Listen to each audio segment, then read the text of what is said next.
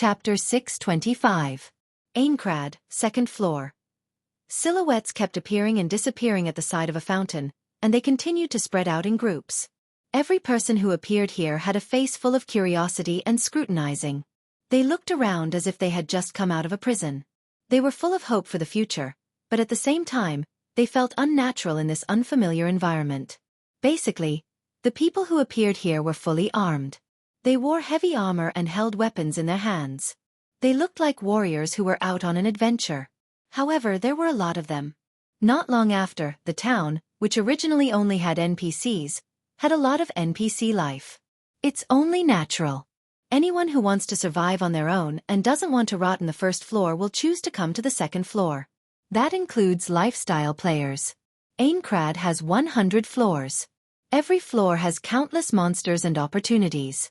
The higher the floor, the higher the level of the monsters, the greater the opportunities. Even quest rewards, items, and materials would increase with each floor. Most of the items with miraculous effects could only be found in the higher floors of Aincrad. That's why it's necessary to get to the higher floors if you want to strengthen yourself. The same goes for lifestyle players as well. However, among these people, there were also some who only came here to take a look and follow the footsteps of others. They were not left behind because of their level. These people had some ties or foundations in the first level. In the end, the players who stayed on the second level should be around 60% to 70%. Half a day had passed since the first floor's boss was killed and the first floor was cleared. Many powerful teams and guilds had already arrived on the second floor. They were thinking of ways to gather information on the second floor, such as the locations of quest NPCs, the levels and characteristics of wild monsters, the location and strength of bosses, and so on. As long as they gathered enough information, they would be able to face the wild monsters of the second floor head-on. As a result, the town on the second floor was filled with people. Every player was looking for shops on the streets, collecting new items, upgrading their equipment and weapons, or conversing with NPCs in an attempt to obtain information or quests. The entire town was bustling with noise and excitement. While the players are preparing for their future exploration, Wu Yan is leisurely drinking in a tavern. Sigh. Wu Yan finished his drink and looked at the empty bottle. He couldn't help but sigh. It's a lot better than the first floor, but at least the first floor is free. This place costs 20 COR per bottle. Those who aren't rich don't dare to waste their money here. This is the opinion of someone who's worth at least $1 million. Wu Yan tapped on the table and a menu appeared in front of him. After ordering another bottle, Wu Yan closed the menu. Although the second floor tavern's menu is much better than the first floor's, the dishes are definitely not as good as his own. Wu Yan would rather drink than eat with his own stomach. Time slowly passed as Wu Yan continued to pour and drink. Wu Yan wasn't impatient at all and continued to pour until a 6-man party appeared at the entrance of the tavern. The moonlit black cats entered the tavern and quickly noticed Wu Yan in plain clothes. Shireen immediately shouted and ran towards Wu Yan. We're coming. Wu? Wu Yan appeared in front of Xian in an instant and he covered her mouth to stop her from saying anything else. I changed into plain clothes so that no one would know who I am. Now that you're shouting, I can't rest in peace. Wu Yan covered Xian's mouth in a death grip, causing her to choke and she almost fainted. After clearing the first floor's boss, Wu Yan's cool black coat and Heaven Gazer sword have become a symbol of his identity. Even his name has been exposed. If Shireen calls out Wu Yan's name, then Wu Yan will probably be drowned by the players in the tavern. The moonlit black cats originally wanted to greet Wu Yan, but when they heard Shireen's name, they immediately swallowed their words. Keita and the other 3 couldn't catch their breath and patted their chest. Sachi was the only one who didn't have any scruples. Big brother. Sachi stepped forward and grabbed Wu Yan's hand that was covering Shireen's mouth. She smiled awkwardly and said, Can you let go now? Shireen-chan is dying. Wu Yan glanced at Shireen who was rolling her eyes and quickly let go. At least he didn't let the first and last player in SAO die from suffocation. Well, I think I saw a man in white with wings. Shireen leaned on Sachi and gasped for breath. She sobbed and said, Sachi, did you see that? Sachi. Ah! Sachi laughed awkwardly. Thank goodness I didn't see it. You're really something. Keita walked up to Wu Yan and patted him on the shoulder. He said excitedly, I know you're good, but I didn't expect you to be this good. When I first heard about it, I thought it was just a rumor. It's not as hard as you think. Wu Yan gestured for the moonlit black cats to sit down. He smiled and said, originally, with the current level of the players, they could have cleared the first floor's boss a long time ago. The reason why it took a month was because many players didn't feel the hope of clearing the first floor. They didn't give it their all. That's why the boss's room wasn't discovered. Wu Yan took a sip of his liquor. After the boss room was discovered, the first floor was destined to be conquered. My appearance was only to prevent the players who were planning to take down the boss room from suffering any casualties. Suta and the others pondered Wu Yan's words. Sachi quickly interjected. But Oni-chan, you're really something. Other players would have to form a lot of parties if they want to raid the boss. Nah. Shireen rolled her eyes and giggled as she leaned on Wu Yan's ear. She said sneakily, are you hiding something? Like the boss's Achilles heel or something that increases attack power? Like hell you are. Wu Yan jokingly scolded him. I'm the real deal. Really? Shireen didn't say anything else. She looked into Wu Yan's eyes with suspicion. Wu Yan's mouth twitched and he sighed. Back then, didn't a certain someone say, please let me follow you, because he thought I was very strong? Shireen's face turned red and she stuttered. I can't help it. Oh. Wu Yan purposely dragged out his words. Shireen's face turned even redder and she didn't dare to say anything else. Suta helplessly shook his head. He looked at Wu Yan. What do you plan to do next? What's next? Wu Yan stopped smiling and he lowered his head in contemplation. Probably the same as before. Train hard and accept a few missions. Keita nodded as expected. Sachi wanted to say something but she hesitated. She mustered up her courage and said, if it's a mission, I have one. Everyone present was taken aback and looked at Sachi in surprise. Mission? Xian hugged Sachi tightly and asked, what's the mission? Why didn't we know you received a mission? I just received it. Sachi shrunk her head and said embarrassedly, when I came here, I accidentally clicked on an NPC. Then, out of nowhere, I received a teleportation crystal. Accidentally, clicked on. Wu Yan, Shireen, and Keita were speechless. Chapter 626. Right now, almost all the players were looking for quests on the second floor. Because there were quests, there were also rewards. Some quests were even unique. Once completed, you would not be able to receive any more quests. Similarly, these unique quests were also the quests with the most generous rewards. However, while the players are wandering the streets, hoping to get lucky and pick up a quest, there's someone who can pick up a quest while walking around. Wu Yan and the others didn't know what to say when they saw Sachi's embarrassed expression. A teleportation crystal? Shireen, on the other hand, was interested in the crystal. Where's the teleportation crystal? I don't know.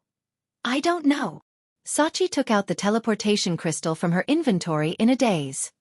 There's no indication of where it's from. Everyone looked at the crystal in Sachi's hand. Sure enough, there's no indication of where it's from, there's only the word. Wu Yan couldn't help but frown when he saw this. He started thinking. Normally, every item would have a label that only players could see. The label would appear on top of the item. For example, the words recovery potion would appear on top of the item. Items that aren't labeled are usually unobtainable. For example, bricks on the streets, walls of buildings, trees in the wild, etc. Wu Yan, who has scoured the entire floor of Aincrad, has never seen anything like this before, let alone Sachi and the others. Sachi, let me see if you can trade. Sachi nodded without hesitation and placed the transfer crystal on the trade column. But as soon as she placed it, she was surprised. It can't be traded. There's a teleportation crystal that can't be traded. Suta, Xian, and the others looked at each other. Wu Yan frowned for a moment before he understood. It seems like this is an item that can only be used by players who pick up a quest. Everyone nodded. Sachi hesitated for a moment before she asked Wu Yan. Big bro, do you think we should complete this quest? Suta, Xian, and the others looked at Wu Yan. After all, having a quest doesn't mean you're lucky. If you don't have enough strength to complete a quest, you'll lose your life. What's the point of hoping for a quest reward? This was supposed to be a question for the members of Moonlit Black Cats, but Wu Yan's presence made everyone, including Suda the guild leader, ask for Wu Yan's permission. Wu Yan narrowed his eyes and asked, Sachi, what's the quest requirement? I don't know. Sachi frowned. The quest only told me to use a teleportation crystal, that's all. Only telling you to use the teleportation crystal? Suda couldn't help but ask, is there not even a hint about where to get the quest reward? No. Sachi lowered her head. Ha! There's such an irresponsible quest? Shireen pursed her lips in dissatisfaction. I hate mysterious people the most. I'm afraid this quest isn't that simple. Wu Yan muttered, attracting everyone's attention. Wu Yan looked at the Moonlit Black Cats and explained. This quest is so mysterious. If it wasn't for Sachi, the entire town would have been bustling with noise and excitement. There's no news about this quest, so this should be a unique quest. Unique quest. Everyone's expression changed. They looked at the teleportation crystal in Sachi's hand with a burning gaze. Unique quests, were publicly acknowledged to have many times more bountiful rewards than normal quests. Many guilds and teams were willing to pay a hefty price in order to obtain information about a unique quest. And now, such a unique quest was placed in front of them. Wu Yan bitterly smiled when he saw Suta and the others' expressions.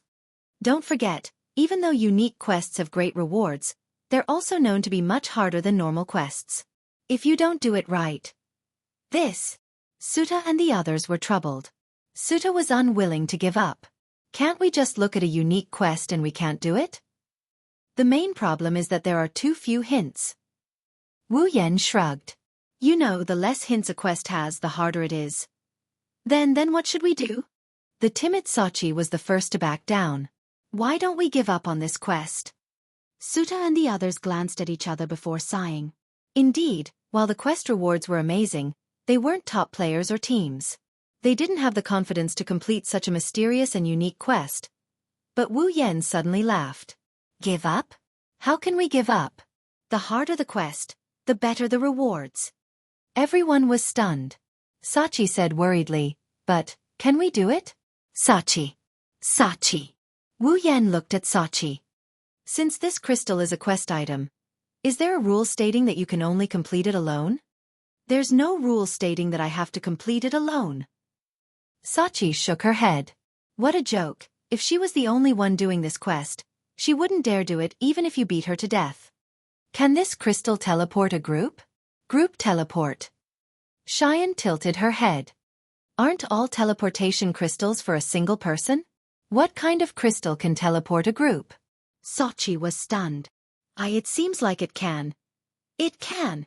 The others exclaimed. Is that so? Wu Yan stood up and smiled. I'll go with you. Let's go together. The members of the Moonlit Black Cats were stunned. Then, a deep sense of joy appeared on their faces. That's great, Suta said excitedly. With you, we can definitely complete this quest. Where did you get all that confidence from? Wu Yan chuckled. I just came to the second floor. I don't know the difficulty of the monsters and quests here. Maybe even I can't complete this quest? No way. Xian walked in front of Wu Yan. If even you can't complete this quest, then no one else can. Wu Yan shook his head in amusement. This crystal can actually teleport a group of people. This is something that has never been done before. It is also because of this that Wu Yan wanted to do this quest.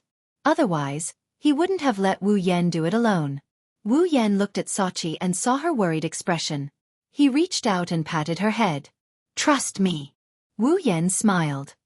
I won't let anything happen to you. Yes, Wu Yan isn't Kirito. He won't hide his strength. He'll risk his life for the people around him. In the original work, Kirito hid his strength and caused the deaths of the Moonlit Black Cats. Wu Yan will not allow that to happen, even if he has to use his own strength to force the quest to fail. Sachi looked up and saw Wu Yan's smiling face. The worry in her heart dissipated, and a smile appeared on her face. Wu Yan patted Sachi's head and looked at the others. Let's teleport, Sachi. Okay. Sachi raised the teleportation crystal in her hand. Everyone was ready to go. She clicked on it and chose 7 people as her targets. The teleportation crystal enveloped Wu Yan and the rest of the moonlit black cats before they disappeared from the spot. When the light from the crystal enveloped everyone subconsciously closed their eyes. When they opened their eyes, the scene before them left them slightly stunned. At the same time, an extremely rancid smell came from all directions, causing everyone to suffocate in an instant. Their faces instantly paled. Chapter 627. Blug, the putrid smell made the seven of them retch. Sachi and Xian almost fainted from the strong pungent smell. Everyone, including Wu Yan, turned pale. F***CK. Wu Yan cursed. He quickly opened the system interface and blocked his sense of smell. Sachi and the others did the same. Only after everyone blocked their sense of smell did the sound of retching stop. Where is this? Xian's face was still pale. What a terrible place. The light here was a little too dim, and their vision was pitifully thin. It was almost to the point where they couldn't see the road clearly. This was also the reason why everyone was stunned when they were teleported here, because they thought they didn't open their eyes. Wu Yan patted his chest. He had already changed his equipment. He stared at the front for a while and gave up on the idea of using his eyes. He opened the map. Huh! Wu Yan was surprised when he opened the map. Why isn't the map showing us? The map doesn't show. Everyone was puzzled for a moment before they finally reacted. One by one, they hurriedly opened the map, only to find that it was all dark. How? Suda looked at the map dumbfoundedly. Are we in the labyrinth area? Aside from the labyrinth area, no matter where the players are, they can see the map. After all, how can they find a town without a map? No, this isn't the labyrinth area. Wu Yan looked around. You can't enter the labyrinth area with a teleportation crystal, even if it's a quest item. We should be in the wilderness. The labyrinth area is called a labyrinth area because players have to explore it themselves. If there's a teleportation crystal in the labyrinth area, they wouldn't have to go through so much trouble. Of course, they can teleport out of the labyrinth area if they don't encounter a teleportation crystal ineffective area. Thinking about the teleportation crystal ineffective area, Wu Yan took out a teleportation crystal. Sure enough, the teleportation crystal's icon was gray. Crystal ineffective zone. The members of the moonlit black cats, who had recovered quite a bit, paled again. Oni-chan. Sachi moved closer to Wu Yan in fear. She was glad that she told Wu Yan about the quest. Otherwise, they would be alone in a place like this. Sachi didn't dare to imagine the consequences. Wu Yan took a step forward. His pupils narrowed into a line as he finally managed to see the situation clearly. He was standing in the center of a dark cross-shaped tunnel. In front of him, behind him, to his left and to his right, there was a tunnel that led to an unknown place. The tunnel was very long, with no end in sight. The walls of the tunnel were pitch black and emitted a rotten smell. It was very obvious that the smell that made Wu Yan and the others vomit came from them. Brother. Sachi looked at Wu Yan and asked, "What should we do now?" They had arrived at an area where crystals were ineffective, and it was a very obvious labyrinth, where even maps were useless. This situation was enough to make the members of the moonlit black cats at a loss. Oni-chan, how do we get out? There doesn't seem to be an exit here. Xian looked around, blinked her eyes, and said resentfully, "How do we get out?" Shireen's words gave everyone a huge shock. The teleportation crystal couldn't be used, the map couldn't be used, and the surroundings were sealed off. How were they supposed to get out? Sachi also stared blankly at Xian, not knowing what to do. Originally, being trapped in a game where they could die at any time already made her feel gloomy. If in the end, they were still trapped in a dark and empty maze, she would definitely break down. She subconsciously clenched her hand. As she clenched her hand, she immediately felt something hard in her palm. She instinctively looked at it. Her eyes widened and she cried out in surprise. This teleportation crystal is still here. While everyone was at a loss, Sachi discovered that the teleportation crystal in her hand was still there. Hearing Sachi's words, everyone turned to look at Sachi. At the same time, they also saw that the teleportation crystal didn't change at all. What kind of teleportation crystal is this? Wu Yan couldn't help but say, not only can it teleport a group, but it can also be used multiple times. If players had a teleportation crystal like this, it would be much more convenient. Oni-chan. Sachi raised the teleportation crystal in her hand and said in surprise, "This teleportation crystal seems to be available for trade." Oh! Wu Yan walked up to Sachi and obtained the teleportation crystal from her trade window. Looking at the only one that wasn't gray, Wu Yan clicked to use it, but there was no reaction. Rolling his eyes, he muttered in a low voice, "Leave this place." The teleportation crystal didn't respond. "Get out." Still no reaction. "Open sesame." Pineapple pineapple asterisk asterisk asterisk asterisk. Mommy mommy boom.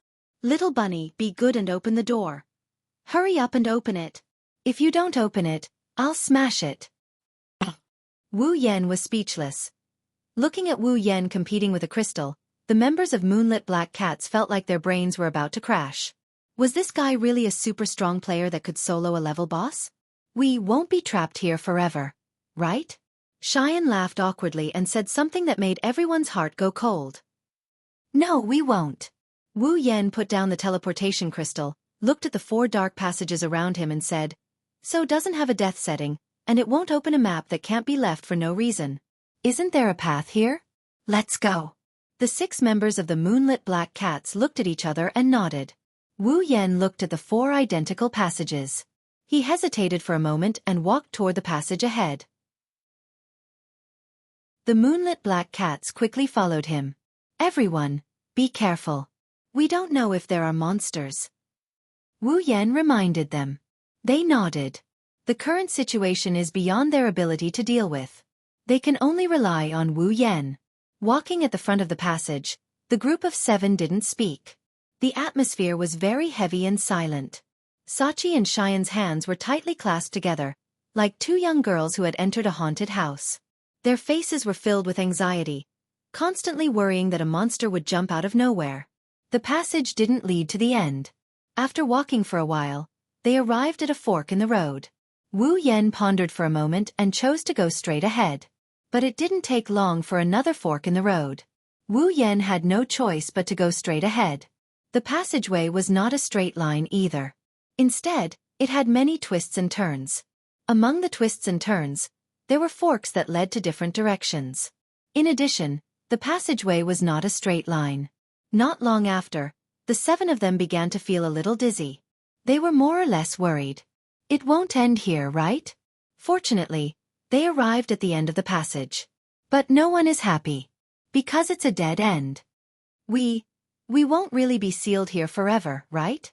Xian was already starting to get scared. Sachi hugged her body. Xian, don't say any more. Sachi was scared too. I don't think so. Suta and the others swallowed their saliva. Wu Yan didn't say anything. He tapped his feet and he quickly turned around. He led everyone to wander around the passageway. God knows how many times they wandered around. In the end, he stopped at a fork in the road. He looked at the 3 passageways in front of him and he didn't say anything for a long time. He couldn't remember which intersection he had come from. There are no monsters, no traps, only a maze. Wu Yan looked at the top of the passage. This is troublesome. Chapter 628. In this chaotic maze world, the group of 7 had completely lost their sense of direction. The passageway sometimes forked in 2, sometimes in 3, with countless forks in the middle. When they finally lost their sense of direction, everyone was completely immersed in this enormous maze map. Not to mention finding the exit, they couldn't even find the original path anymore. And once they found the end of the path, there was only one result, death. Leading the Moonlit Black Cats through the chaotic maze, Wu Yan's pace was already much faster than before. His face was calm, his eyebrows tightly knitted together as he looked ahead, trying to calm down, trying to find the path he'd taken in his memory. Logically speaking, he wouldn't be able to forget the path he'd taken. With his perfect memory ability, Wu Yan was very sure that he'd remember all the paths he'd taken, but every time he came to a fork, Wu Yan couldn't recognize where he'd come from and where he'd go. It wasn't that his perfect memory ability had failed, but that he'd completely lost his sense of direction, making him unable to recognize the path he'd taken. The labyrinth is very complicated.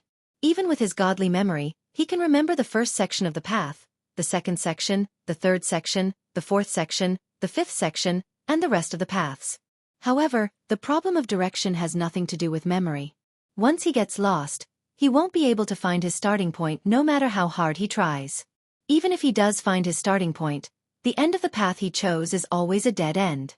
Obviously, the maze didn't test one's memory. When a maze reached a certain level of complexity, even heaven-defying memory would be useless, because you'd already lost your sense of direction.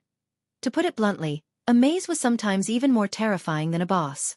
Because a boss could only destroy a person's body, a maze could destroy a person's mind. As time passed, the members of the moonlit black cats began to panic. Every one of them was extremely restless, and their complexions were extremely unsightly. Traces of viciousness appeared on everyone's faces. If this continued, the people here would most likely be the first to break down. Seeing this scene, Wu Yan was silent, but his heart was filled with haze. Using the memory tunnel method was definitely impossible. As for making markings, the common method used in the labyrinth area would not work here because the map had lost its effect. The marking function was on the ground icon. As for carving scratches on the ground or walls, or leaving something behind as a mark, these methods were all useless. It's common knowledge in SAO that the setting cannot be destroyed. Even if you lose something to mark it, it will disappear automatically after a minute. Not only is it a waste, but it's also useless. Wu Yan could only rack his brains to come up with a solution as he continued to walk in the dark tunnel. Then, an hour passed. Glancing at the members of the moonlit black cats, Wu Yan clenched his teeth. However, he did not want to give up or become anxious. Instead, he became calmer and calmer. The more dangerous the situation was, the more he couldn't lose his cool. Just like the last time when he faced the Beast King, wasn't it also because he was calm that he was able to think of a solution? Rubbing his forehead, Wu Yan stared at the surrounding as if he wanted to see through all the walls. He couldn't help but feel a little tired.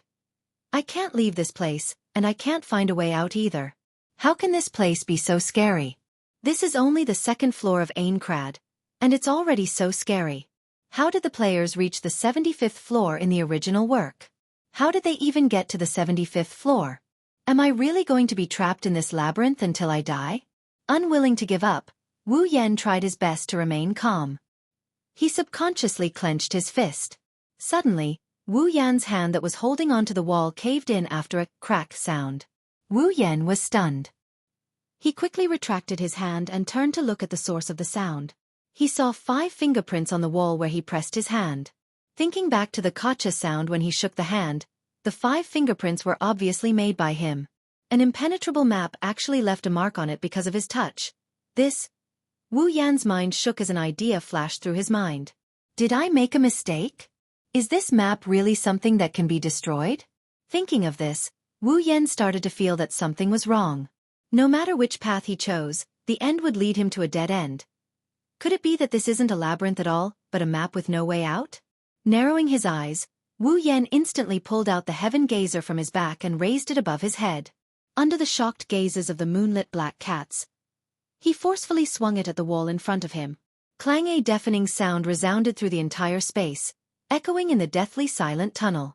The sudden loud sound pierced the eardrums of the members of the moonlit black cats, causing them to subconsciously cry out in shock. A huge force crawled up Wu Yan's arm from the heaven gazer. He couldn't help but take a step back from the shock. He used all his strength to strike the wall, but the wall didn't even have a scratch on it. This was completely different from before when he easily pressed his hand down. However, Wu Yan wasn't shocked. Instead, he was ecstatic. The moonlit black cats also recovered from their shock. On the wall, a HP bar appeared. HP bar. Xian pointed at the wall, her face flushed red. It really is a HP bar. Sachi was stunned for a moment before rejoicing. This wall, can it be destroyed? Keita's hand trembled. God knows how he managed to survive this 1 hour in the labyrinth. He only knew that he couldn't stay here any longer. Not only him, but everyone else as well. Everyone! Attack with all your strength. It wasn't Wu Yan, it wasn't Suda, it wasn't Sachi, it wasn't Xian, it wasn't Wu Yan, it wasn't Suda, it wasn't even Xian. No one hesitated. Their previous impatience finally erupted at this moment. Together with Sachi and Xian, Everyone raised their weapons and hacked at the wall with all their might. Bang bang bang bang bang. The moment everyone's attacks hit the wall, the 7 weapons danced like shadows. In just an instant, a series of muffled sounds could be heard. On the wall, where everyone's attacks were concentrated, the HP bar on the wall dropped rapidly. Everyone's face lit up. Wu Yan grabbed the Heaven Gazer and shouted at everyone. Use your skills! The 6 members of the moonlit black cats used their skills at the same time. Their weapons flashed with multicolored light, and they mercilessly attacked the wall without stopping. It was easy to imagine how much they wanted to leave this place. Looking at the HP bar on the wall, Wu Yan's eyes flashed. The hand holding the Heaven Gazer shook and a star-like light flashed. 7 stars. Boom! A roar louder than any of the previous sounds came out. The HP bar on the wall instantly dropped from yellow to red, then all the way to the bottom. Under the joyful gazes of the 7 of them, the wall in front of them collapsed under the attack of everyone's skills. With the collapse of the wall, the ground suddenly began to tremble, as if some mechanism had been triggered, startling everyone. However, the trembling only lasted for a few seconds before it stopped. What replaced it was the huge maze, as if it had been vaporized, slowly fading away until it completely disappeared. The labyrinth. It disappeared. Chapter 629. Under the surprised gazes of the 7, a forest appeared behind the vaporized walls of the labyrinth. It was clearly just an ordinary forest, but in the eyes of the 7 who had been trapped in the labyrinth for an hour, this forest seemed very familiar, like a paradise. Oh, we're out! Shirin Huan screamed and threw herself on Sachi's body, rubbing her chest. Her face was full of joy. If it was the usual Sachi, then her face would have already turned red, but now, Sachi was completely immersed in joy. We're finally out. Although the remaining 4 male members of the moonlit black cats didn't lose their composure like the 2 female members, their eyes were filled with joy, and their bodies were trembling with excitement. Don't be happy too early. Wu Yan shook his head with a bitter smile and said in a bad mood, We haven't completely left this place, this forest isn't within the map's range. Hearing this, the moonlit black cats nodded, but their faces didn't seem to care. To them, being able to leave this damned labyrinth was already a very satisfying thing. Seeing this, Wu Yan could only continue to smile bitterly. Walking to the front of the forest, Wu Yan glanced around and unwillingly opened the map, but of course, he didn't get any information. Sighing, Wu Yan waved at the moonlit black cats. Let's go quickly, this damned mission. I'm starting to get impatient. Saying this, Wu Yan didn't wait for the moonlit black cats to reply and walked into the forest. The moonlit black cats hurriedly chased after him. After entering the forest, the surrounding light was obviously a lot dimmer, and it was eerily quiet, so quiet that it was scary. Not a single sound could be heard, not even the sound of insects or birds. It was so quiet that it made one's heart beat faster. Xian and Sachi nervously took a few steps closer to Wu Yan, and tried to lower their footsteps as much as possible, as if they were afraid of waking something up. This was the first time they had experienced such a gloomy scene. Although it was a scene in the game world, the 2 girls felt that it was no different from being in the real world. Their hearts palpitated a little. After walking for an unknown amount of time, a sudden commotion came from the bushes in front of them. The rustling sound made the group of 7 stop immediately. At this time, 6 or 7 brown shadows suddenly jumped out from the bushes and rushed towards them.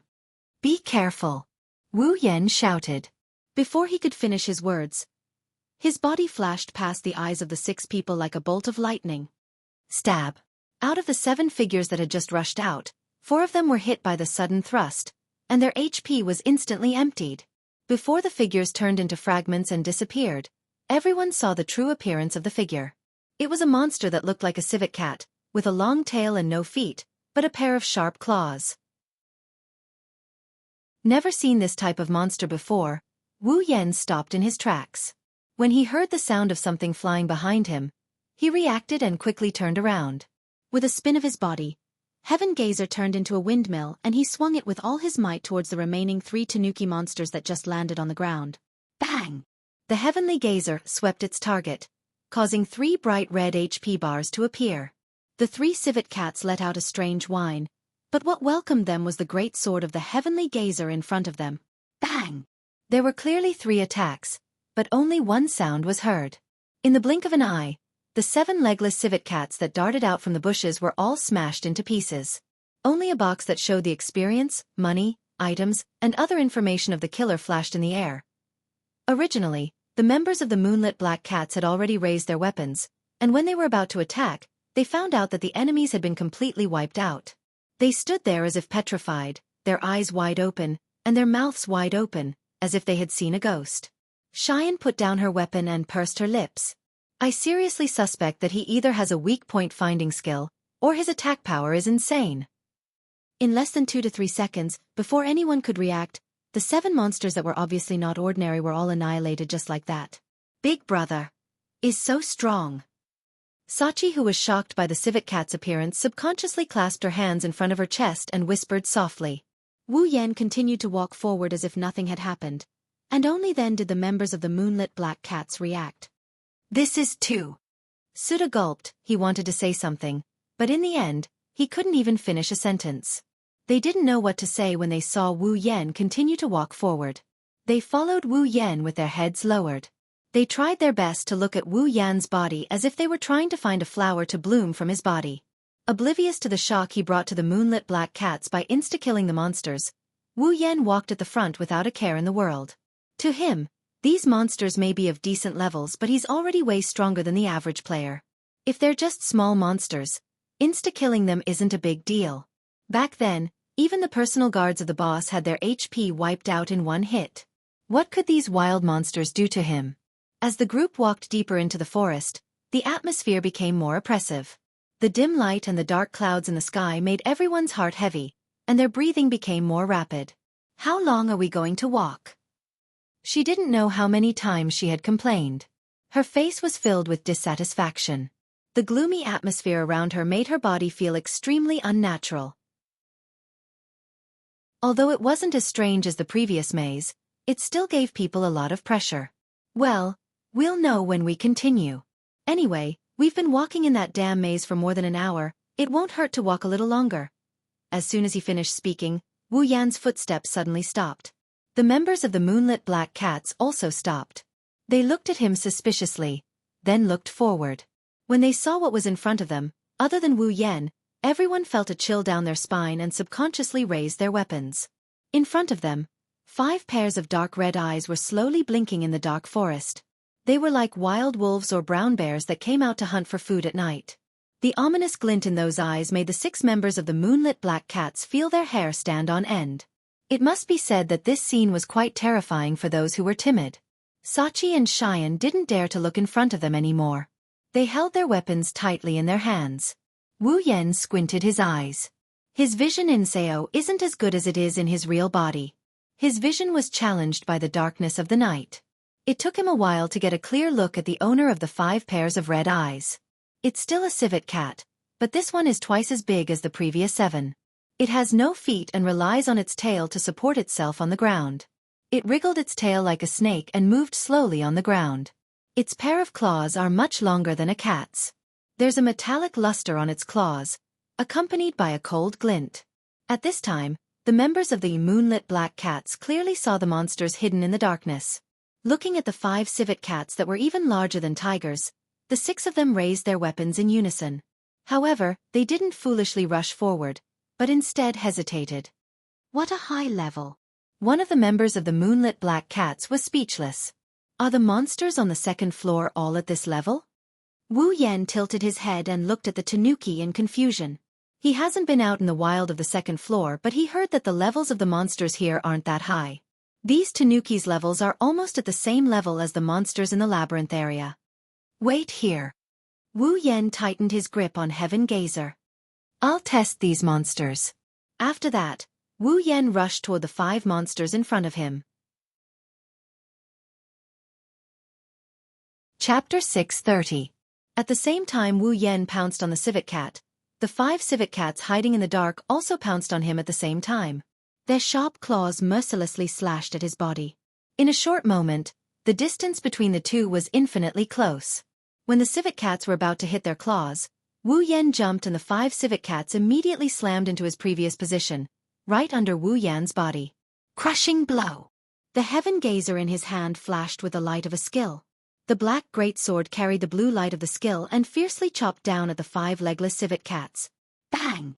The great sword hit the bodies of the 5 legless tanuki at the same time, blasting their suspended bodies to the ground. Taking advantage of this opening, Wu Yan charged forward in a straight line before landing on the ground and circling behind the tanuki. His timing is perfect. Seeing this, a member of the moonlit black cats wanted to rush up and beat up Wu Yan, but Keita raised his hand to stop him and shook his head. Forget it, it's better if we don't attack. If we accidentally draw aggro, we'll only cause trouble for him. After saying that, Keita looked at Wu Yan and said, as expected of someone who can solo a level boss. After seeing it with my own eyes, I understand that we still need to work hard to reach the level of top players. Hearing Keita's words, all the members of the moonlit black cats, including Sachi and Xian, nodded with a serious expression. Having such a strong person by their side is a pressure, but at the same time, it's also a whip. At this moment, they all had the same thought. They must train themselves well, even if they can't fight side by side with Wu Yan, they must at least be able to not drag him down. Under Wu Yan's influence, the moonlit black cats embarked on a completely different path from the original game. In front of them, Wu Yan's figure shuttled left and right under the attacks of the civet cats, dodging all of their attacks. Then he used crushing blow twice on the same civet cat. One has to admit that the civet cat's HP is very high. Even after being hit by Wu Yan's crushing blow once, it still took Wu Yan 2 more times to clear its HP bar.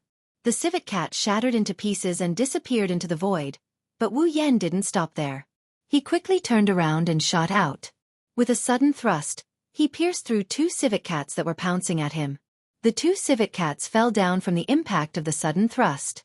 Just as they were about to struggle to get up, a huge force suddenly came from their bodies. The 2 civet cats' HP bars were instantly emptied and they disappeared from their original position. Only the pitch-black blade of the Heaven Gazer remained in their original position. 5 civet cats. Only 3 were left. And at this time, it had only been 10 seconds since Wu Yan rushed up. The difference in level wasn't that great, but the difference in numbers was 5 times. This battle that should have been in the favor of the civet cats was actually in the favor of Wu Yan. What was even more ridiculous was that after killing 2 civet cats, Wu Yan was still completely unscathed. His HP bar was still full. Not even the corner of his clothes was touched. Wu Yan, who was able to face 5 civet cats with ease, was now even more relaxed when facing the remaining 3. He moved his feet as if he was taking a stroll, using the simplest movements to dodge the attacks of the 3 civet cats. From time to time, he would swing his sword twice. As long as he grasped the opportunity, the light of a skill would shine from the Heaven Gazer. The members of the moonlit black cats felt as if they were watching an illusory movie. Moreover, it was the kind of movie that could destroy people's worldview, making them speechless. So much so that the members of the moonlit black cats didn't notice that behind them, a pair of dark red eyes appeared from the bushes. Immediately, the eyes launched an attack and pounced towards the moonlit black cats. Wu Yan, who had finished off the 5 civet cats, happened to see a black shadow pouncing towards the moonlit black cats from the bushes. His pupils violently contracted. With the HP and defense of the members of the moonlit black cats, the civet cat only needed to attack 2 or 3 times to kill any one of them. Without much time to think, Wu Yan quickly rushed forward, the Heaven Gazer flashing with a blue light as he activated the thrust skill. Under the effect of thrust, his speed increased by 2 to 3 times. His body turned into a black line, and with an unparalleled momentum, he rushed towards the moonlit black cats. Before the members of the moonlit black cats could react, a black shadow pounced from behind them, leaping over their heads. But before it could reach them, another black shadow dashed from the front, followed by a muffled sound. The civet cat's body was immediately sent flying backwards, crashing into a tree trunk. Its HP plummeted, and not long after, it was emptied. The members of the moonlit black cats just happened to see this scene, and only then did they realize what had happened. With a schwa sound, cold sweat poured down. "I say," Wu Yan unhappily said to the group, "although I didn't ask you to attack, you can't let your guard down." The members of the moonlit black cats scratched their heads in embarrassment. Wu Yan is both annoyed and amused at the same time. But what can he do about it? These people were just normal students a month ago. It's normal for them to make some mistakes. Phew. These monsters are so high-leveled. Suda let out a long sigh of relief and then said with relief, "Fortunately you came with us this time, or else we wouldn't even know if we could survive, let alone complete the mission." The remaining 5 members of the Moonlit Black Cats nodded, and a look of relief appeared on their faces. Wu Yan rolled his eyes and ignored them, turning around and continuing forward, as if he didn't care about the life or death of the members of the Moonlit Black Cats. But if one looked closely, they would notice that Wu Yan was especially vigilant. Even if he encountered monsters, he would still pay attention to the Moonlit Black Cats. However, after seeing the Moonlit Black Cats gang up on a tanuki and beat it to death, Wu Yan gradually relaxed. Every time he encountered a monster, he would intentionally or unintentionally let go one of them, allowing it to charge into the encirclement of the Moonlit Black Cats. That's a way of taking care of the tanuki. Just like that, the group of 7 walked for a period of time. Suddenly, the area in front of them became empty. The gloomy atmosphere was still there, but within a radius of 100 meters, there were no trees. At a glance, a cave appeared in front of them. In front of the cave entrance, a lion covered in golden light was quietly lying there in a deep slumber. No, it shouldn't be called a lion, more accurately, it should be called a lion man, because its 2 front paws were palm-shaped, and its body was as slender as a human's. It also had a chest and belly. Seeing this lion man, the group of 7 quickly stopped. The information that appeared on the lion man was completely different from normal monsters, causing the members of the Moonlit Black Cats to suck in a breath of cold air. That was because the lion man was a boss. Almost at the same time they saw the boss, a quest message appeared in everyone's quest window. The quest content was to kill the lion man boss in front of them. Looks like this quest has come to an end. Wu Yan couldn't help but smile. Don't say it like the quest is about to be completed. It's killing a boss. Xian shrunk her head. Even if she had a preliminary understanding of Wu Yan's strength, she still couldn't help but feel a little unconfident. Wu Yan didn't pay attention to Xian. He grabbed Heaven Gazer and strode forward. "You guys wait for me here, don't come near, at least maintain a distance of 10 meters. Also, if other monsters come, I'll let you guys deal with them. As long as it's not a boss and there aren't many of them, you guys should have no problem." Obviously, Wu Yan wanted to solo a boss. The members of the Moonlit Black Cats looked at each other, resisting the urge to persuade him, and nodded in agreement. Chapter 631. Inzao. It's not a big deal to challenge a monster above your level. As long as you're a strong player, you'll usually challenge a monster above your level. Because of this, you'll get more experience, money, and items. However, it's a big deal to challenge a monster above your level. A monster boss and a normal monster were on 2 completely different levels.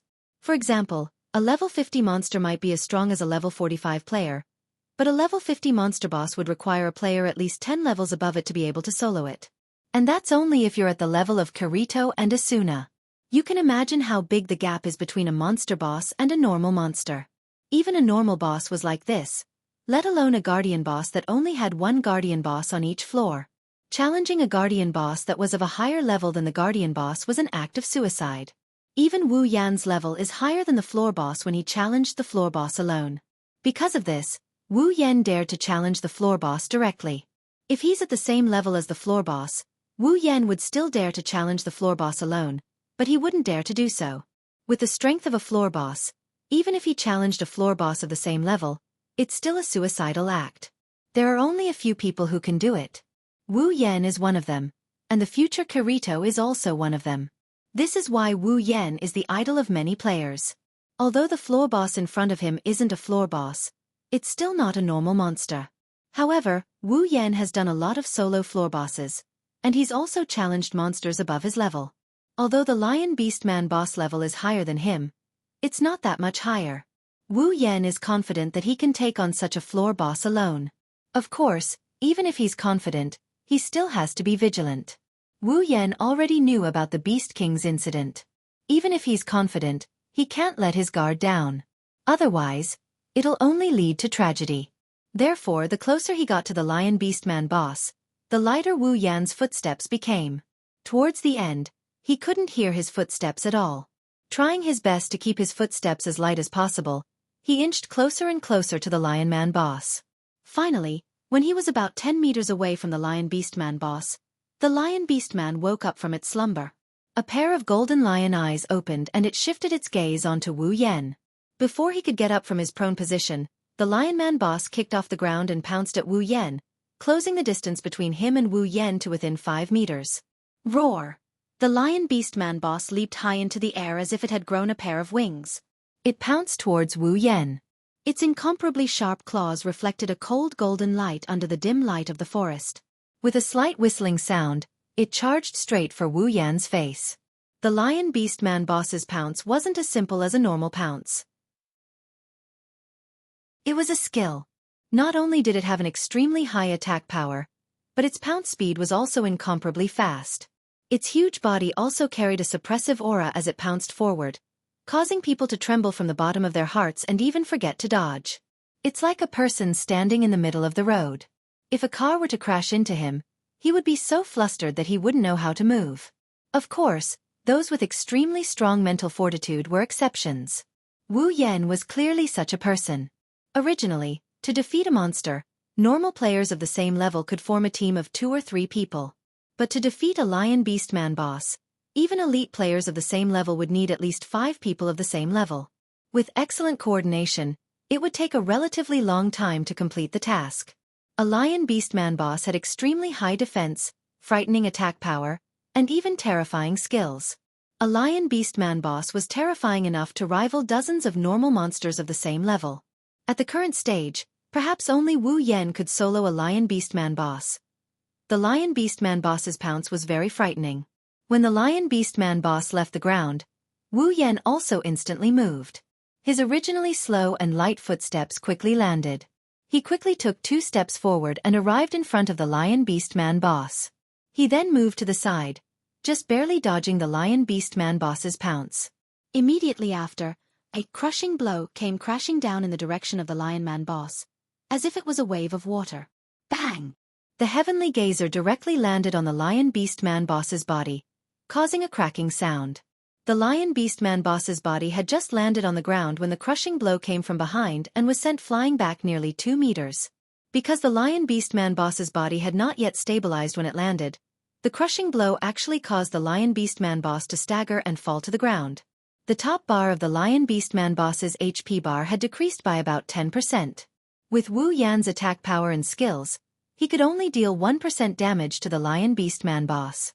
With this kind of defense and HP, it would be very difficult to find a player who could break through the Lion Beast Man boss's defense at the current stage of the game. Even players of the same level could only deal limited damage to it. Glancing at the Lion Beast Man boss's HP bar, Wu Yan clicked his tongue. Taking advantage of the Lion Beast Man boss's fall, he quickly rushed forward and used 2 crushing blows on the Lion Beast Man boss before it could get back up. Once again, the Lion Beast Man boss lost another 25% of its HP.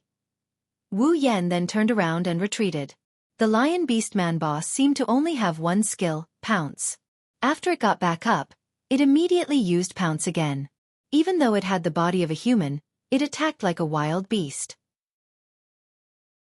This made Wu Yan suspicious, but at the same time, he was also secretly on guard. With small, quick steps, he dodged the Lion Beast Man boss's pounce. The 3 consecutive pounce attacks were all perfectly dodged by Wu Yan.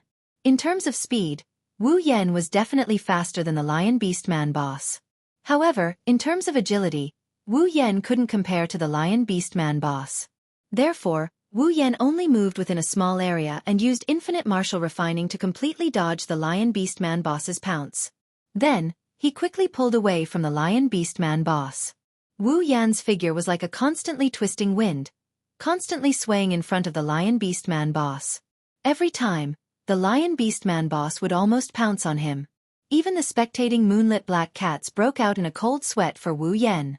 But soon, the Lion Beast Man boss's pounce would become a blur in front of their eyes. Every time, the Lion Beast Man boss's pounce would only miss by a tiny bit. If the Lion Beast Man boss had intelligence, it would probably be angered to death. Wu Yan didn't know if the Lion Man boss had any intelligence. However, after the repeated failures of its pounce attacks, the Lion Man boss's eyes glowed with rage. Wu Yan's pupils constricted when he saw the Lion Man boss's eyes flickering with rage. Roar! After missing several times, the Lion Beast Man boss finally stopped using pounce. Instead, it landed on the ground and stood up like a human. It stomped on the ground with its 2 feet and charged towards Wu Yan with a heavy pressure like a truck. Wu Yan's eyes flashed sharply. Just as the Lion Beastman boss was about to make a move, he stepped back slightly and smirked. Then, he rashly rammed into the Lion Beastman boss's body. Ah! Seeing this scene, the members of the Moonlit Black Cats cried out in alarm. Could it be that Wu Yan wanted to meet the Lion Beastman boss head-on? The distance between the man and the Lion Beastman boss was instantly shortened.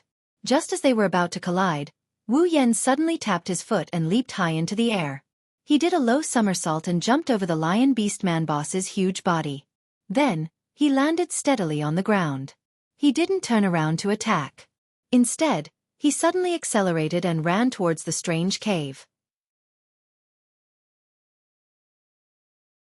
Chapter 632. This sudden turn of events stunned everyone in the Moonlit Black Cats.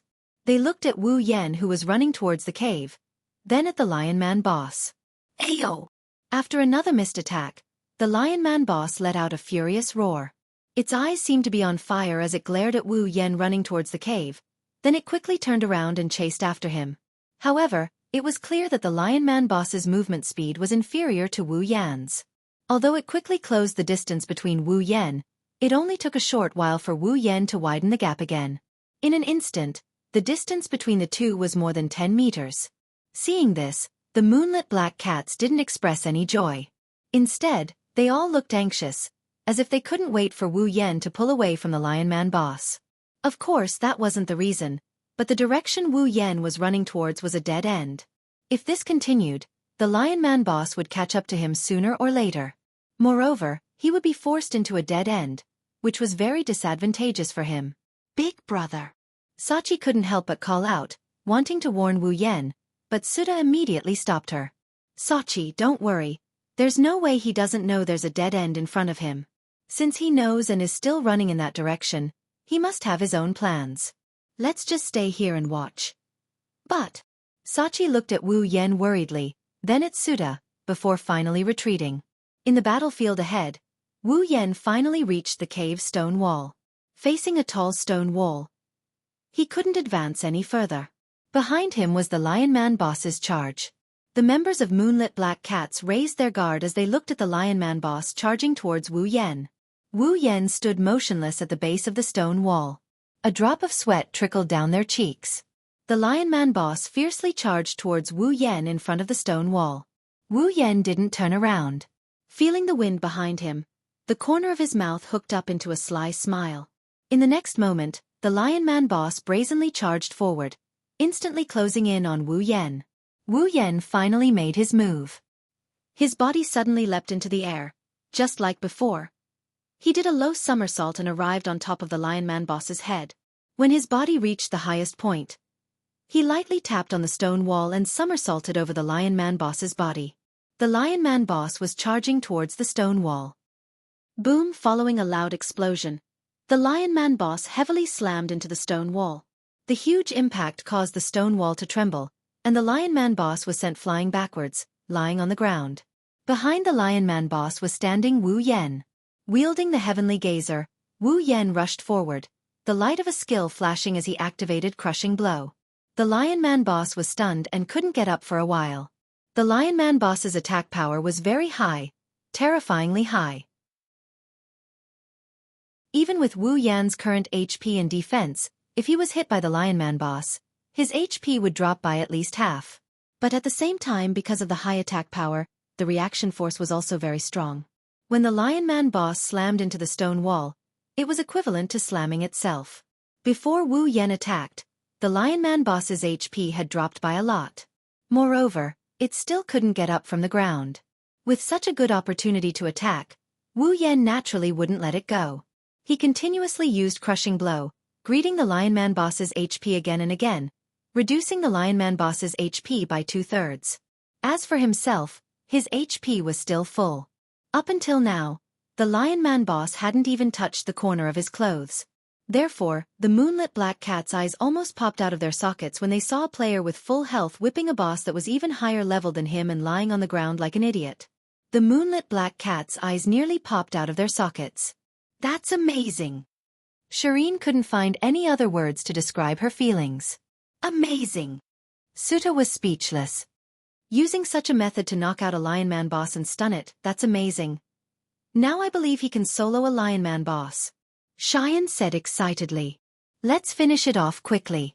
It's a Lion Man boss. I'm sure it'll drop some good stuff, right? Although Moonlit Black Cats is a guild, there are only 6 of them in the guild. Their strength and level aren't that high. During their 1 month in SAO, they didn't even have the chance to fight a Lion Man boss, let alone a Lion Man boss. If it weren't for the fact that they are helping Wu Yan deal with things that he doesn't have the time to deal with, getting some benefits from it and occasionally trading for some good equipment, the Moonlit Black Cats would at best be a third-rate force. Even now, they are just a second-rate force. Now that a Lion Man boss is about to be taken down in front of them, the members of Moonlit Black Cats couldn't help but feel excited. It's as if they're the ones taking down the Lion Man boss. Roar! The Lion Man boss roared at the sky and finally recovered from the stun. Wu Yan paused for a moment, then continued to bombard the Lion Man boss with crushing blow. His attack power didn't decrease at all, but the Lion Man boss's HP dropped a lot. After the Lion Man boss roared, its HP dropped to red due to Wu Yan's continuous bombardment. It's only 1 step away from being turned into a pile of experience points. Everyone's heart skipped a beat when they saw the red HP bar. They didn't even dare to look away from the Lion Man boss, afraid that they might miss something. Because the Lion Man boss will most likely go berserk after its HP drops to red, just like the first floor's boss. Sure enough, a very clear stream of air suddenly emitted from the Lion Man boss. It was like a volcanic eruption, causing the temperature of the surrounding air to rise. Careful! The members of Moonlit Black Cats couldn't help but shout. Wu Yan's expression froze for a moment, but soon, a cold smile appeared on his face. 7 stars with Wu Yan's body as the center, a gust of wind suddenly erupted. Wu Yan held Heavenly Gazer in his hand and spun at an extremely fast speed. The speed of his spin reached a terrifying level in an instant. Heavenly Gazer turned into a blur as Wu Yan spun, and in an instant, it slashed the Lion Man boss 7 times. The 7 attacks were completed at almost the same time. Wu Yan's rapidly spinning body quickly came to a stop under his control. At the same time, the Lion Man boss's roar came to an abrupt end. The last HP bar also slowly decreased until it completely disappeared. Borrowing the centrifugal force of his body's rotation, the Heavenly Gazer's attack was activated. His body spun 7 times in an instant, and the Heavenly Gazer slashed 7 times in a row. Under such a terrifying rotation speed, the Lion Man boss was extremely sullen. He didn't even have the chance to use his final trump card before his HP dropped to 0. His huge body collapsed to the ground like a pile of mud, letting out a loud thud. Bang! A sound like glass shattering resounded from the Lion Man boss's body. Under the ecstatic gazes of the Moonlit Black Cats, the Lion Man boss's body that was at least twice as tall as Wu Yan instantly turned into fragments that filled the air. Time seemed to have stopped at this moment. The faces of the 6 members of the Moonlit Black Cats flushed red, and their bodies trembled, as if they were trying their best to hold back something. Immediately after, a cheer came out from the mouths of the 6 of them. Chapter 633. When the cheers spread across the empty field, there were even a few monster roars in the forest, as if responding to the Moonlit Black Cats. For a moment, the gloomy forest was filled with a little warmth. Wu Yan put the Heaven Gazer back on his back and shook his head as he looked at the happy Moonlit Black Cats. For the Moonlit Black Cats, killing a boss was something worth celebrating. However, for Wu Yan, this level of opponent was worthy of being called a game. They didn't even give him a sense of danger. If he could do this when he faced the Beast King, he would have celebrated. Yan, you're amazing. Xian jumped and was about to throw herself at Wu Yan when a hand reached out and pressed her face. I say, didn't you suspect that I relied on luck to beat the boss? Wu Yan shook his head in an amused manner. I haven't seen it with my own eyes yet. Xian didn't mind Wu Yan's rejection of her intimacy. Her face was still full of joy. That's a boss. A boss that's higher level than you was defeated by you in just a few moves. The national idol's strength isn't just for show. There's no use trying to please me. Wu Yan rolled his eyes at Xian and looked at Sachi and Suda, who were also excited. He said helplessly, Why are you all so excited? The reward for killing the boss is mine. We didn't form a party, so you guys didn't get anything. Is there a need to be like this? Wu Yan's words didn't dampen the excitement of the moonlit black cats. In fact, they got even more excited. Sachi stepped forward and she continued with a smile. We didn't get any rewards for killing the boss, but after the mission was completed, we all got rewards. Not only did we get EXP, money, we also got some equipment and items. Wu Yan flinched. He noticed that other than the reward for killing the boss, the previous mission also notified him that he had completed it. It even automatically submitted the completed mission and gave him a reward. Missions that don't need to be submitted? That's not bad either. At least I don't have to run around. The experience reward is pretty good too. It saves me a whole day of leveling up. The money is just Hearing this, the members of the moonlit black cats looked at each other with strange expressions, and their gazes towards Wu Yan became unfriendly. After all, the EXP reward saved Wu Yan a day of leveling, which was equivalent to a week for them. The so-called sloppy EXP reward was probably equivalent to a week's worth of hard work. Comparing oneself to others, one would be angered to death. Shireen opened her personal list and looked at her gains with interest. Then she said coldly, "You're right, Shireen. By the way, how are we going to go back?" The scene suddenly fell silent. Shireen's hand paused in the middle of scrolling through the list. She stole a glance at everyone, and when she saw their stiff faces, the corner of her mouth twitched. "Don't tell me, you don't know." Everyone nodded in tacit understanding and stopped talking. The scene fell into a strange silence. Wu Yan blinked his lips, as if he wanted to say something to cheer them up. But in the end, he gave up and could only helplessly look away. As he looked away, he saw the cave where the boss was lying in. He was startled for a moment before his eyes lit up. "Why don't we take a look inside the cave?" Cave. The moonlit black cats collectively turned to look at the cave. Sachi tilted her head and said, "Speaking of which, why is the boss at the entrance of the cave and not inside?" Hearing Sachi's words, everyone immediately perked up. If something was out of the ordinary, then there must be a demon behind it. No one would like to sleep in the open air. If they didn't sleep in a cave, then there must be something inside the cave. Wu Yan looked at the cave in front of him and rubbed his chin. "It seems that if we want to leave this place, we can only place our hopes in this cave." Indeed, this forest was not very big. Although it was called a forest, it was actually more like a forest. Along the way, the group of 7 merely followed the path and arrived at this mountain cave. Around the mountain cave, other than the path that they had taken at the beginning, the other 3 directions were all stone walls. Clearly this cave is the end of the map. "Let's go in and take a look." Seeing everyone's hesitation, Wu Yan immediately made a decision. He took the lead and walked towards the cave. The moonlit black cats had no choice but to follow. Originally, the moonlit black cats thought that there would be some other strange things in the cave. After all, they had already experienced the maze, the forest, the legless civet cat, and the lion man boss, so they were especially vigilant when walking. What they didn't expect was that the cave wasn't that big.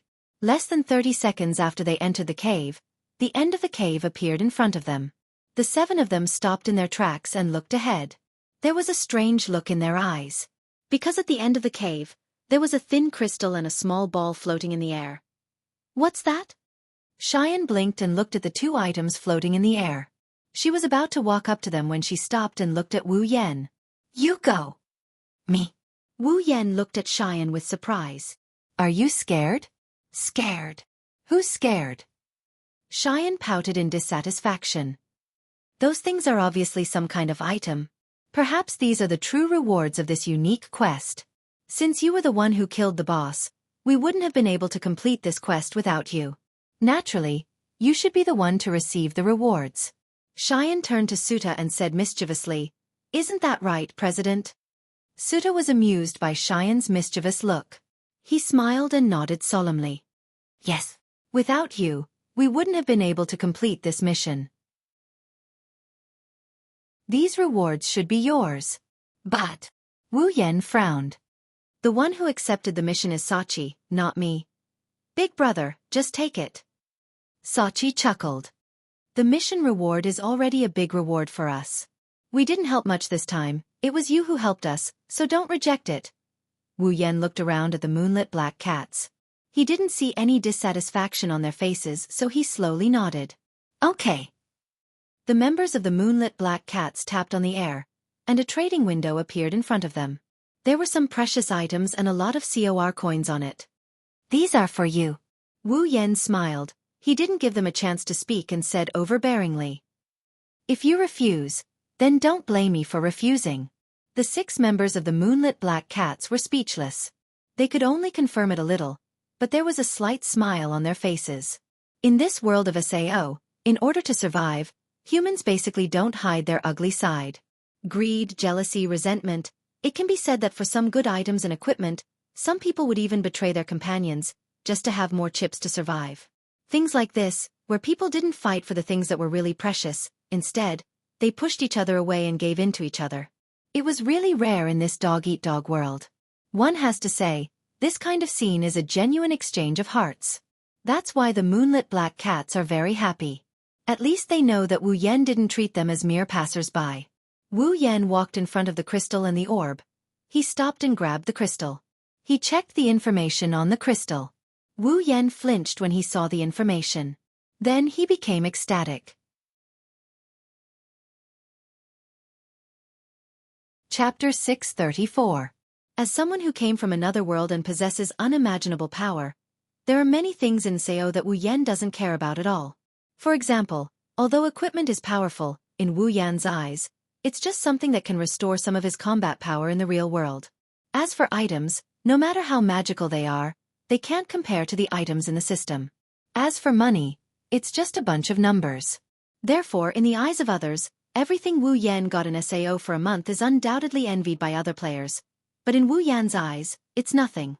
In other words, Wu Yan's vision is extraordinarily high. The members of Moonlit Black Cats also know that Wu Yan's vision is very high, but they don't know the reason.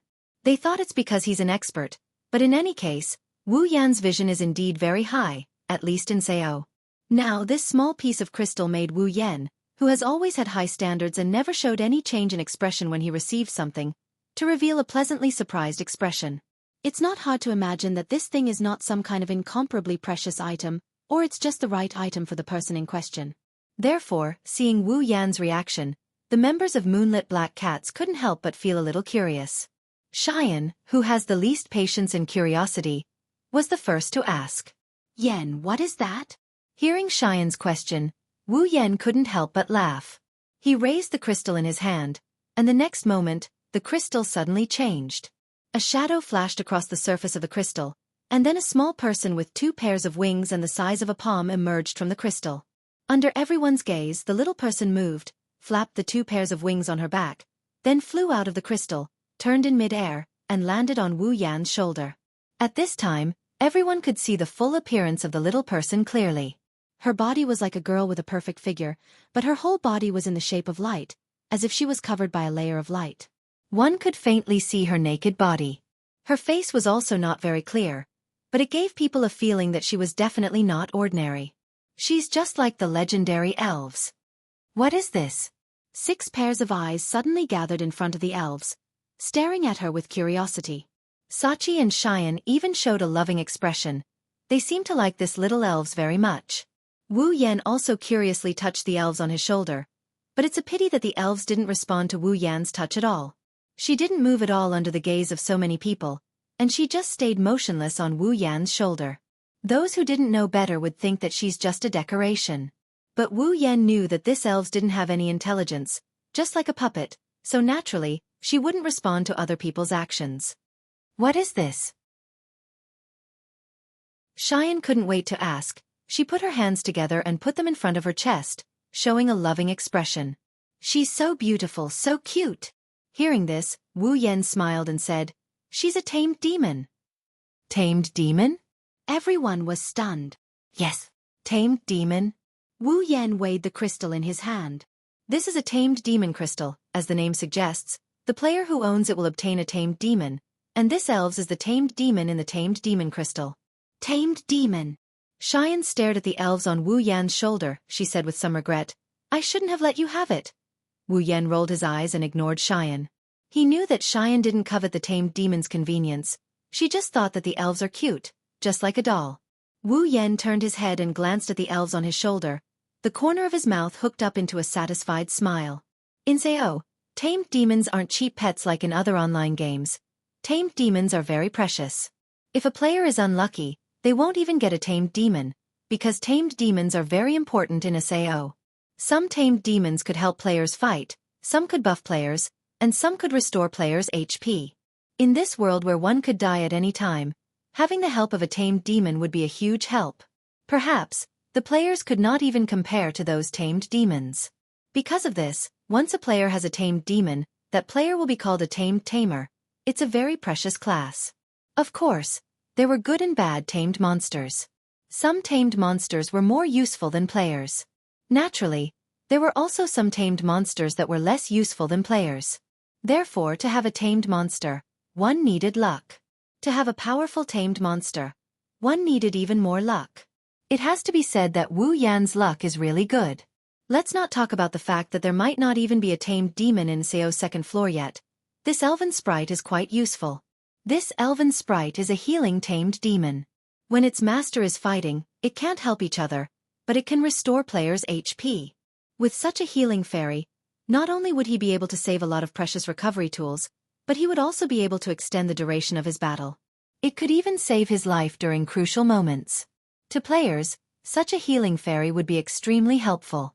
Not to mention, Wu Yan's healing fairy is OP. It can restore 20% of its master's HP every minute.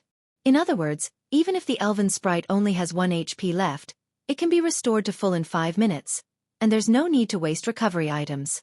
If other players want to restore their HP to full, they have to sit for at least half a day. Moreover, if the enemy that Wu Yan is fighting against can't deal more than 20% of Wu Yan's HP in 1 minute, then no matter how strong they are, they can only be prepared to be killed by Wu Yan. With the healing fairy, Wu Yan's combat power didn't change, and his actual strength didn't change either. However, his overall strength has increased by at least 10 times. Wu Yan is already as strong as a UG, and with the help of the healing fairy, he's equivalent to half an immortal super player. In the future, he will definitely become a nightmare in the eyes of his enemies. It seems that there's no need to go out in the wild anymore. With the healing fairy, he might as well go straight to the labyrinth area. After making up his mind, Wu Yan looked at the orb again, carefully checked its information, and then smiled. Equipping the healing fairy crystal on his accessory bar is one of the effects of this tamed magic crystal. In the future, he can summon the healing fairy with just a thought. Then, another crystal appeared in Wu Yan's hand, but this wasn't the tamed magic crystal, but the transfer crystal that transported Wu Yan and the others here. In the void, the floating orb suddenly swayed, and with a rise and fall, it suddenly flew towards the transfer crystal and fused with it. Almost at the same time, Wu Yan discovered that the transfer crystal can be used again. We can finally leave this place. Knowing that the teleportation crystal could be used, the members of the Moonlit Black Cats were overjoyed. Even Sachi couldn't help but smile. Although the mission this time had brought them a lot of benefits, the environment was just too bad, and it felt like torture. If possible, they didn't want to stay here any longer. It's a pity that it can only be used once, if only it could be used forever. Wu Yan said with some regret, this kind of mass transfer crystal's effect might be surprisingly good. Wu Yan didn't leave immediately. He looked at the Moonlit Black Cats with a grin. Since we're here, we might as well clear this forest once. Thus, the monsters in the forest welcomed the most inhumane day.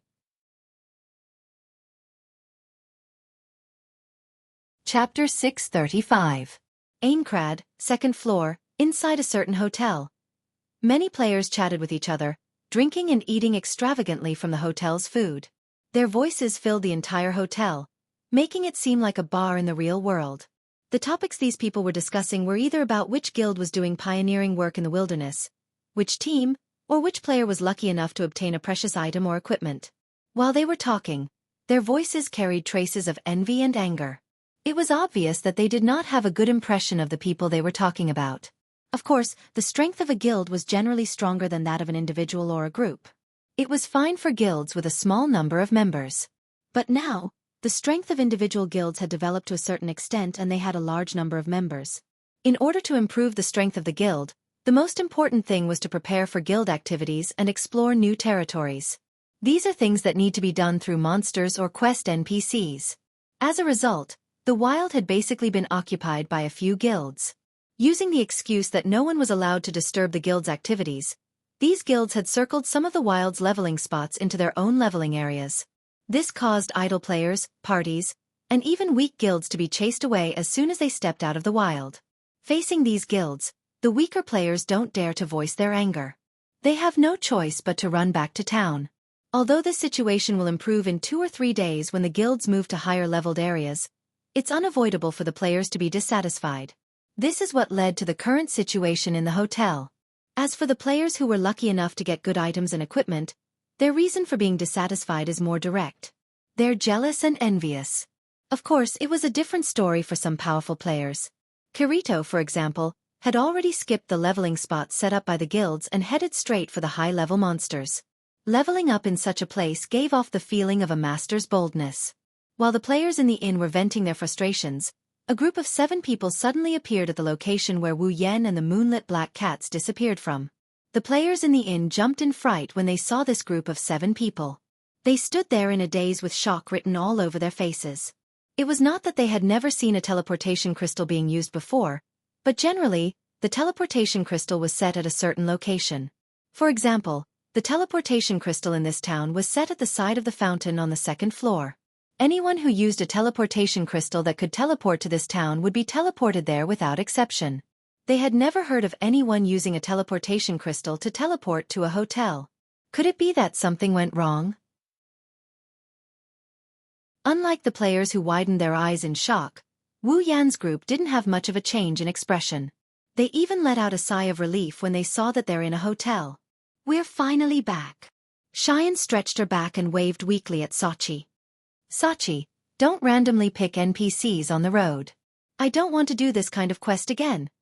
Hearing Xian's words, the players in the hotel suddenly understood. So it's because of the quest. Sachi lowered her head in embarrassment.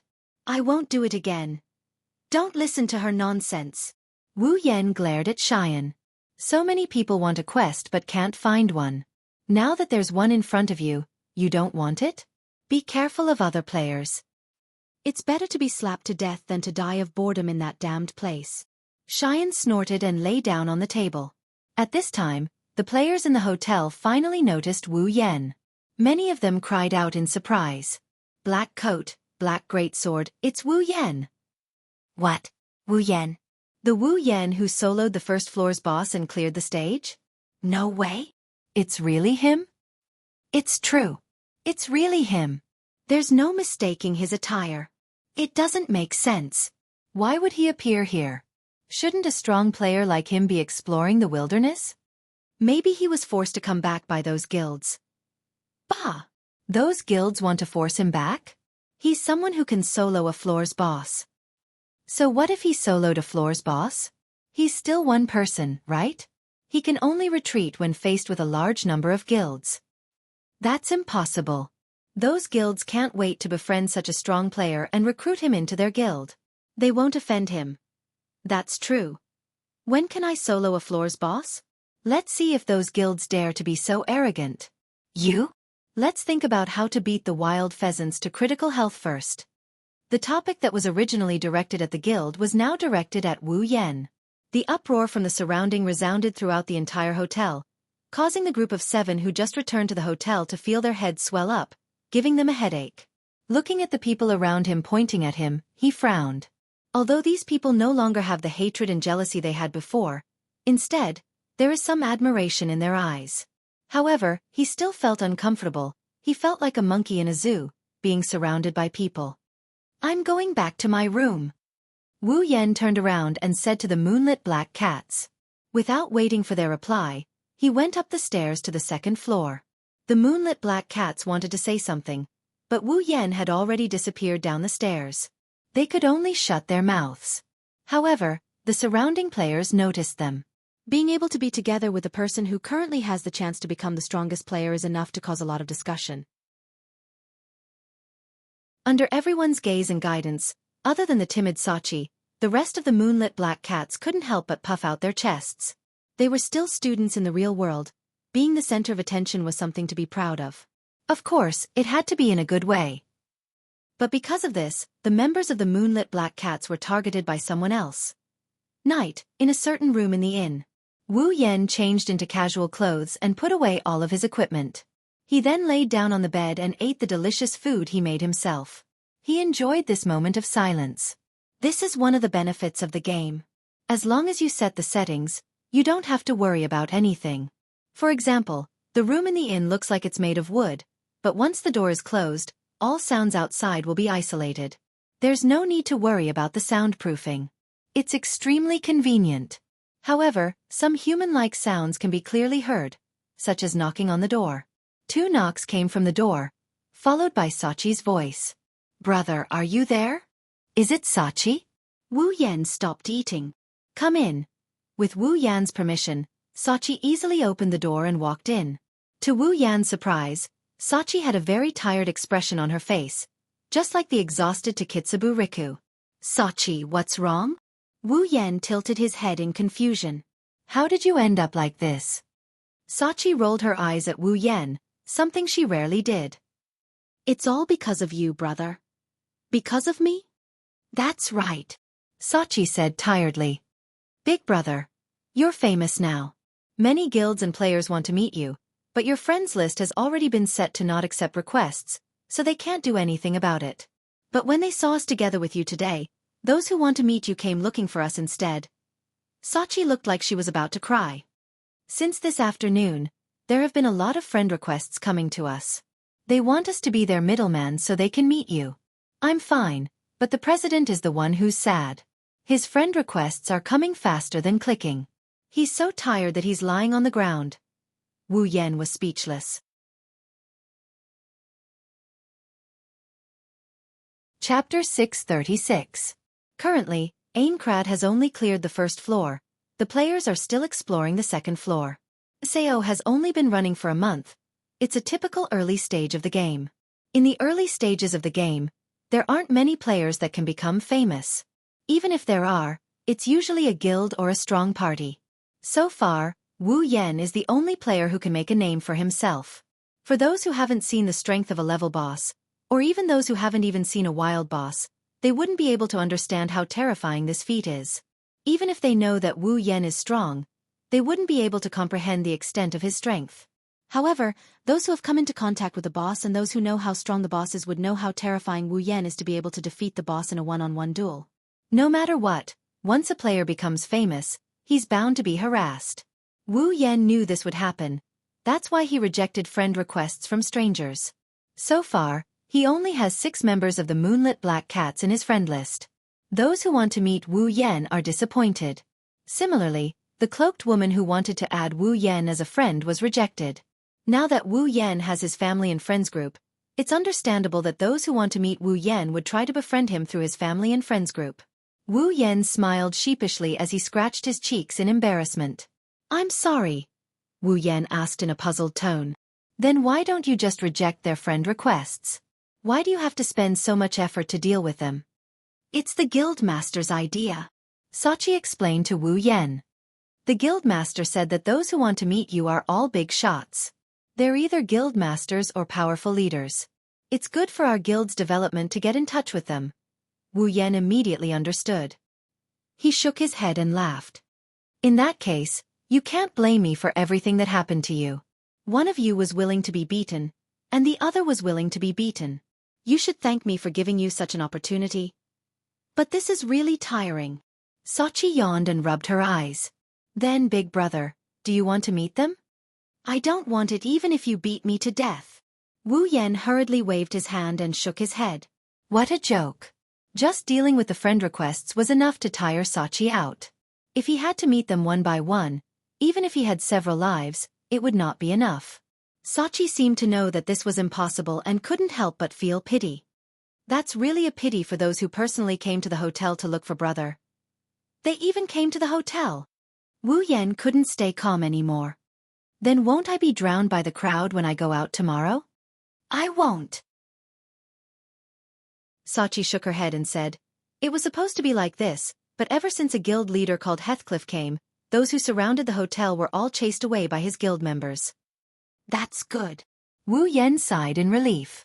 "Then I really have to thank Heathcliff." Wu Yan's tone suddenly stiffened. He turned his head and looked at Sachi. Sachi, who did you say? Say it again. That. Heathcliff. Sachi frowned her beautiful eyebrows. I heard that he's the leader of a new guild called Knights of the Blood. There aren't many members in the guild, but they are all elites. They're quite famous among all the guilds. The leader of Knights of the Blood, Heathcliff. Wu Yen narrowed his eyes and smiled. That's interesting. Wu Yen stood up and walked towards the door. Sachi hurriedly shouted, Brother, where are you going? I'm going to meet that Heathcliff. Wu Yan's figure disappeared from the room as he spoke. Downstairs in the hotel. The hotel, which was originally crowded with people, was now much less crowded than before. A group of players wearing white clothes with red edges surrounded the scene. They stood around as if they were guarding something. Occasionally, some of them would even chase away the players who tried to enter. They looked like royal guards, full of style. Among these people, there was only one middle-aged man in his 30s to 40s. He was dressed in a red night suit and was sipping from a glass of wine on the table in a leisurely manner. Obviously, he was the leader of these people. He was none other than Heathcliff himself. Wu Yen noticed him as soon as he came down the stairs. Likewise, Heathcliff also noticed Wu Yen. When their eyes met, an invisible pressure spread throughout the room. The Knights of Blood noticed someone coming down from the second floor. They originally wanted to chase the person away out of habit, but when the pressure came out, all of them froze on the spot. Wu Yen glanced at everyone before he looked at Heathcliff. His eyes flashed with a subtle glint. Others might think that this person is just a powerful guild leader, but Wu Yen, who is familiar with the original game, knows that this person isn't Heathcliff. His real name is Kayaba Akihiko. That's right. Kayaba Akihiko. The one who created Sao. Kayaba Akihiko, the creator of the death game. Even Wu Yen couldn't help but be a little interested in this man who brought about a revolution to the world. Of course, it's just a little bit. Wu Yen has seen a lot of heaven-defying characters in the game, and Kayaba Akihiko is only at the bottom of the list. On the other hand, Kayaba Akihiko, whose game ID is Heathcliff, was also observing the person standing on the stairs. This so-called person might be the strongest player in the game, and his eyes flashed with a strong interest. Heathcliff could feel that his subordinates were shocked by this person, which surprised him a little. After all, his subordinates have seen a lot of powerful people, and yet they still reacted like this. This is enough to prove that Wu Yen is not an ordinary person. Heathcliff raised his head and opened his mouth, but when he was about to say something, he was stunned. Because the person in front of him turned around and went back upstairs. Seeing that Wu Yen was about to disappear at the top of the stairs, Heathcliff quickly said, Please wait for a moment. Wu Yen stopped and said, What's the matter? Heathcliff choked when he heard Wu Yan's indifferent tone. He frowned a little. This was the first time he was treated like a passerby by someone. Your Excellency. Heathcliff raised the cup in his hand and smiled politely. Since you're here, why don't you have a drink with me? No need. Wu Yen slowly shook his head. I'm just here to see what kind of person has the ability to chase away those annoying fellows. Oh? Heathcliff nodded nonchalantly and said, Then, did I disappoint your Excellency? Disappoint? Disappoint? Wu Yen smirked and looked at Heathcliff meaningfully. He then looked at the members of Knights of the Blood. We'll talk about this again when you've brought your guild to the top of Sao. After that, Wu Yen ignored Heathcliff and went back upstairs alone. Heathcliff narrowed his eyes and chuckled. We'll meet again one day. The next day, Wu Yen looked up at the huge stone tower. He touched the heaven gazer on his back and licked his lips. Looking at the staircase leading to the next level, Wu Yen stepped inside without hesitation. Half a day later, a shocking piece of news spread throughout the entire second floor. The second floor was cleared. It's only been a day since the first floor was cleared.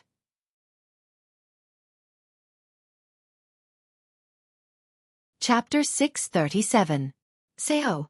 It's been almost a year since Aincrad's first and second floors were cleared. 1 year is neither too long nor too short, but for the players living in Sao, this year is longer than any other year in the past, and it's infinitely long. A lot of things happened in this year, so much so that even the players living in Sao didn't know about it. Of course, that's only limited to the real world.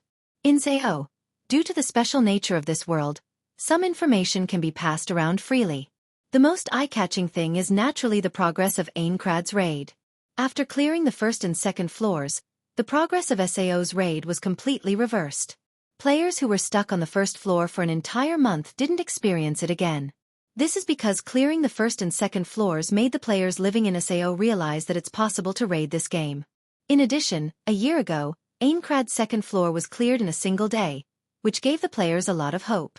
In the following year, all the players with a little bit of ambition put in a lot of effort to raid Aincrad. They were no longer as muddle-headed as they were in the first floor. As a result, the raid progress has greatly increased. It took a month to clear the first floor, and a day to clear the second floor. But in this year, the players have already reached the 55th floor, which is more than half of Aincrad's floors. Currently, the players and guilds who were at the front lines of the game had already formed a group of clearers, aiming to reach the top floor of Aincrad and continue to fight on the highest floor of Aincrad. Although the clearers only make up a few hundred of the thousands of players in SAO, their level and equipment are far superior to the average player. Most of the credit for clearing Aincrad's 55th floor in a year is due to them. Among them, the clearers are divided into 5 factions. The first faction is Xianxia. Their guild leader is Klein. It's a very average guild. It's not very outstanding, and it's not as unscrupulous as other guilds. However, it's a highly praised guild. Even if its performance is average, it's definitely one of the top guilds in SAO. The second faction is Divine Dragon Alliance. Compared to Xianxia, their behavior is much worse. They're willing to do anything to clear Aincrad's floors, even if they hurt players and become orange players. Because of this, the position of their leader has been changed frequently. Although it's currently unknown, there's no doubt about their strength. They even have the second most members in SAO. The third faction was the Knights of the Blood. Their leader was Heathcliff, recognized as the strongest guild in Aincrad. They didn't have a lot of members, but almost all of them were elites.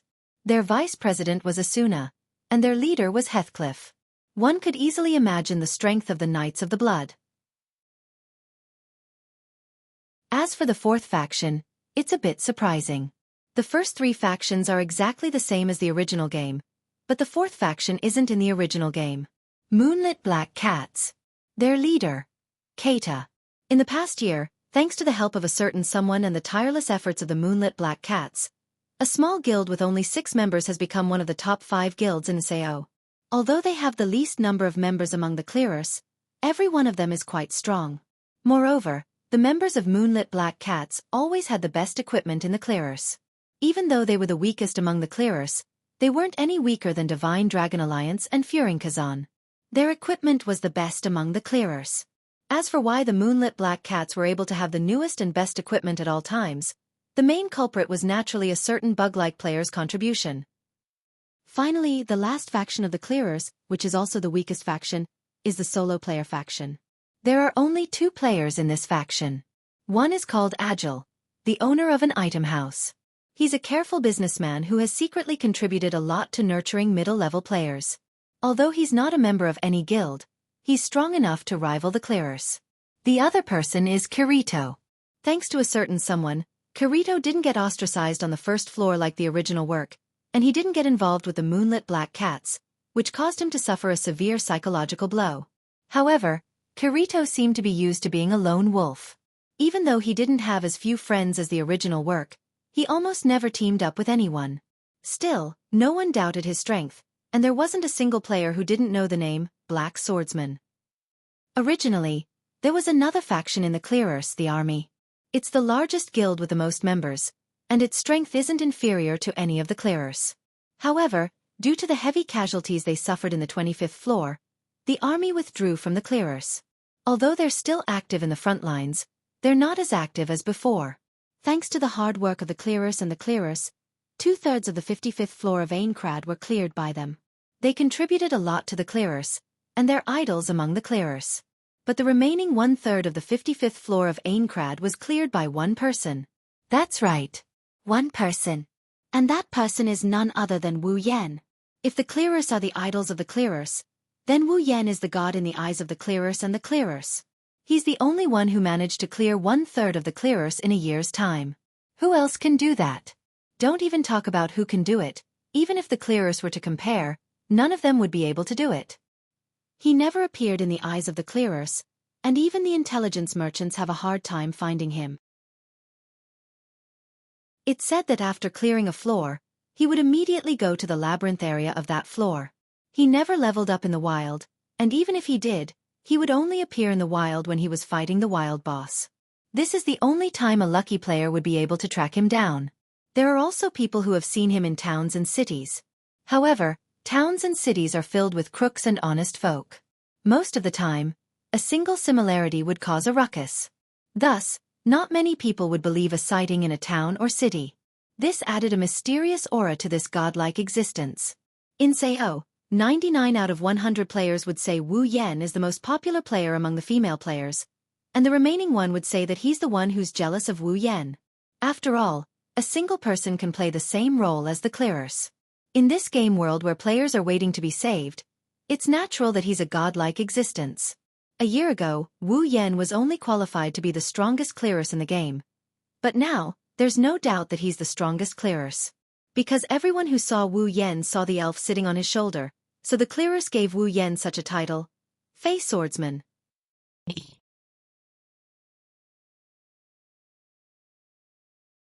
Chapter 638. Everyone knew that the legendary Fey Swordsman was so powerful that he was able to clear 1/3 of Aincrad's 55 floors by himself. However, they didn't know that the legendary Fey Swordsman they were talking about almost tore a piece of flesh out of their hearts when he heard their praises. With Wu Yan's strength, if he could clear so many floors by himself with a Fey Swordsman, would it be difficult for him to clear 2/3 of the floors? No. It's not difficult at all. Wu Yan is strong enough to solo the boss, and he's also strong enough to dominate the labyrinth. It's only a matter of time for him to clear 2/3 of the floors, but it's precisely because of this that it's a big problem. After all, he's alone and he can only rely on himself to run around in the labyrinth. Naturally, he can only rely on himself to find the boss's room. There are so many people in the clearers, and Wu Yan might have to face them all together. However, it's not unreasonable to say that there's strength in numbers. At the very least, when it comes to finding the boss's room, the party with more people would have a huge advantage. Because of this, when Wu Yan was looking for the boss's room, the clearers would have already entered the boss's room. Then, not long after, the news of clearing the floor would reach Wu Yan's ears. While he was looking for dessert with great difficulty, someone else had eaten it. What kind of feeling was this? Wu Yan doesn't know about other people's feelings, but Wu Yan knows that he's in a bad mood. In fact, Wu Yan could have asked the moonlit black cats to notify him when they found the boss, and it would have saved him a lot of trouble. Keita wouldn't have refused, but Wu Yan is a stubborn person. If he's determined to clear the floor by himself, he's going to do it all by himself.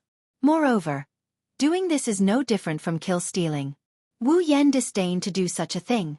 Thus, while others are immersed in the worship of Wu Yan's achievements, Wu Yan himself sees it as a disgrace. To sum it up, his personality was acting up. Why didn't he think about it? If he didn't have a healing fairy, would he dare to rush into the labyrinth every time he went up a new floor? Most likely, he would have to take some time to use recovery tools, which would greatly reduce his leveling speed. If that were to happen, his battle record would be even worse. After all, the monsters in the labyrinth did not come alone. Instead, they came in large groups. A single person's strength was ultimately limited. Unless the level gap was too large, it was impossible to guarantee that he would not be attacked by a group of monsters. That being said, Wu Yan wasn't willing to be the underdog. Every time he got up early in the morning and groped around in the labyrinth area, he wanted to find the boss room one step ahead of the clearers and slay it to clear the 55th floor of Aincrad. Subconsciously, Wu Yan wanted to spar with the clearers. It's for the sake of fun. Otherwise, he'd just be killing monsters all day long. It's fine if it's a short period of time, but if it's a long period of time, it's not that fun anymore. In a way, the clearers can be considered as Wu Yan's competitor. Of course, the only person who can treat the clearers as his competitor is Wu Yan, whether it's in terms of strength or mentality. Currently, it's been about 2 to 3 days since the 54th floor was cleared and the clearers reached the 55th floor. In these 2 to 3 days, even the clearers couldn't reach the labyrinth area. There are a lot of wild monsters on the way from the town to the labyrinth area. Only Wu Yan can ignore them and go straight to the labyrinth area. This is one of the benefits of being a solo player. He doesn't need to worry about the team's progress. In the labyrinth area, Wu Yan is the only one moving around. In these 2 to 3 days, Wu Yen killed the monsters in the labyrinth area twice or thrice, but he still couldn't find the boss room. It's the same today. He returned empty-handed. If he can find the boss room, then Wu Yen is confident that he can clear the floor. Only Oni-san can have such confidence. Sachi sent such a sentence in the mail, which made Wu Yen smile proudly. It's true, even the clearers don't dare to boast that they have absolute confidence in clearing the floor. Other than the clearers, there's no one else who can say such a thing. It's a pity that I can't find it. After feeling proud for a while, Wu Yen felt helpless again. Labyrinth area. Is it the path or the boss room that got lost? Can't you just let me find it? Every floor's boss room isn't set in the same place, otherwise Oni-san, you would be the only one playing the game in Sao. Sachi said in the mail, it's obvious that she trusts Wu Yen a lot. If there's anyone who knows Wu Yen the best, Moonlit Black Cats wouldn't dare to say they're the best. After all, the only people who are close to Wu Yen are the 6 founding members of Moonlit Black Cats. By the way, Oni-san, do you know about today's event? Today's event? Wu Yen looked at the mail in front of him. His eyes narrowed. Are you talking about the special boss that will only appear tonight? The special boss that can drop resurrection items. Yeah. Sachi was a bit envious when she sent the email. In Sao, players who die once can't be resurrected, and as long as they die once, they will die in the real world as well. However, the special boss that appeared tonight can drop items that can revive players. If we can have it, it's like having an extra life in our hands. Oni-san, do you think the resurrection items information is real? It's reasonable for Sachi to ask that question. When a player dies, their body in the real world will also die. So can this resurrection item really resurrect them in the real world? Who would believe it if he told them? Wu Yen is familiar with the original work, so of course he believes it. He knows that the resurrection item can only resurrect players who died within 10 seconds. In other words, when a player dies in Sao, there's a 10-second buffer before the helmet will destroy the player's brain. If a player uses the resurrection item to resurrect within 10 seconds, their body in the real world won't be attacked by the helmet. Wu Yen knows this, but he can't explain it to Sachi. He can only vaguely remind her. Since there's such an event, the information shouldn't be fake. Maybe when a player dies, the helmet will destroy the player's brain, and during that time, the resurrection item should be effective. Oni-san, you mean? Ah! Wu Yen smirked. The information about the resurrection item should be real, but there must be conditions for resurrection. For example, the item can only be used within a certain period of time after the player's death, and it won't be effective if it expires. That makes sense. Well, in any case, it's better to believe it than not. It's necessary to take a look. So, Oni-san, are you going to look for the special boss? Wu Yen didn't answer Sachi's question. Instead, he asked a question.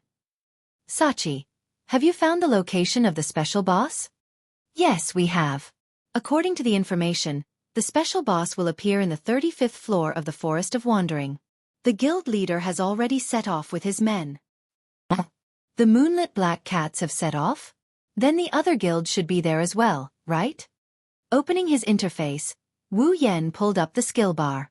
Looking at one of the skills, a smile appeared on his face. Looks like I'll have to meet the clearers.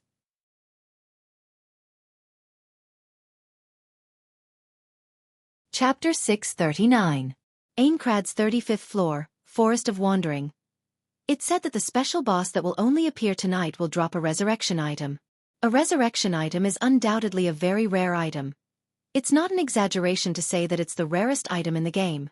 Because after tonight, the special boss won't appear again. So, you can either kill the special boss tonight and get a resurrection item, or you can only get one resurrection item at most. Of course, such an item is extremely rare. What's more, in Sao, the most important thing isn't equipment or money, it's life. Having a resurrection item in hand is equivalent to having a new life. Plus, you can only get one resurrection item at most, so no one wouldn't want such a precious item.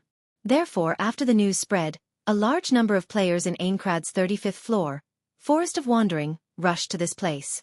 Most of these players are members of the clearers. They're the fastest to get information about the special boss. While other players are still waiting for news, They've already arrived at Forest of Wandering. In the original work, Kirito came to the Forest of Wandering to revive Sachi, Furinkazan, and Divine Dragon Alliance, who followed Furinkazan, followed by Furinkazan. But here, the clearers are the only ones who got information about the special boss. In other words, the original plot has changed a little. It's not hard to understand. In the original work, Kirito was the one who deduced the location of the special boss and came here. In order to resurrect Sachi, he had to go all out and fight the special boss alone. He didn't want the resurrection item to fall into the hands of others. But this time, Kirito's relationship with Sachi isn't as close as in the original work. At most, they're just comrades in the front line. They've only met 2 or 3 times, and Sachi didn't die, so Kirito didn't care about the resurrection item as much as in the original work. Since Kirito relaxed, the others naturally took the opportunity to chase after him. And so, the entire clearers came to Forest of Wandering to fight for the resurrection item. At the entrance of the Forest of Wandering, the players split up and occupied the 4 corners. The easternmost was Elements, who were all dressed in red armor and had all sorts of weapons. Standing at the front was Klein. There were more than 10 Elements members here. Although there weren't many of them, their aura was strong and they should be able to deal with this situation. To the west of Furinkazan was the Divine Dragon Alliance. They didn't have a leader and they had all sorts of equipment. They were the only guild with uneven equipment. Moreover, every member had a sinister smile on their face. It was obvious that they weren't good people. The first impression they gave was definitely negative. Next to the Divine Dragon Alliance was the Moonlit Black Cats. Their leader was Suta. Aside from the 3 male elders, the rest were unfamiliar faces. Sachi and Xian didn't come. As players, they weren't that strong. At the very least, they couldn't stand on the front lines. Sachi usually handled the affairs of the Moonlit Black Cats. Xian, on the other hand, became a professional potioneer. The two didn't participate in battles, but they were relatively safe. Unlike Furinkazan, the members of Moonlit Black Cats didn't wear the same equipment as Furinkazan. However, their equipment isn't ordinary. Suda and company used their relationship with Wu Yan to buy the latest equipment from him at a low price. Since Wu Yan always stood at the top of the players, he always went to the labyrinth to level up. The equipment he got was also the best. He didn't need that much equipment, so it was normal for Suda and the others to help him get rid of it. It's just that the buyer was the Moonlit Black Cats themselves. As for the people standing at the westernmost part of the Forest of Wandering, they were all members of the Knights of Blood Oath. They were all wearing white uniforms with red edges, outer armor, and a cape on both shoulders. They didn't have that many people, only a dozen or so. It was about the same as Furinkazan and Moonlit Black Cats. Other than the Divine Dragon Alliance, the other 3 guilds didn't send that many people. A special boss was still a boss. It was much stronger than a wild boss. Even if it was on the 35th floor, no one would believe that it only had the strength of a 35th floor boss. At the very least, this special boss was at least as strong as a floor boss on the 40th floor. If too many people came, it would only be a hindrance. Only the Divine Dragon Alliance would send so many people. At the front of the Knights of the Blood Oath, the one who led them, was the only female player present, and a very beautiful one at that. He wore the same white uniform with red edges as the other members of the Knights of the Blood Oath, but he was wearing a woman's short skirt. There was a cape on both sides of his thighs, and his smooth shoulders were exposed to the air. A pair of long white socks covered his thighs, and his chest was covered by a decorative shirt that looked like armor.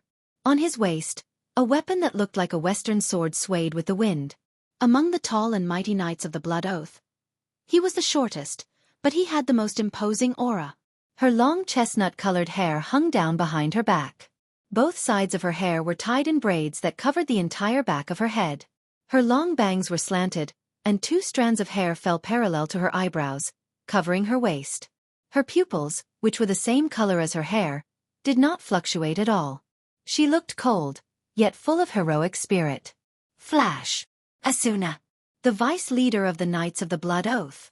Asuna, who was only willing to hide under a cape, finally showed her charming face to the outside world. She became the vice leader of the strongest guild in Sao, Knights of the Blood Oath. She's also the strongest female player in Sao. She's talented and beautiful. Asuna deserves to be praised like this. However, the coldness on her face made Asuna look sacred. She's one of the top 5 beauties in Sao, yet she's somehow pitiful. She's a beauty that can be ranked in the top 5 of Sao's female population. She's pitiful. She's a beauty that can only be admired from afar. Asuna frowned slightly and looked at moonlit black cats, Xianxia, and Divine Dragon Alliance. Although Asuna had expected that there would be a bloody battle in the Forest of Wandering before she came here, she didn't expect it to end up in a deadlock. The 4 guilds are the clearers. They know each other the best. No one knows the strength of their opponents better than them, so no one wants to be the first to step out. That's how the stalemate came to be. At a certain moment, at the entrance of the Forest of Wandering behind them, a series of ripples spread out like water ripples. Not long after, a team of about 20 people wearing military armor rushed in and forcefully inserted themselves in the middle of the 4 opposing guilds. It was a very barbaric scene. Many people frowned when they saw this. Asuna glanced at the sudden appearance of the team. I didn't expect the army to be here as well. Well, it's a resurrection item, who wouldn't want it? Asuna only glanced at the people from the army for a second before turning her attention away. To her, the army and the Divine Dragon Alliance were nothing to be afraid of. They don't have a soul, they lack top-tier players, they're just relying on their numbers. At the same time, another ripple appeared at the entrance of the Forest of Wandering, attracting everyone's attention. Then, a figure wearing a dark blue coat with a long sword on his back appeared. Many people were stunned when they saw this person. Klein shouted in surprise. Kirito! It's Kirito!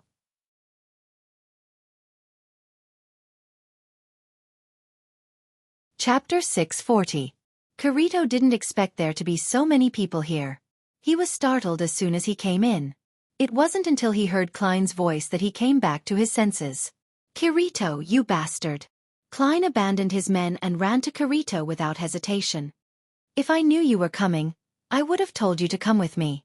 Kirito was the first person he met when he first entered Sao. Klein treated him as his best friend even though Kirito didn't choose to stay in the town of beginnings with him. I didn't expect this either. Kirito looked at everyone strangely. I didn't expect this to happen.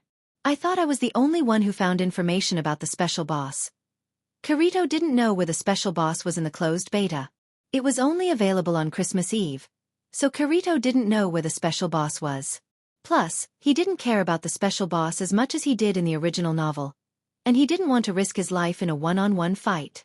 Naturally, he was much later than the others. So the clearers are all here. Kirito glanced at Knights of the Blood, Moonlit Black Cats, Xianxia, Divine Dragon Alliance, and finally stopped at the army. Even they are here. It seems like the revival item fight is going to be difficult. It won't be that easy to get involved. Kirito didn't sound worried or anxious at all. Instead, he sounded very relaxed. It was as if he didn't care about the 5 top guilds at all. Hey, Kirito! Klein chuckled. Since you're here, why don't you form a party with us? The revival item will belong to whoever gets it. Okay. Sure. Kirito agreed without hesitation. Kirito didn't experience the rejection from the original work, so he became the so-called cheater. He didn't have a deep relationship with the Moonlit Black Cats, which led to their demise. Compared to the original work, Kirito was much happier here. Without those nightmarish experiences, Kirito didn't need to form a party even though he was usually alone. He wouldn't refuse. The current situation. Even a fool would know that it was impossible for him to compete with 5 top-tier guilds by himself. The chances were slim, so it was better to team up with Klein. That way, the chances of getting resurrection items would be much higher. Add to that the difficulty of the special boss. Even Kirito would have a 90% chance of dying if he were to fight it alone. Since he didn't have to respawn every time he died, of course Kirito wouldn't risk his life to fight it alone. Kirito joining Xianxia was undoubtedly a good thing. But for the other 4 guilds, it wasn't a good thing. Asuna was the only one who was still expressionless. Her expression was terrifying. Of course, Asuna knew Kirito. Not only did they team up on the first floor, but they also often met each other in the clearers. Both of them were top clearers, and their strength was close to each other. They often quarreled over strategies, so over time, they became familiar with each other. But it's only limited to being familiar with each other. If there's a conflict of interest, Asuna wouldn't worry too much. For example, right now, Kirito followed Klein to Furinkazan's position and saw that everyone was in a stalemate, so he couldn't help but ask. Don't tell me we're going to keep going like this? There's still some time until midnight, but it'll take a long time to deal with the special boss. Hearing this, the members of the 5 guilds looked at each other and fell silent. They had to admit that Kirito's words made sense. Indeed, we can't let this stalemate continue. Asuna stepped forward and said loudly, Everyone, let's fight together. We'll follow the clearest rules and whoever gets the resurrection item will get it. What do you think? What do you think? Suta, Klein, and Suta pondered for a moment before nodding in agreement. The Divine Dragon Alliance and the army also had no objections. They have more people, so the chances of getting the resurrection item will be higher.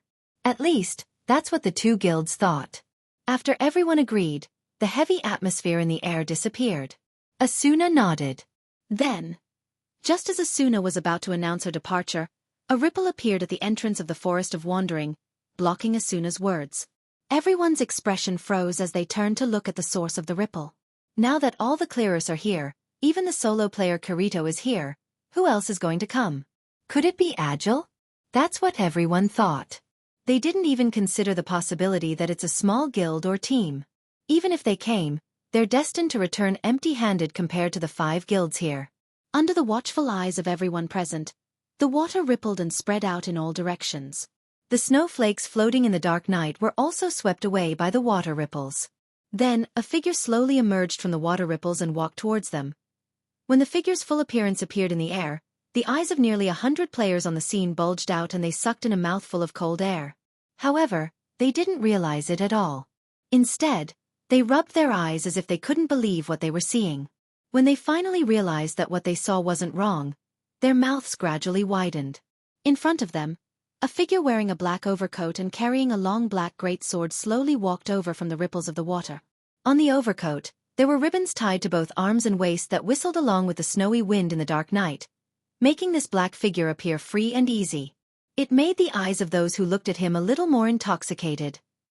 On his shoulder, a small fairy was sitting on it. The white light emitting from its body seemed to add a trace of warmth to its master, who was black all over. The 2 figures of different sizes, one black and one white, complemented each other perfectly. It was as if they were born to be like this, as if they were made by nature. Wearing a black coat, carrying a black greatsword, and a fairy sitting on his shoulder. Is there anyone in Seo who wouldn't recognize a person with this appearance? Fey swordsman. Wu Yan. It was unknown who shouted this, but the members of the 5 top guilds, Knights of the Blood, Moonlit Black Cats, Elements, Divine Dragon Alliance, and the army, reacted one after another. Fey swordsman. It's Fey swordsman. The strongest player.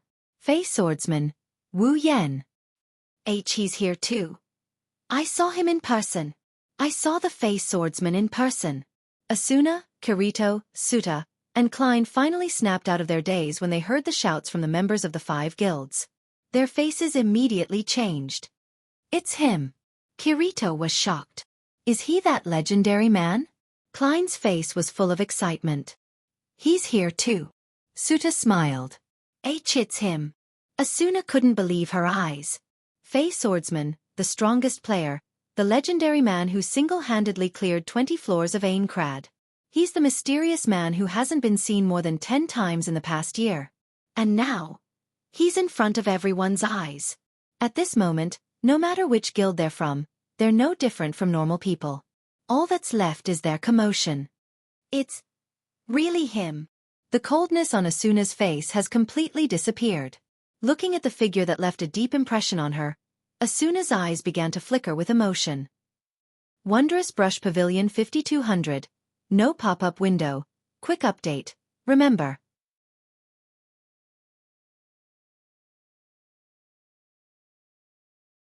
Chapter 641. HM? Wu Yan couldn't help but be surprised by the number of people he saw. He paused for a split second before he continued walking as if nothing had happened. Wu Yan left footprints in the snow behind him. They disappeared as soon as they appeared, as if no one had ever set foot on this place.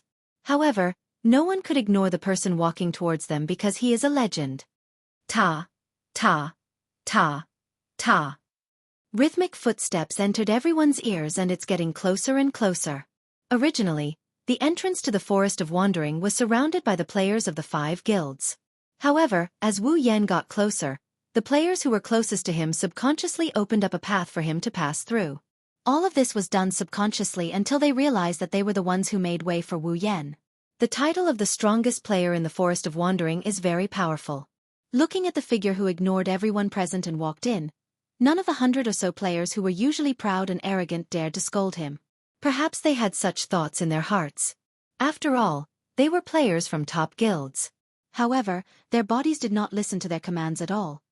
Until a certain moment, a slightly excited voice broke the deathly silence. Yen. Suta's voice was loud and clear. He attracted a lot of attention. Suta straightened his back and walked towards Wu Yan under everyone's watchful eyes. Wu Yan stopped when he saw Suta walking towards him. He turned around to look at him. Although I heard that you've brought people here, I didn't expect you to be at the entrance. Glancing at the players from Blood Oath Cavalry, Moonlit Black Cats, Fearing Kazan, Divine Dragon Alliance, and the army, the corner of his lips curled up. What? Are you going to welcome me? Suta scratched his head awkwardly when he heard Wu Yan's words. The other members of the Moonlit Black Cats were dumbfounded. Their guild leader was usually very kind, but he wouldn't show such an expression. It was as if he was facing an elder brother or an idol. Only the 3 elders who had accompanied Keita all this time knew how much this man had changed their guild. It could be said that without him, the Moonlit Black Cats wouldn't have been able to reach where they were today. In a way, Wu Yan is the benefactor of Suta and the others. But very quickly, the stupidity on the faces of the members of the Moonlit Black Cats disappeared, and was replaced by a strong sense of excitement. His president was actually acquainted with that legendary powerhouse. What a glorious thing this was. Almost every player in SAO knows that the Fey swordsman Wu Yan is a super strong player who rarely shows his face. It's hard to even catch a glimpse of him.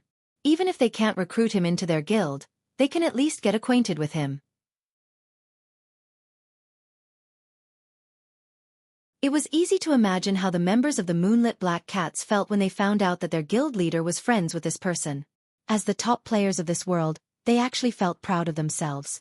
As for the Blood Oath Cavalry Regiment, Fearing Kazan, Sacred Dragon Alliance, and the army, their faces turned cold. They had a bad feeling about this. If that legendary figure were to join the Moonlit Black Cats, then the battle for this special boss would be. Thinking of this, the respect they had for Wu Yan disappeared. All that was left was vigilance. With the precious resurrection item in front of them, no matter how legendary this person is, he's destined to be their enemy. Of course, Suta doesn't think so. He knows this person in front of him won't be on the same side as him. It's been like this for the past year. That's why Suta didn't invite Wu Yan to join the party. Instead, he said helplessly, "Since you're here, then our chances of getting the resurrection item aren't very high." Don't say that. Wu Yan patted Suta's shoulder as he teased him. Maybe you'll get the last hit in the end? Suta shook his head in annoyance. Anyway, I don't have much hope. Wu Yan didn't say anything else. He looked up and scanned the faces of the players. Those who made eye contact with Wu Yan subconsciously felt awkward. Wu Yan didn't mind and continued to scan the players one by one. Finally, he stopped at 2 people. Kirito. Asuna.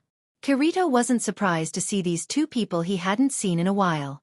However, Asuna's words caught Wu Yan's attention. Wu Yan couldn't help but sigh in amazement. He had never seen Asuna's real face before. He only saw her on TV or in the newspapers. Now that he's seeing her in person, Wu Yan had to admit that Asuna is very beautiful. She's so beautiful that even his other wives can't compare to her in terms of beauty. She's definitely one of the top beauties in the world. Wu Yan calmly looked at Kirito with a smile. Long time no see. Yeah, it's been a long time. Kirito sighed as he looked at the only player in this game that he respected. It's been about a year. Kirito replied. It's been a long time, but I've heard a lot about you.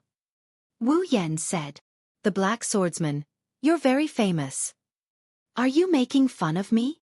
Kirito was speechless. Who can beat Wu Yan when it comes to lively performances? Wu Yan's reputation? Hey, Kirito. At this time, Klein grabbed Kirito's head, pulled him closer and said sternly, "Do you know him?"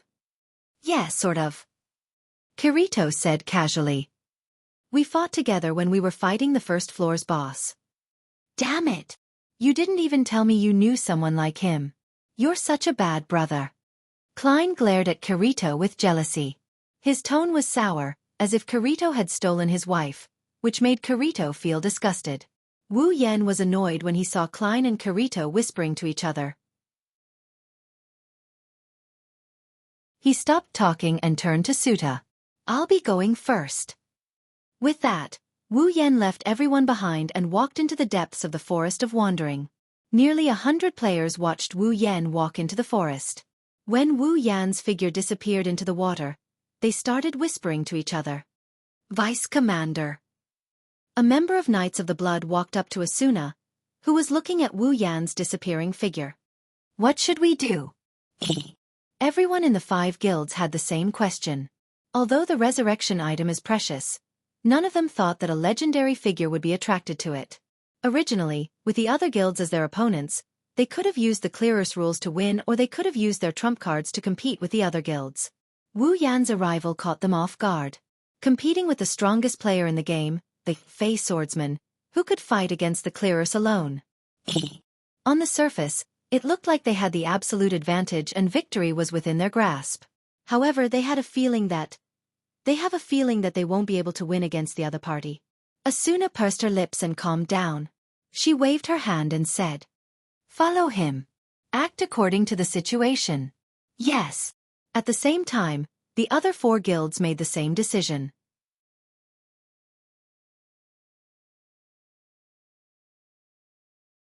Chapter 642. According to the intel, the Christmas Eve special boss will appear under a fir tree. If the information that the special boss was located in the Forest of Wandering was obtained only after painstaking investigation and deduction, then the information that the boss was located under a fir tree was the best piece of information to deduce. After all, it was Christmas Eve and the special boss was an event on Christmas Eve. As a Christmas event, it wasn't too hard to guess that the special boss would appear at the fir tree. It was easy to guess what was related to Christmas.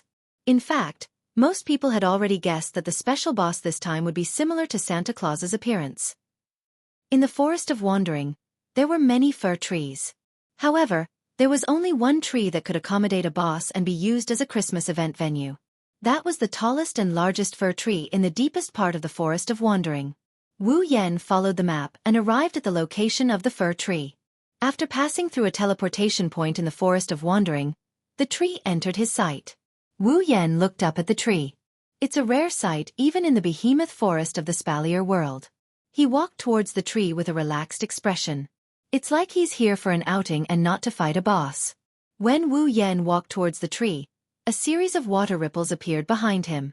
The Knights of the Blood, Moonlit Black Cats, Furinkazan, Divine Dragon Alliance, and the army all appeared under the leadership of Asuna, Kirito, Suta, and Klein.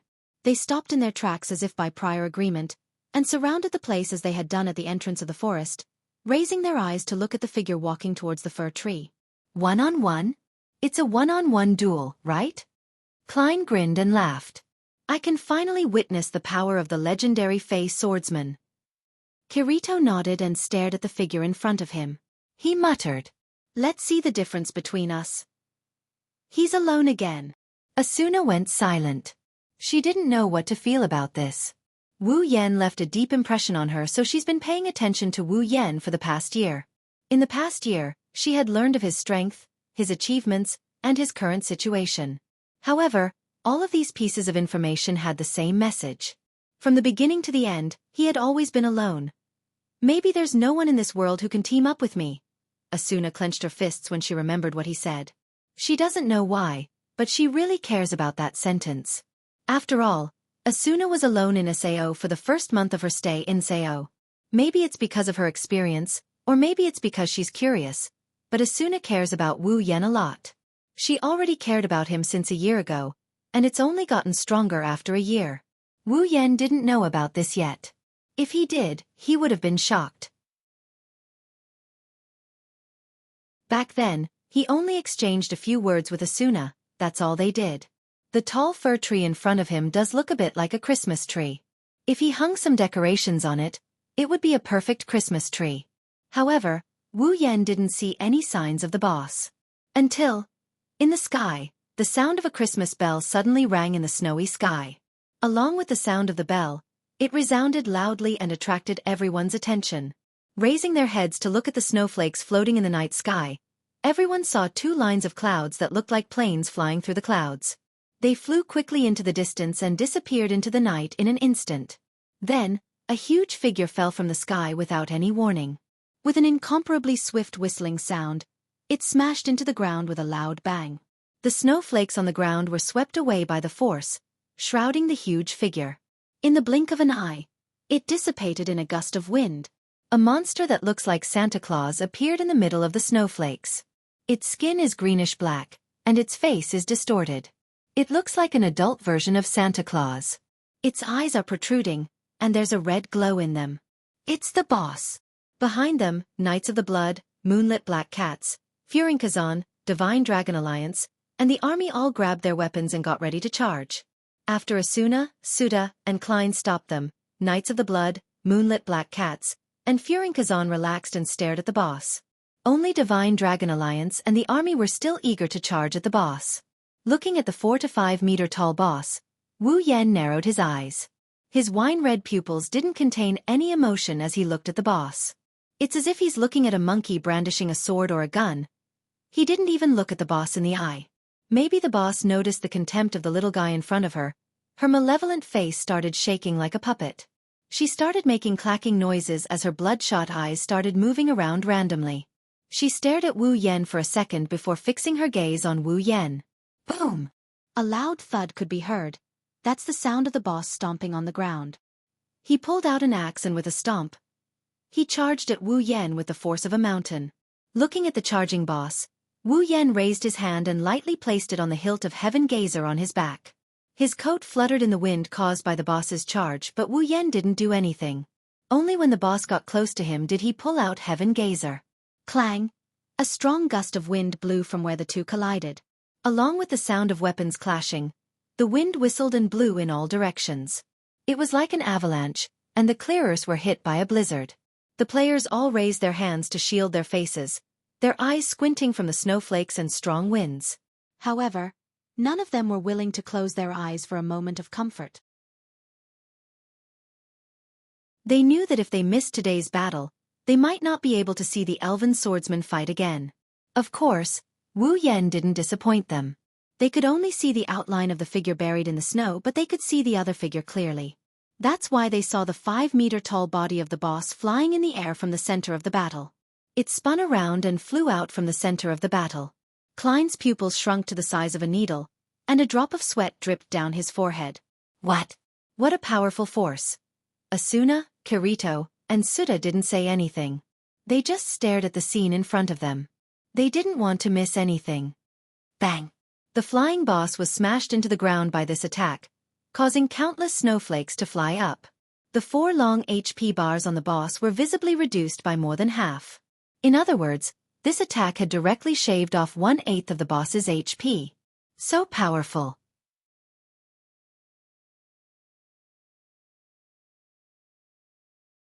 Chapter 643. Since the special boss on Christmas Eve could drop precious resurrection items, its strength was naturally unparalleled. Otherwise, any random player could kill this boss. Then, the 5 guilds wouldn't need to send so many elites. Moonlit Black Cats, Elements, and even the guild leaders came personally. Knights of the Blood sent out their vice leader. Divine Dragon Alliance and the army used their numbers to suppress the situation. All of this told others how strong the boss was. Perhaps it was because of the resurrection item, but more importantly, it was because of the strength of the boss itself. According to preliminary estimates, the strength of a special boss was at least as strong as a level 40 boss and above. There was no upper limit. Even if Kirito and Asuna went up against a boss monster like this, their chances of victory would be slim. They would need to team up and take some unnecessary risks. However, in Wu Yan's hands, the boss monster was like a child facing off against a giant. In less than 5 seconds, The boss's HP bar dropped by January 8th. What does this mean? This meant that the boss in front of them would be destroyed in just 7 more 5 seconds and 7 more attacks like this. It's as weak as a wild monster. The players looked at each other. They were stunned when they saw the boss's HP bar drop by January 8th. Too strong. Too strong. Klein gulped. No wonder he could clear 20 floors of Aincrad by himself. He's not even on the same level as us. How did he train? Is there a bug in SAO? That's impossible. Kirito shook his head with a bitter smile. I don't want to admit it, but SAO is surprisingly fair and stable. If there's a bug that can be exploited, there's more than one player who can do it. There's no shortage of players with sharp eyes in this game. Klein fell silent and turned to look at Keita. How do you know him? You guys seem to be close. We've known each other for a long time. Suta stared straight ahead. He's the calmest one out of everyone here after seeing Wu Yan's performance. We met on the second day of the game. We've known each other for a long time. He helped me a lot to get to where I am today. Asuna, Kirito, and Klein finally understood why the moonlit black cats kept up with the times and why they were always among the best in terms of equipment. If it's because of Wu Yan, then it's a lot easier to explain. Indeed, without these advanced equipment, the strength of the moonlit black cats would drop by at least a level. Not to mention the strongest guild, the Knights of the Blood Oath. They would be even weaker than Furin Kazan and Divine Dragon Alliance. They would only be able to compare to the army that had suffered heavy casualties a while ago. Asuna suddenly asked. You've known him for so long. Have you ever teamed up with him? Suta paused and sighed. No. Not even once. We don't even have the qualifications to team up with him. Even now. Asuna bit her lip. Could it be that he didn't form a team from the beginning to the end? Keita nodded his head heavily. As far as I know, yes. Asuna didn't know what to say anymore. Are you serious? Klein looked at Kirito. Looks like he's even more of a loner than you. At least you've teamed up with him a few times. Kirito crossed his arms in front of his chest. If I was as strong as him, I wouldn't have teamed up with him. Kirito was a loner by nature. He had always been alone. The few times he had formed a party was because he was forced to fight a boss or a boss. If Kirito had the strength to fight a boss alone, he wouldn't have formed a party with his personality. Asuna, Kirito, Suda, and Klein didn't notice that Divine Dragon Alliance and armies members were sneaking up on them from both sides. Bam! Another crushing blow sent the boss flying, taking away 1/8 of its HP. Wu Yan dodged and pulled some distance away from the boss. At this time, the boss's HP bar had already been emptied by 2 bars, dropping down to the yellow state of half HP. Wielding Heaven Gazer, Wu Yan was about to charge forward again when his body froze. His relaxed expression disappeared in an instant and his eyes flashed with a sharp glint. He retracted his leg that was about to exert force and came to a stop. Asuna, Kirito, Suda, and Klein were confused when they saw Wu Yan stop attacking.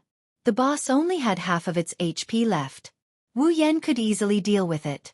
Why did he stop? Kirito looked at Wu Yan in confusion and then at the boss. He was shocked. What are they doing? Asuna, Suta, and Klein froze for a moment and followed Kirito's gaze. When they saw what was going on, they were shocked. The Divine Dragon Alliance and the army crept up to the boss from the side and started to charge at the boss. They were obviously planning to snatch the boss for themselves. These bastards! Suta was the first to get angry. He clenched his fists. How dare they try to steal the boss? Don't they feel ashamed? Ha! These bastards have done a lot of shameful things. Klein said with a face full of disgust. The Divine Dragon Alliance is famous for being willing to do anything for rare items. The same goes for the army. In the name of saving the people, they have done a lot of things like plundering items. Asuna and Kirito didn't say anything. They didn't have any expression on their faces, but their eyes were filled with disgust. They hated this kind of behavior. Hey, Suta! Klein joked. Aren't you going to help him? Don't you guys have a good relationship? Even though he doesn't agree with the Divine Dragon Alliance and the army's actions, he can't just step in and cause a misunderstanding. It's not worth it. Klein also wants the resurrection item, but he doesn't want to offend that legendary figure. He's someone who can solo the boss in the labyrinth. They can't afford to offend him. The Shanglong Alliance and the army were blinded by greed. Suta is the only one here who has a reason to step in. As for Asuna, who knows what she's thinking? Suta shook his head with a smile and turned around. He's not that weak to the point where he needs help. Weak? Kirito and Klein had a strange expression on their faces. The Divine Dragon Alliance and the army aren't that lucky, but they're still two of the top 5 guilds in the game. They have the advantage in numbers. No matter how strong the boss is, it's still losing HP under the constant attacks of the two guilds.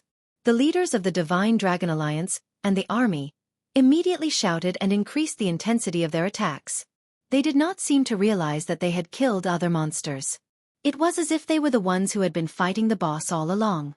They also ordered the members who had low HP to go down and drink recovery potions. Not long after, the boss's HP finally dropped to red. The two guilds were excited. Just as they were about to attack the boss, a shadow flashed by and appeared in front of the boss at an unimaginable speed. Bang! The glowing heavenly gazer slashed down on the boss. The boss's HP was reduced to nothing. Its huge body shattered into pieces and fell on the shadow that appeared out of nowhere. The members of the Divine Dragon Alliance and the army were stunned.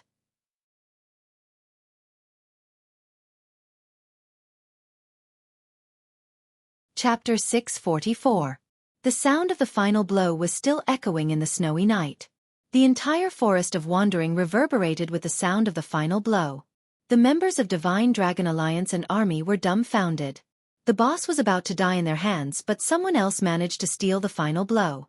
The eyes of the members of Divine Dragon Alliance and army turned crimson red. Their faces contorted in anger. They had completely forgotten that they were the ones who stole the boss from the other guilds. Under the fir tree, Wu Yen carried the Heaven Gazer on his back. He did not even look at the members of Divine Dragon Alliance and army. He opened up his personal interface and tapped on his inventory. A diamond-shaped golden pedestal appeared in his hand. At the center of the golden rhombus-shaped pedestal was a blue circular crystal. Weighing the item in his hand, Wu Yen tapped on it and the item's information popped up in front of him. Let me see. Saint Crystal of Soul Return. Resurrection item. Can be used within 10 seconds of the target player's death. After using it, the target player will be given a chance to resurrect. What the hell? There's a time limit. The sound of someone reading aloud echoed in the silent snowy night. It was heard by every player in the area. The players who were still in a daze looked at the Saint Crystal of Soul Return in Wu Yan's hand. Their eyes were burning with desire. The news that the special boss that would only appear tonight would drop resurrection items was doubtful in the eyes of the players who knew about it. The reason was that once they died in the game, their bodies in the real world would die at the same time. Could it be that items in the game could resurrect the dead in the real world? Of course, that was impossible. However, since the news was spread, it would not be without reason. It might actually be possible. That was why all the major guilds sent their people to meet this so-called special boss. Now that the special boss was finally dead, the resurrection item dropped. Although there was a time limit to the resurrection target's death, the resurrection item was real. A resurrection item. Everyone stared at the Saint Crystal of Soul Return in Wu Yan's hand. Asuna, Suta, and Klein were the same. Only Kirito looked away after a glance. It was as if he did not care about it at all. Wu Yan, who was in the center of everyone's attention, put the Saint Crystal of Soul Return in his inventory and walked towards the exit. The members of Divine Dragon Alliance and army looked at each other. They could not resist the greed in their hearts and surrounded Wu Yan. Asuna, Kirito, Suta, and Klein's expression changed. So they're going to rob it? Suta's voice. Idiot. Hey, shouldn't we help him? Klein elbowed Suta. We can't let him kill the Divine Dragon Alliance and the army, can we? It'll cause a lot of trouble. Asuna and Kirito were reminded of Wu Yan's declaration during the first floor boss strategy meeting a year ago. Their expression turned heavy. If Divine Dragon Alliance and army got slaughtered by Wu Yan, it'll cause a huge uproar in SAO. The speed of clearing Aincrad will drop by a few notches. Those guys are annoying, but they're not at the point where they need to pay with their lives. They can't let that happen. Enough is enough. Asuna led the members of Knights of the Blood forward. She broke through the encirclement of Divine Dragon Alliance and army, and stood between Wu Yan and the two guilds. The boss battle is over and the resurrection item has been dropped. There's no point in fighting anymore. Asuna said loudly. Do you really want to sacrifice your life for something other than the boss battle? Vice leader. The leader of the Divine Dragon Alliance stepped forward and he pointed at Wu Yan, who looked like he didn't notice anything amiss. He's not part of the clearers. The rules don't apply to him, right? That's right. Army's leader also stepped forward and glanced at Wu Yan. He's not part of the clearers, vice leader. The rules don't apply to him, otherwise, we won't accept it. You won't accept it? Asuna leaned to the side. Her voice was filled with disgust. Then who should we accept it? You're the one who stole their boss, right? You can't say that, vice leader. Army's leader said with a righteous tone. In order to free the players trapped in SAO, the resurrection item should be used to help the clearers. Isn't that the most helpful? Asuna was speechless. She stared at the leader of the army, with her chestnut-colored eyes. The leader of the army actually puffed out his chest shamelessly and put on a righteous expression as if the truth was on his side. Yo, that's some big talk. Suda, Klein, and Moonlit Black Cats and Furinkazan walked over and stood next to Asuna. So you're saying that we have to make sacrifices to save the players? Klein curled his lips. Then why did the army choose to rest after the casualties? Shouldn't you be at the front line even if you have to sacrifice the last man in your army to save the players? You! Army's leader choked. Divine Dragon Alliance's leader saw that Army's leader was shocked and decided to be rude. In short, we won't retreat until he hands over the resurrection item. Then I'll make it clear. Suta waved his hand and announced loudly. We, Moonlit Black Cats, will stand on your side. Asuna and Klein didn't say anything, but they didn't step aside either. They stood in front of Wu Yan. It's obvious that they want to support him. Kirito, who was standing on the side, saw this scene and frowned deeply. This is going to be troublesome. Knights of the Blood, Moonlit Black Cats, Furinkazan, Divine Dragon Alliance, and the army. These 5 guilds were not only the top guilds in SAO, but also the main force of the clearers. Without them, clearing Aincrad would become a never-ending dream. If these 5 guilds were to cause a ruckus here, the clearers wouldn't be disbanded, but it would definitely affect the clearers. At least, it would greatly slow down the progress of the clearers. Wu Yan, who has been watching from the sidelines, suddenly smiled. It's a very evil smile. You want to rob us? His words silenced all the players in the room. Wu Yan walked past Asuna, Suta, and Klein. He stopped in front of the Divine Dragon Alliance and the army. He glanced at them and he said in a lazy tone. If you want to rob us, you can just say it. You don't have to flatter yourselves. Wu Yan shook his head and smiled. I hate it when people say one thing but think another. Disgusting. Asuna and the others were slightly shocked and there was a hint of anxiety in their eyes. Based on the situation just now, there are 3 guilds here and 2 guilds on the other side. In the end, they will part on bad terms, but at the same time, nothing will happen. But with Wu Yan's words, doesn't that mean he's not going to let this matter rest? Wu Yan didn't care at all. He took out the Saint Crystal of Soul Rebirth from his inventory and raised it in front of everyone. His lips curled into a cold smirk. Didn't you want it? Come and take it.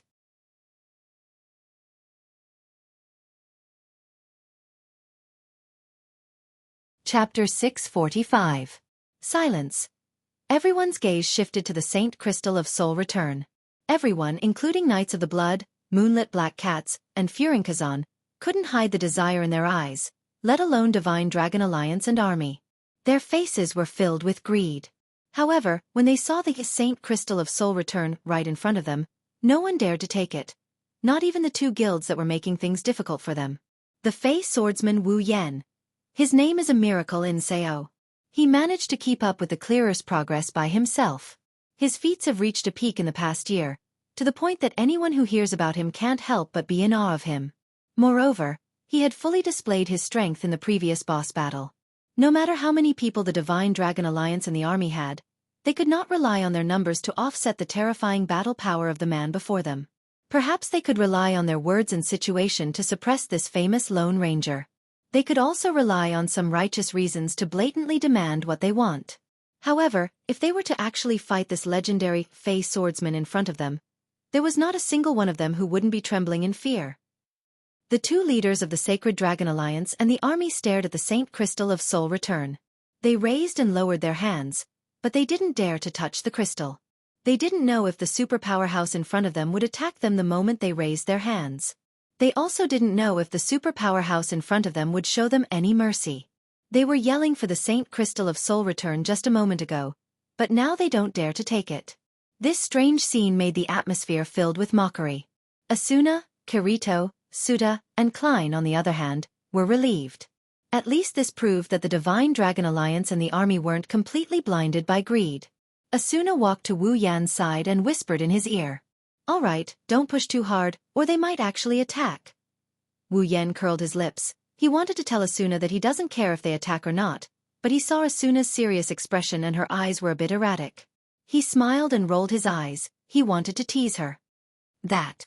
Wu Yan tilted his head and pretended to be confused. "Who are you?" Asuna's expression stiffened. Her erratic eyes turned into anger. She looked up at Wu Yan, only to see Wu Yan's confused expression. Asuna suddenly remembered that she didn't reveal her true face to him. She pursed her lips and turned her head away. "I'm Asuna." "Asuna?" Wu Yan held back his laughter and asked again. "Who is Asuna?"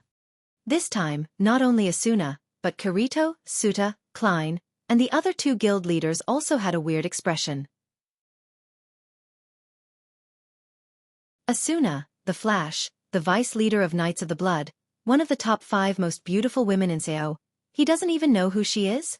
Asuna was furious. She leaned in front of Wu Yan and pointed at his chest. "I say, even if you don't know my name, you should at least know my voice. Am I not enough for you to remember me for a year?" "Calm down. Calm down." Wu Yan took a step back and he awkwardly pushed his hand away. "I remember now, I remember now." Asuna snorted coldly. She finally calmed down. He was the one who left the deepest impression on her in Sao, but he didn't remember her at all. It would be strange if he didn't remember her. Wu Yan smirked when he saw Asuna's angry expression. He said something that almost made Asuna explode. "You're that cloaked girl, right?" "Cloaked girl." Asuna clenched her fists, her body trembled with anger. She took 2 deep breaths to calm herself down. "Ah, that's right. I'm that cloaked woman." Asuna gritted her teeth and said, "Thank you for remembering me." "Well, you're welcome." Asuna turned around and stared at Wu Yan's face. If looks could kill, Wu Yan would have died a few times already. Hey, are you kidding me?" Klein said to Kirito. "We're in the middle of a war. What are they doing? Flirting? Huh. Who knows?" Kirito's mouth twitched. "Maybe all powerful people are weird like that." Suda glanced at Kirito. It's obvious that he's one of those weird and powerful people. Kirito couldn't help but look away. Wu Yan put the Saint Crystal of Soul Return back into his inventory. Under everyone's shocked gaze, Wu Yan appeared behind the 2 leaders of Divine Dragon Alliance and army. The 2 leaders broke out in cold sweat as they felt the pressure coming from behind them. Their faces paled. The members of Divine Dragon Alliance and army retreated in horror. They didn't know when Wu Yan appeared next to them, but they couldn't even hold their weapons properly. If he attacked just now. Gulp! The sound of saliva being swallowed could be heard, followed by a series of gasps. They now know that no one on their side can match Wu Yan's speed. Wu Yan turned his back to the 2 leaders and sighed. "If you have time to waste on fighting, why don't you think about how to improve your own strength?" Wu Yan started walking towards the exit. After all, strength is the only thing that can guarantee one's safety in this world. The Divine Dragon Alliance and army didn't try to stop Wu Yan because they didn't have the confidence to do so. Suta shook his head. "He's still as shocking as ever," Kirito said helplessly. "He also left on his own." "Well, that's good." Klein giggled. "He looks like a strong person, super cool." Asuna's jaw dropped as she watched Klein leave. Her heart tightened as she watched him leave. Once again, she left by herself. Asuna really wanted to stop Wu Yan and make him stay. She didn't know why, but she didn't want him to leave alone. Every time she looked at his back, she had a strong urge to chase after him. Maybe it's because of the regret from before, or maybe it's because of something else, but she didn't want to lose contact with him again. But she couldn't find a reason to stop him, just like that time. Asuna clenched her teeth tightly and clenched her fists until they turned white. When a box appeared in front of her, Asuna's eyes lit up and she hurriedly chased after it. Wait! Asuna ran in front of Wu Yan and opened her arms as if she was afraid that Wu Yan would run away. Wu Yan didn't know whether to laugh or cry. Fine, I'll wait. Do you really need to do this? Asuna's face turned red. She coughed and pretended to be serious. Can you come with me for a second? Wu Yan's expression turned into one of excitement. This plot, could it be? Don't get the wrong idea. Asuna's face turned red again. It's our leader who wants to meet you. Commander? Wu Yan flinched and he lifted his head. Heathcliff, is it? Asuna nodded. That's right. Heathcliff just sent her an email and asked her to bring Wu Yan to his place. Heathcliff. Wu Yan's eyes flashed with a strange light. He smiled and looked at Asuna. Lead the way.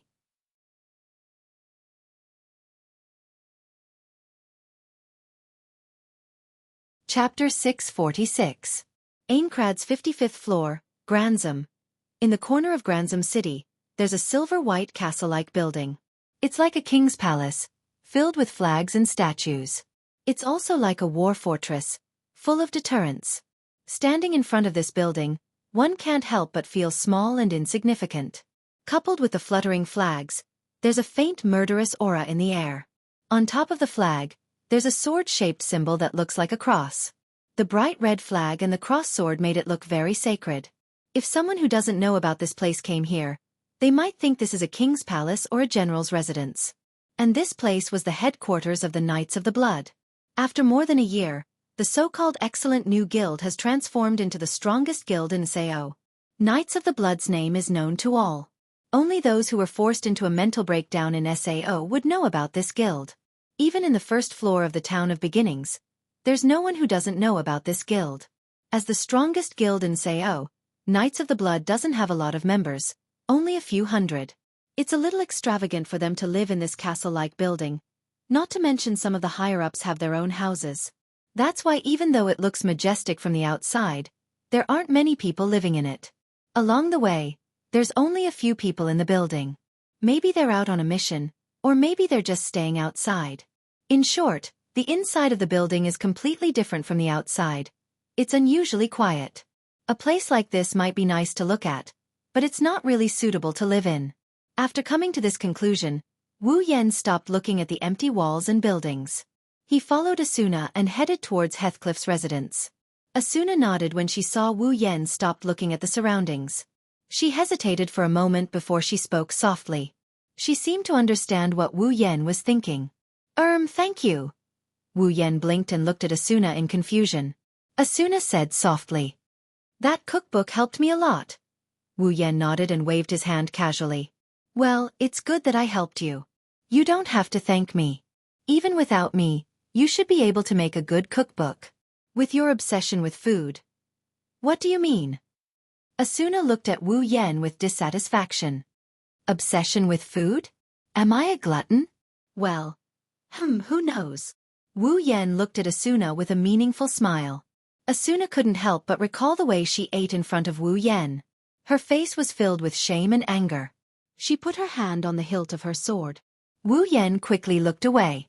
Asuna snorted and stopped talking to Wu Yan. She led him forward. If you look closely, Asuna's footsteps were a lot faster than before. Wu Yan couldn't help but laugh. She's so childish. After turning a few corners, Asuna led Wu Yan through a long corridor surrounded by iron walls. It didn't take long for them to see a majestic door. Asuna walked ahead of Wu Yan and she pushed open the door. She didn't report her arrival to Wu Yan. She opened the door and the scene behind it was revealed to Wu Yan. It looked like a meeting room. It was spacious but not very decorated. There was only a long desk in the room. Behind the desk, Heathcliff was sitting in a red knight's robe. He looked at Wu Yan as he walked in. The Knights of the Blood flag was hanging on the wall behind him. Wu Yan walked forward and stopped about 5 meters away from Heathcliff. He looked at Heathcliff and Heathcliff looked back at him. Heathcliff looked at Wu Yan and the two looked at each other. Without the difference in environment, This scene is exactly the same as 1 year ago when they met on the second floor of the hotel. However, compared to a year ago, their identities were completely different. A year ago, Wu Yan was a new player and Heathcliff was the leader of a new guild.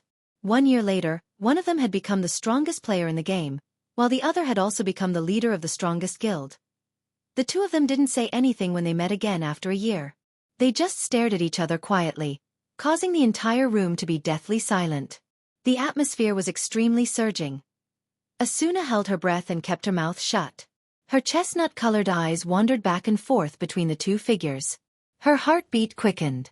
After what seemed like an eternity, Heathcliff's laughter broke the heavy atmosphere. "Long time no see, Sir Wu Yan," Heathcliff said with an inexplicable emotion. "It's been a year since then?" Wu Yan nodded and looked at Heathcliff with a piercing gaze. It was as if he wanted to see through Heathcliff's mind. "You've changed a lot in a year." "Oh? Is that so?" Heathcliff smiled. "More or less. After all, things are different now. I'm a person of status now. I can't just do whatever I want." "How is it?" "Wu Yan, Kuan," Heathcliff said to Wu Yan. "As you said, I've brought my guild to the top of Sao. Knights of the Blood is now the strongest guild in the world. What do you think? What do you think? What do you think?" Wu Yan looked around the spacious room and said slowly, "The loss outweighs the gain." Asuna was stunned by Wu Yan's words. She looked at Wu Yan in surprise, but she didn't refute him. Instead, she agreed with him. Heathcliff's eyes narrowed and said with a solemn face, "Why would the loss outweigh the gain?" Wu Yan twitched the corner of his mouth and looked at Heathcliff with a half-smile. "Sometimes, strength comes at a price. Commander Heathcliff, what do you think the price Knights of the Blood has to pay?" Heathcliff went silent, but his eyes never left Wu Yan. After a while, he shook his head and said, "As I said, things are different now. Without some rules, the guild will fall apart sooner or later. So some restrictions are necessary," Heathcliff said bluntly.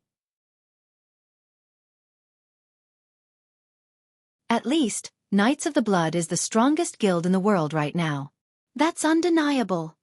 Wu Yan didn't say anything else and just nodded nonchalantly. "Your guild doesn't matter to me anyway." "How can it not matter?" "Wu Yan-kun." Heathcliff raised his head. "If you join the Knights of the Blood, you'll have to remember all of this, right?" Asuna was shocked when she heard Heathcliff's words. She quickly looked at Wu Yan. Wu Yan sighed and said to Heathcliff, "Do you think I'll join your guild?" "Of course not," Heathcliff said without hesitation. It was as if he didn't really want to invite Wu Yan to join Knights of the Blood. "To be honest, you used to terrify me," Heathcliff said with a serious look in his eyes. "Commander." Asuna couldn't help but call out to him. "Scared?" Wu Yan narrowed his eyes and looked at Heathcliff. "Yes, scared." Heathcliff took a deep breath and said seriously, "Before you appeared, I didn't think anyone in this world could do this, but you did. So, I'm scared."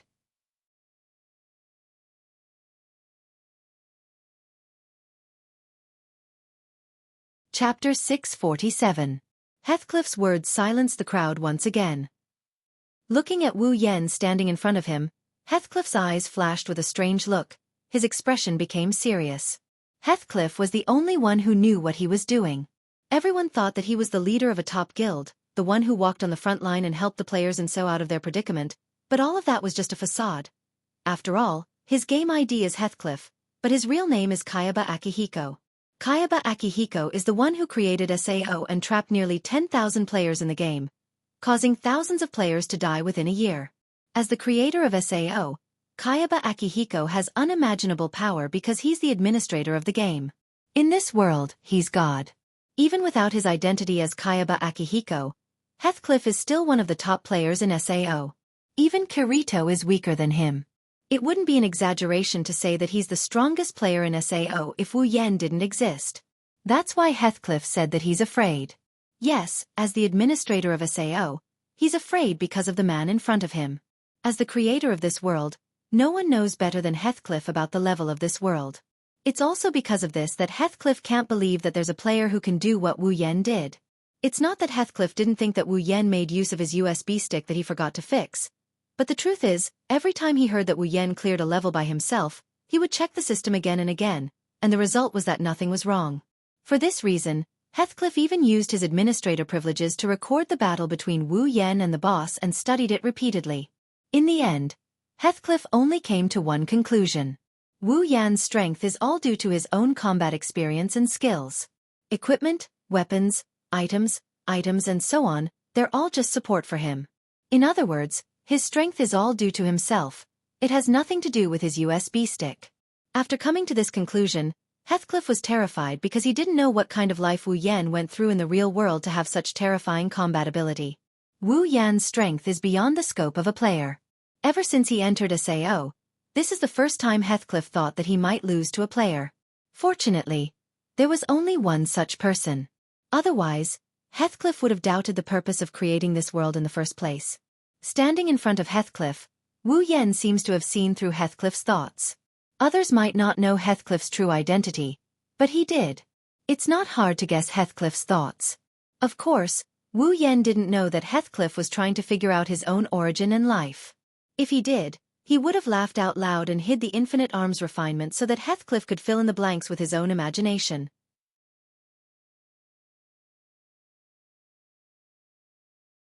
Wu Yan shrugged and said with a smile, "You don't look scared at all, Commander?" Heathcliff calmed himself down and suppressed the various guesses in his heart. He blurted out, "You don't understand, the thing that I'm really afraid of." Heathcliff straightened his back, leaned back on his chair, and said to Wu Yan, "Even so, I still want to invite you to join the Knights of the Blood. Whether I'm scared or I know you won't join, I don't want to miss out on a super strong fighter like you. So Wu Yan, Kuan, think about it." Heathcliff didn't invite Wu Yan to increase the strength of the Knights of the Blood. For him, the Knights of the Blood is just a way to observe the movements of the players. Once he reaches the 100th floor, he will become the boss of the 100th floor and wipe out all the players he personally recruited. The real reason he invited Wu Yan is to keep an eye on Wu Yan's movements. After all, the person in front of him might be his biggest enemy. Wu Yan thought for a bit before he shrugged with a helpless look on his face. "I'm sorry, but to be honest, I don't think joining the Knights of the Blood will help me in any way. So I don't want to join the Knights of the Blood." Asuna opened her mouth as if she wanted to say something, but in the end, she didn't say anything. She lowered her head and seemed to be thinking about something. Heathcliff seemed to understand that Asuna wouldn't consider joining his guild. His expression was a little helpless. However, Wu Yan's words were straightforward and realistic. The Knights of the Blood won't be able to bring any benefits to Wu Yan. He doesn't need power, he doesn't lack money, he can get his own equipment and weapons, and he's not weaker than anyone else. Is he weaker than any other guild? Heathcliff closed his eyes. He crossed his fingers and rested them under his chin. It was obvious that he was thinking about something. "How about this?" Heathcliff opened his eyes and he glared at Wu Yan with a provocative look he never had before. "Let's duel. If I win, you'll join the Knights of the Blood." "What?" Asuna was shocked and stepped forward. "Leader." Heathcliff raised his hand and interrupted Asuna. He stared at Wu Yan's back and he started laughing. "What do you think?" Wu Yan narrowed his eyes and stared at Heathcliff. Looking at the founder of Sao, Wu Yan closed his eyes and opened them again. "What if I win?" "One condition." Heathcliff stood up and said with his hands behind his back. "Until Sao is fully cleared, the Knights of the Blood will do everything they can to help you fulfill one of your conditions." "That's a real deal." Wu Yan raised his head and laughed. "Fine. I agree. Leader." Wu Yan Kuan. Asuna didn't know what to do. She just stood there and looked around nervously. Heathcliff nodded. A duel is a good plan. Only by facing Wu Yan in person can he figure out what's going on. If he wins, he can also achieve his goal. Why not? As for Wu Yan's combat power, Heathcliff didn't care about it at all. It would be ridiculous if he couldn't even defeat a player with the administrator's permission. Heathcliff was only afraid of Wu Yan's experience in the real world. There's nothing he's afraid of in this game world. What Heathcliff didn't know was that Wu Yan already knew his identity. Since Wu Yan knew Heathcliff's identity and that he has the administrator's permission, he agreed to Heathcliff's request because he's confident that he can beat him. Of course, in the game world, Wu Yan can't say he can win against the GM. However, He has a way to force Heathcliff to a draw or even force Heathcliff to surrender. Wu Yen didn't care about Heathcliff's condition at all. He just wants to see how far the creator of Sao can go against him with the administrator's permission. At the same time, he also wants to know more about Heathcliff. With his perfect memory ability, he can figure out Heathcliff's fighting style after fighting him. When he reaches the 100th floor, he'll have a better chance of beating Heathcliff. Players are not monsters. Aside from learning new skills, there is no way to change the way they fight, unless they completely change themselves. This is also an opportunity for him.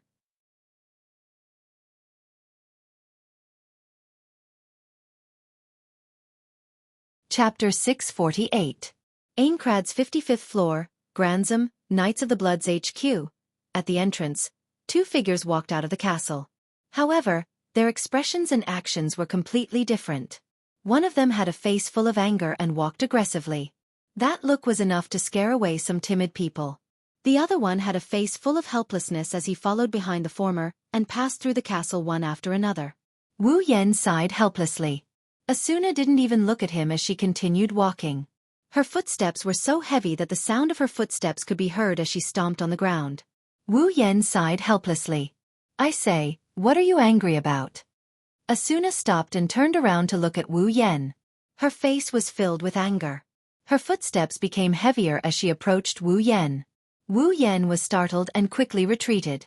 However, Asuna didn't give up and forced Wu Yen to take a few steps back. Idiot! Idiot! Idiot! Asuna's voice was filled with anger as she approached Wu Yen. Do you know who our leader is?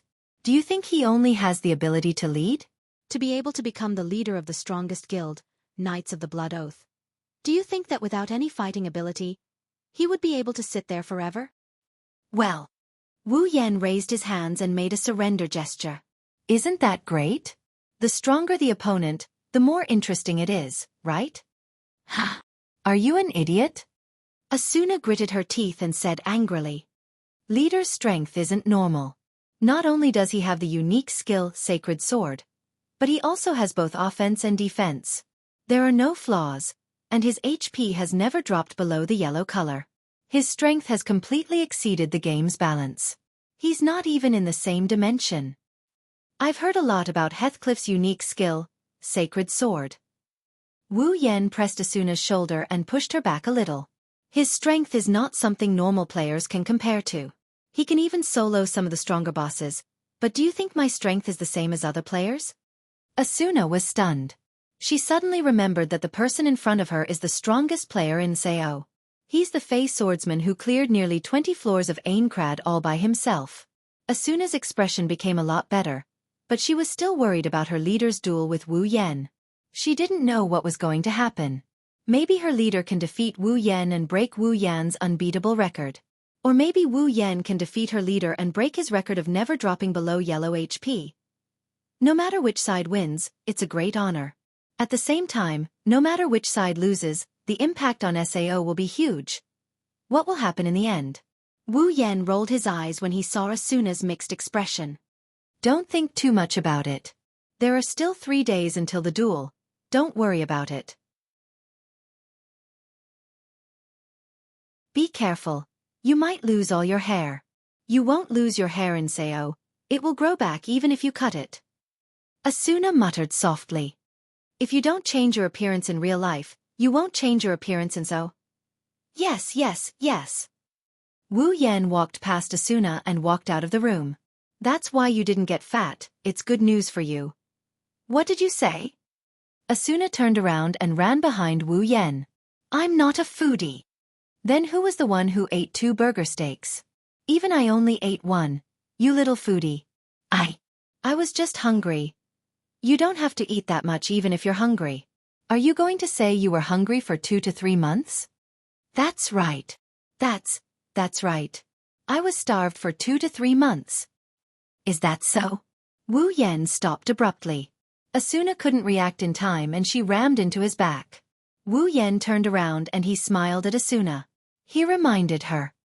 If I'm not mistaken, Sao was only a month old at the time. Asuna froze on the spot. Milady, did you not only starve for a month in Sao, but also in the real world? Wu Yan looked at Asuna with a strange expression. It was as if he was looking at a god who just escaped from a refugee camp. What a sad life you must have to starve for a month and still be able to survive. Wu Yan teased. You bastard.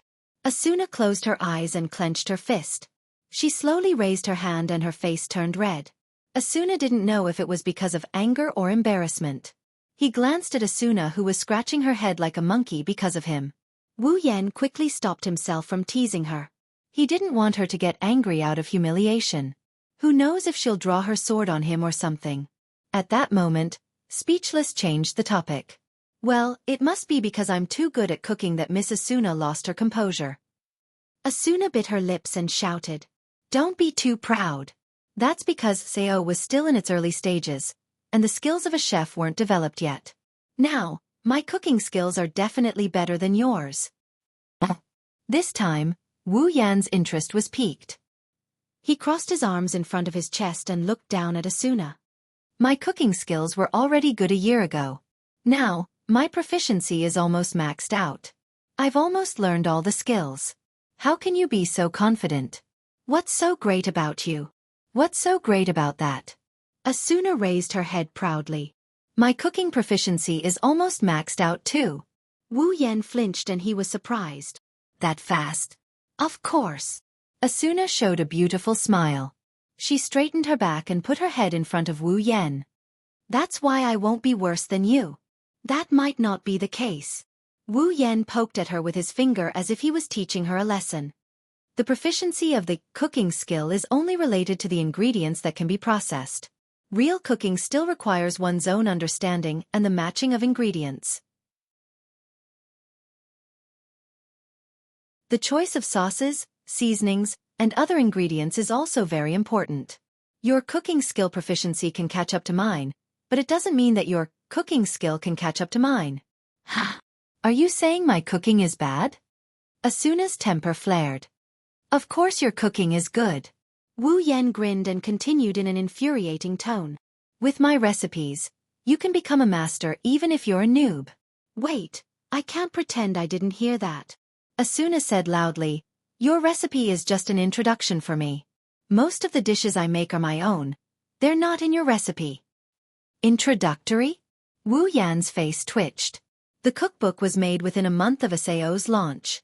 Back then, his cooking skills in the game weren't that high, so the level of his cooking skills wasn't that high. Compared to his cooking skills in the real world, the difference is like heaven and earth. Nevertheless, it's still better than the average chef's cooking skills. But Asuna said it's as good as a beginner's guide. That's intolerable. Since you're going to put it that way. Wu Yan inhaled deeply and he continued. Asuna looked at him with a shocked expression. Let's duel. No. No way.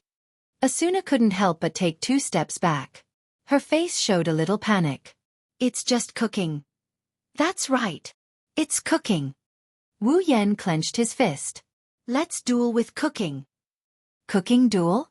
Asuna froze for a second, then her interest was piqued. She put her hands on her waist. You'll regret this. You'll kneel under my table. Thus, a different kind of duel unfolded just like that. If you like this work, you're welcome to vote for it. Your support is my biggest motivation. Mobile users, please go here. Wonderful Brush Pavilion, no pop-up window, quick update, remember.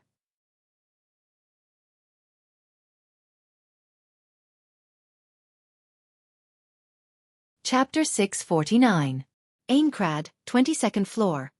In the southwest region, there was a forest, a very beautiful forest. The trees are arranged in rows with a small path as the center.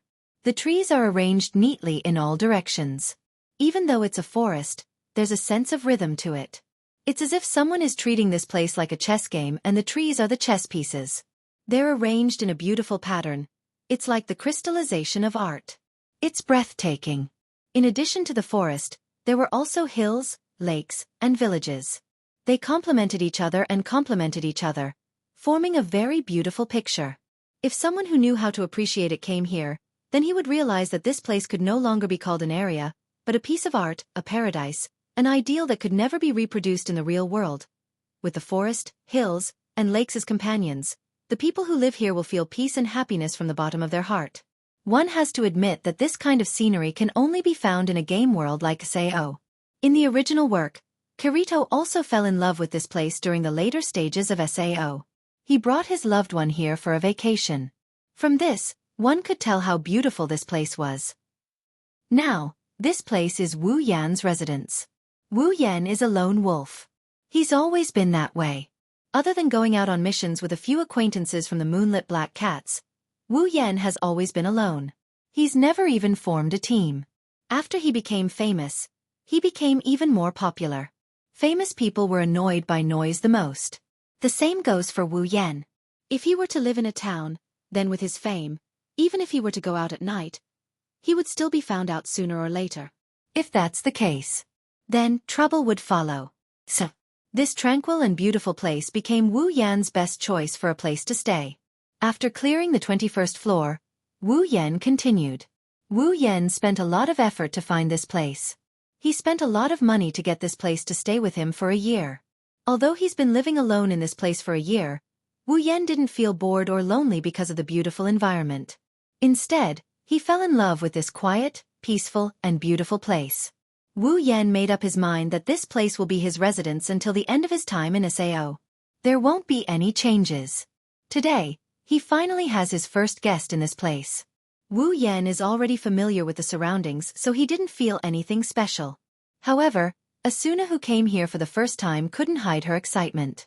She looked around at the beautiful surroundings and she lost herself in the beauty of the place. Wu Yan glanced at Asuna, who couldn't take her eyes off the surroundings.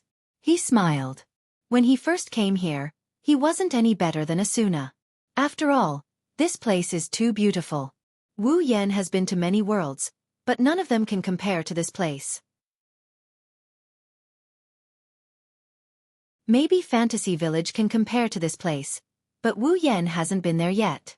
Since Asuna doesn't have her own place yet, she's still living in the Knights of the Blood's HQ. Therefore, the cooking duel between the two was held in Wu Yan's house. Originally, Wu Yan didn't want to bring Asuna here. In the original work, this is the place where Asuna and Kirito stayed as newlyweds. Now that he's bringing Asuna here, Wu Yan had a strange feeling. Subconsciously, he didn't want to bring Asuna here, but they can't go to the Knights of the Blood's HQ for a cooking duel. In the end, Wu Yan had no choice but to accept his fate. Unlike Wu Yan, Asuna is curious about Wu Yan's residence. This is Sao's most mysterious and most powerful player's residence. No one has been able to find it in the past year. It's only natural for Asuna to be curious about this place. She didn't expect this place to be so beautiful. She was instantly captivated by the environment. The path in the forest was made of wooden planks. The two walked along this wooden path for quite some time. After 15 minutes, the end of the path appeared in their field of vision. In addition, there was a wooden villa located at the end of the path. That's Wu Yan's house.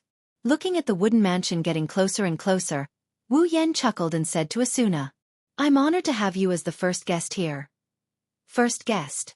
Asuna reluctantly withdrew her gaze from her surroundings and looked at the mansion in front of her with a surprised expression. "You've never brought anyone here before?" I've never," Wu Yan said. "This is the only place where I feel safe. If the news that I live here spreads out, this place will never be peaceful. I don't want to disturb this peaceful place." Asuna nodded in agreement. If she was in Asuna's shoes, she would have the same idea. She wouldn't want to disturb the peace and tranquility of this place. They walked along the path until they reached the end of the path. After passing through a small staircase in front of the mansion, the two arrived at the entrance. Wu Yan walked to the entrance before Asuna. He pushed the door open and gestured for Asuna to enter. "Welcome to my house. I am sorry to disturb you." Asuna was a little nervous. It seems like this is the first time she entered someone's house. She looked around for a while before entering.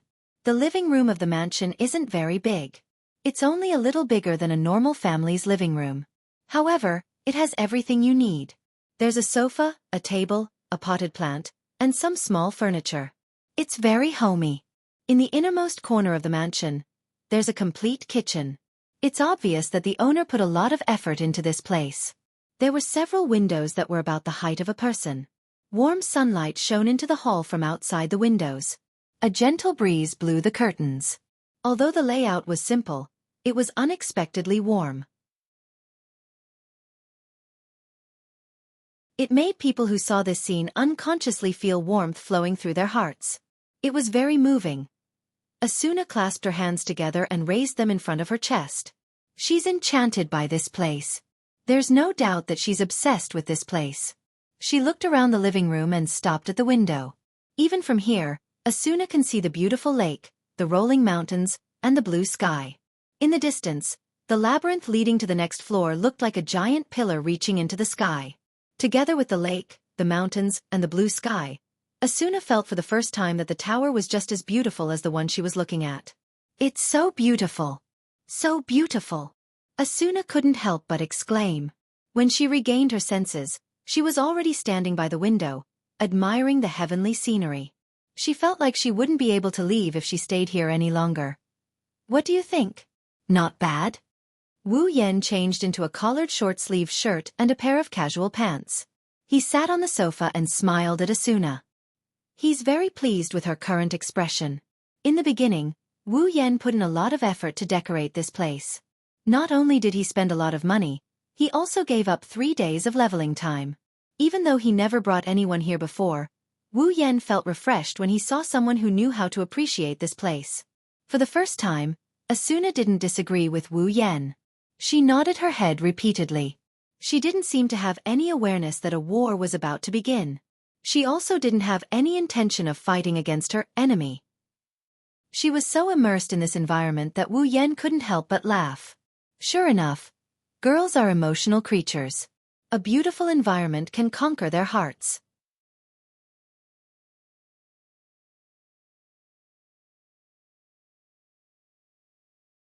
Chapter 650.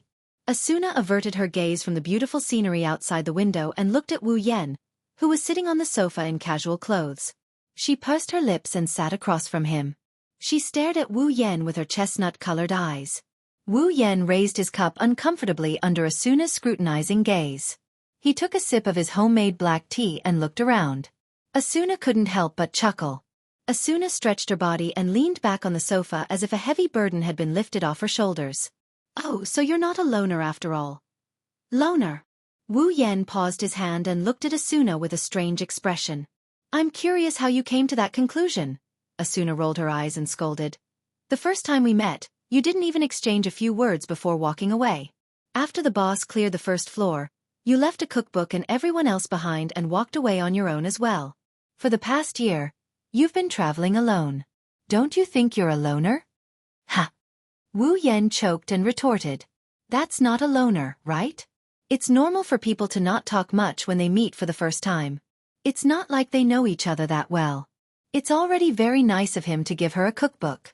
As for loners, I'm not the only loner. That's why they are known as loners. Asuna pointed at Wu Yan with a firm tone. You're the same. Hey, don't make it sound like I'm a loner. Wu Yan said with a bit of dissatisfaction. I've dealt with people before, okay? Then please tell me. Asuna puffed up her chest and went straight to the bullseye. Have you dealt with more than 10 people? Huh. Wu Yan raised an eyebrow and looked at Asuna with a bit of uncertainty. How do you know there aren't 10 people? By guessing? That's right. Asuna blinked. It's just a guess. Did I say anything wrong? Haha. Wu Yan laughed dryly, then sighed and said awkwardly, What's wrong with that? Seeing Wu Yan's compromising look, Asuna smiled triumphantly, turned her head, and looked out the window. However, now, my impression of you has changed. Thank you so much. Wu Yan rolled his eyes at Asuna. Asuna placed a teacup in front of her and poured a cup of black tea into it. She didn't hold back and drank from the cup. Then, he closed his eyes in satisfaction and looked at the black tea in the cup with joy. It smells so good.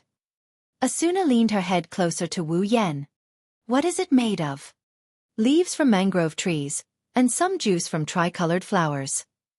Asuna's cup was once again filled with black tea. If you like it, you can take some back later and I can give you the recipe. Asuna quickly nodded as if she was afraid Wu Yan would change his mind. She drank another cup of black tea and said with emotion, I thought you were a loner, I didn't expect you to know how to enjoy life. Of course. Wu Yan looked out the window and said, only when I'm at home.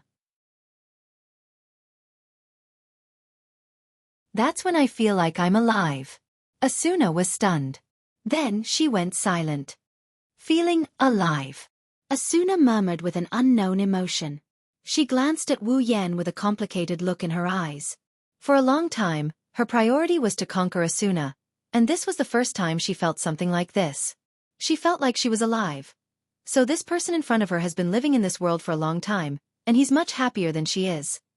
Wu Yan sensed the change in Asuna's mood and the atmosphere became heavy. He scratched his cheek and changed the topic. Well, it's about time to start. Wu Yan stood up from the sofa and looked directly at Asuna's face. Asuna's gloomy mood instantly disappeared, and her spirits were lifted. She stood up and raised her head with high fighting spirit. Ha! Come at me!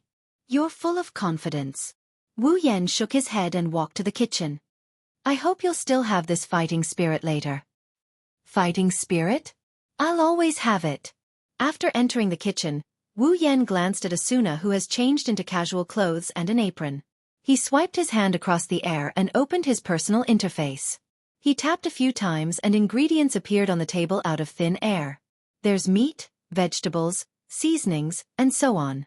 There's a wide variety of ingredients, and it's not any less than what you would find in a restaurant. Asuna was stunned. She shrieked when she saw the shiny ingredients on the table. Wu Yan jumped in fright when he saw her. What are you doing? These.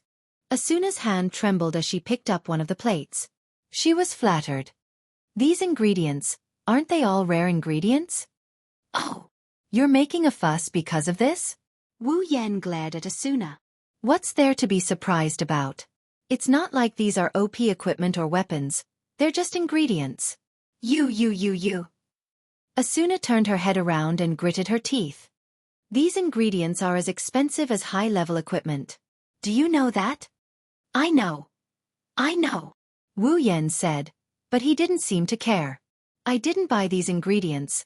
I got them myself. What's there to be surprised about? All of them. Asuna was shocked. She pursed her lips as if she couldn't accept the truth. Really? Why don't I have such good luck? You must have cheated somehow. If that's the case, then I'll just get S-rank rare ingredients. Wu Yan shook his head and didn't know whether to laugh or cry. I've been hunting for ingredients for so long, but I've never gotten an S-grade ingredient. Asuna rolled her eyes at Wu Yan and snorted. I don't know if anyone in SAO got an S-rank ingredient. If you got one, then you're cheating. What are you talking about? Wu Yan turned his head away. I'll get one sooner or later anyway. I'm looking forward to it. Asuna didn't take Wu Yan's words seriously. Wu Yan took out a kitchen knife from his inventory and pointed it at Asuna. Okay, I'll pay for today's ingredients. You can choose what you want. Really? Asuna excitedly took out a kitchen knife and looked at the ingredients eagerly. I've never cooked with such precious ingredients before. After today's meal, I'm sure my cooking proficiency will increase a lot. Then you'll have to thank me. Yes. The two of them looked at each other and smiled. Then they began to attack. The cooking process in SAO was very simplified, and it didn't take much time to cook a meal. For example, all you needed to do was to touch the ingredients with a kitchen knife, and the ingredients would be cut automatically. You didn't need to control the heat at all because the kitchen utensils here had a timer function. All you needed to do was to set the timer in advance.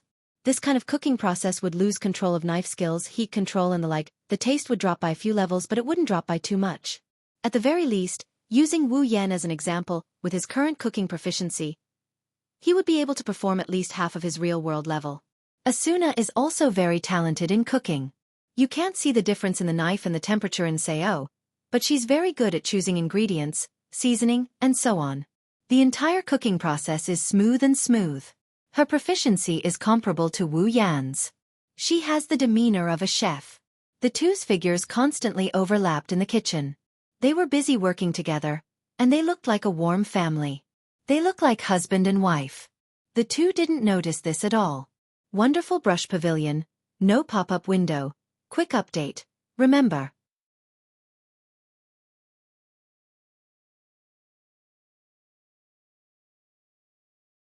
Chapter 651. On the dining table in the hall, delicious-smelling dishes were placed one after another, covering the entire table. At a glance, the saliva-inducing light smoke filled the entire hall. Even though the smoke was emitted from the windows, it would soon be replaced by new smoke. Anyone who saw this scene would definitely drool and have a great appetite. They didn't even look at the dishes on the table, they just stared at each other. Electric currents flashed through their eyes as they stared at each other. It was as if a storm was brewing. Those who didn't know what was going on would think that these two had some kind of grudge against each other. At some point, the two of them spoke at the same time. 12. 9. The two numbers came out of their mouths at the same time, and when the other person heard it, their expressions changed. Wu Yan smiled proudly, while Asuna's face was filled with unwillingness. Humph. Asuna snorted and said, "The number of dishes isn't the deciding factor, the most important thing is the taste of the dishes." You can't say that. Wu Yan of course wouldn't let Asuna erase his victory so easily. Sometimes, the number of dishes is also very important. If it can't satisfy the other person's stomach, then it's useless no matter how good it is. Cooking exists for the sake of filling one's stomach. You just cooked 3 more dishes than me. What's the big deal? At least this proves that I beat you. No way. The deciding factor is the taste of the dishes. Then I'll count it as my victory. You bastard, I'll definitely be the winner later. Wrong. If I can beat you once, then I can beat you twice. I won't let you continue being so arrogant. Oh, is that so? You'll admit defeat later. After a round of verbal sparring, the two of them no longer only had electric currents colliding, even the background was covered in flames. A volcano rose between them and erupted, indicating the intensity of the battle between Wu Yan and Asuna. In that case, Asuna placed her 9 dishes in front of Wu Yan. His gaze was fixed on Wu Yan. Let me say this first. You must give a fair evaluation. If you have personal feelings, I will be angry. Wu Yan rolled his eyes. Do I look like such an unreasonable person? Caesar. Who knew? He threw out a sentence that was neither painful nor itchy. Asuna handed the cutlery to Wu Yan. Wu Yan took it and sat down, looking at the fragrant 9 dishes in front of him. At least from the looks of it, Asuna's cooking was very attractive. Using his knife and fork, Wu Yan picked up a piece of meat that was dripping with a tempting sauce. He glanced at it and put it into his mouth. Then, he closed his eyes and began to chew seriously. On the other side, Asuna's expression showed a hint of nervousness, which surprised her. What was she nervous about? Could it be that she was worried about his opinion? No. That's impossible. I'm just nervous about the result. Yes, that's right. Wu Yan didn't know about Asuna's inner turmoil. He swallowed the food in his mouth and opened his eyes. He looked at the dish with a surprised expression. How is it? Asuna stuttered and held her breath. She didn't know if she was anxious or nervous. It's surprisingly delicious. Ah, really? Asuna's face lit up with a smile. She sighed in relief. This inexplicable feeling scared her. She cursed in her heart for a moment before she calmed down. Wu Yan tasted Asuna's dish again. He praised while eating. This tastes good. The sauce is also very good. What is it made of? Me, Asuna giggled and said in a mischievous manner. I made it myself, and it's the only place you can eat it. No one else has ever eaten it except for you. So what do you think? Aren't you honored? How is it? Yes. Wu Yan brushed her off in an annoyed manner before he started tasting the other dishes. Well, it's really good. Of course, the ingredients are also good. It's a rare ingredient after all. There's a certain level of foundation to it. Plus, it's specially made, so the taste is a lot better. Asuna didn't deny it. After all, rare ingredients were very precious. She rarely used rare ingredients in her cooking, and even if she did, it was very limited. Not to mention, all of her dishes were made with rare ingredients, which was unimaginable in the past. Sitting across from Wu Yan, Asuna watched as Wu Yan tasted her dishes. Her expression softened. She rested her chin on one hand and smiled. Her heart melted as she watched Wu Yan eat. It didn't take long for Asuna's 9 dishes to be eaten by Wu Yan. The smile on Asuna's face grew wider and wider. She couldn't hide her joy. How is it?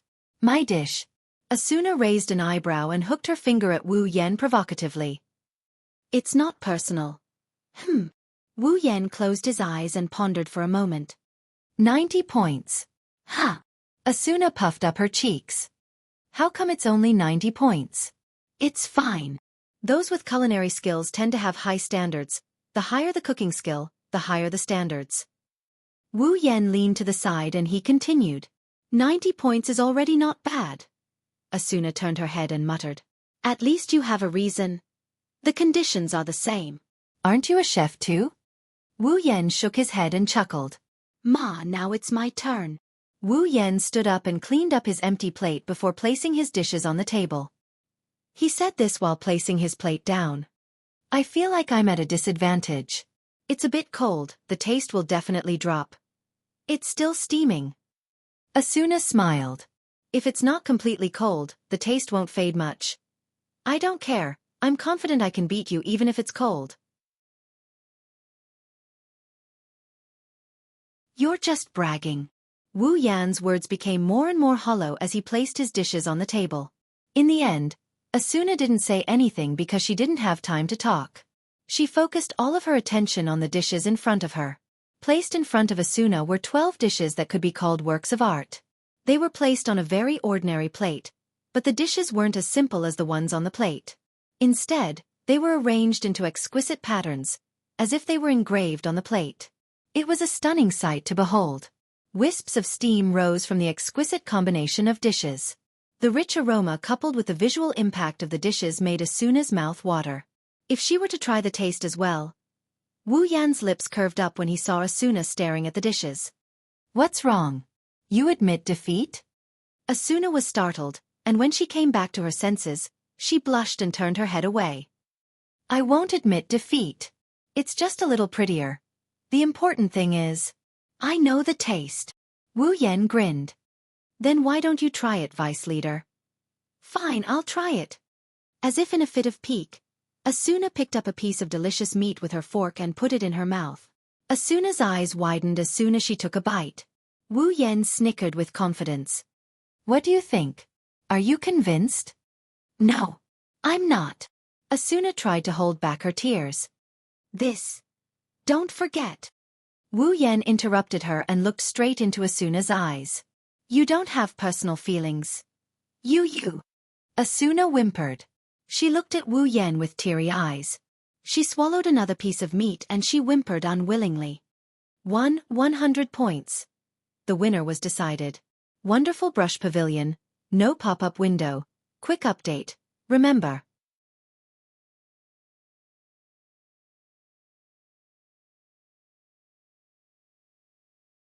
Chapter 652.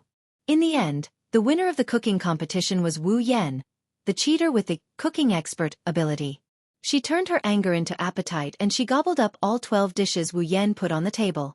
She ate until she collapsed on the sofa and couldn't stand up anymore. She's like a child. Wu Yan found this funny and annoying at the same time. He didn't know what to say but he could only sigh in his heart. You're a foodie. Asuna wanted to refute, but the words that came out of her mouth turned into a painful moan. She collapsed on the sofa again. Wu Yan smiled bitterly. If you can't eat that much, why force yourself? Wu Yan sighed. You won't die from overeating in Sao, but you can't hide the feeling of overeating. Aren't you afraid that you'll feel uncomfortable? I just can't accept it. Asuna raised her hand and snorted. I can't believe I lost to a man in a cooking competition. Oh? Surprisingly, you're a housewife. Wu Yan smiled. Looks like you're a married woman. Asuna glared at Wu Yan and sat up. Wu Yan helplessly shook his head when he saw how tired she looked. He poured a cup of black tea and pushed it in front of Asuna. Have some black tea, it should help with digestion. Asuna frowned. Her stomach was so full that she didn't want to stuff any more food into her stomach. However, she still raised the cup in front of her and took a sip. At this time, the sky outside the window gradually dimmed, and night began to fall. From afar, the blue sky slowly faded away and was replaced by dusk. Looking out the window, the shadows of the trees in the forest are elongating. The lake's surface is changing color. Little dots of light reflected off the surface of the lake, moving up and down with the ripples of the water. Some dots of light flickered from time to time. The lake looked like it's late in the evening. It made people's thoughts wander. Wu Yan and Asuna sat opposite each other on the sofa. Both of them didn't speak. They turned their heads to the window and watched the scenery outside slowly change. They were immersed in the scenery, enjoying this rare moment of tranquility. Neither of them broke the silence. The evening sun shone on their faces, illuminating their expressions. Gradually, the black tea is getting less and less, the dusk is fading away. Not long after, the curtain of night finally fell completely. The forest is quiet at night.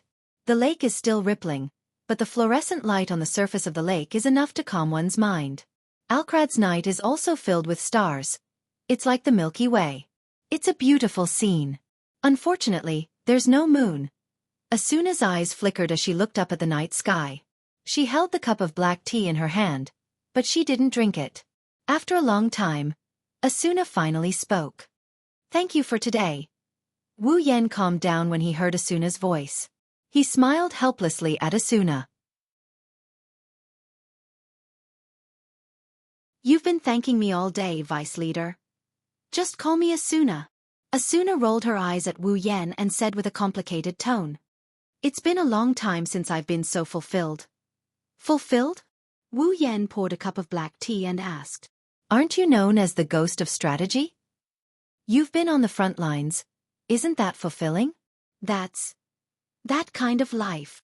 Asuna lowered her head, hiding her expression in the shadows. "It's not fulfilling at all. Is that so?" Wu Yan glanced at Asuna and said, "I think it's okay." Asuna was stunned. She raised her head in surprise. She couldn't believe Wu Yan would say something like that. No matter what kind of life it is, it's still life. Wu Yan sighed and looked into Asuna's eyes. Forcing yourself to live is meaningless. You can only enjoy life when you face it. "Enjoy?" Asuna repeated the word with a mocking tone. "How can this kind of life be considered enjoyment?" "That's why I said you're forcing yourself to live."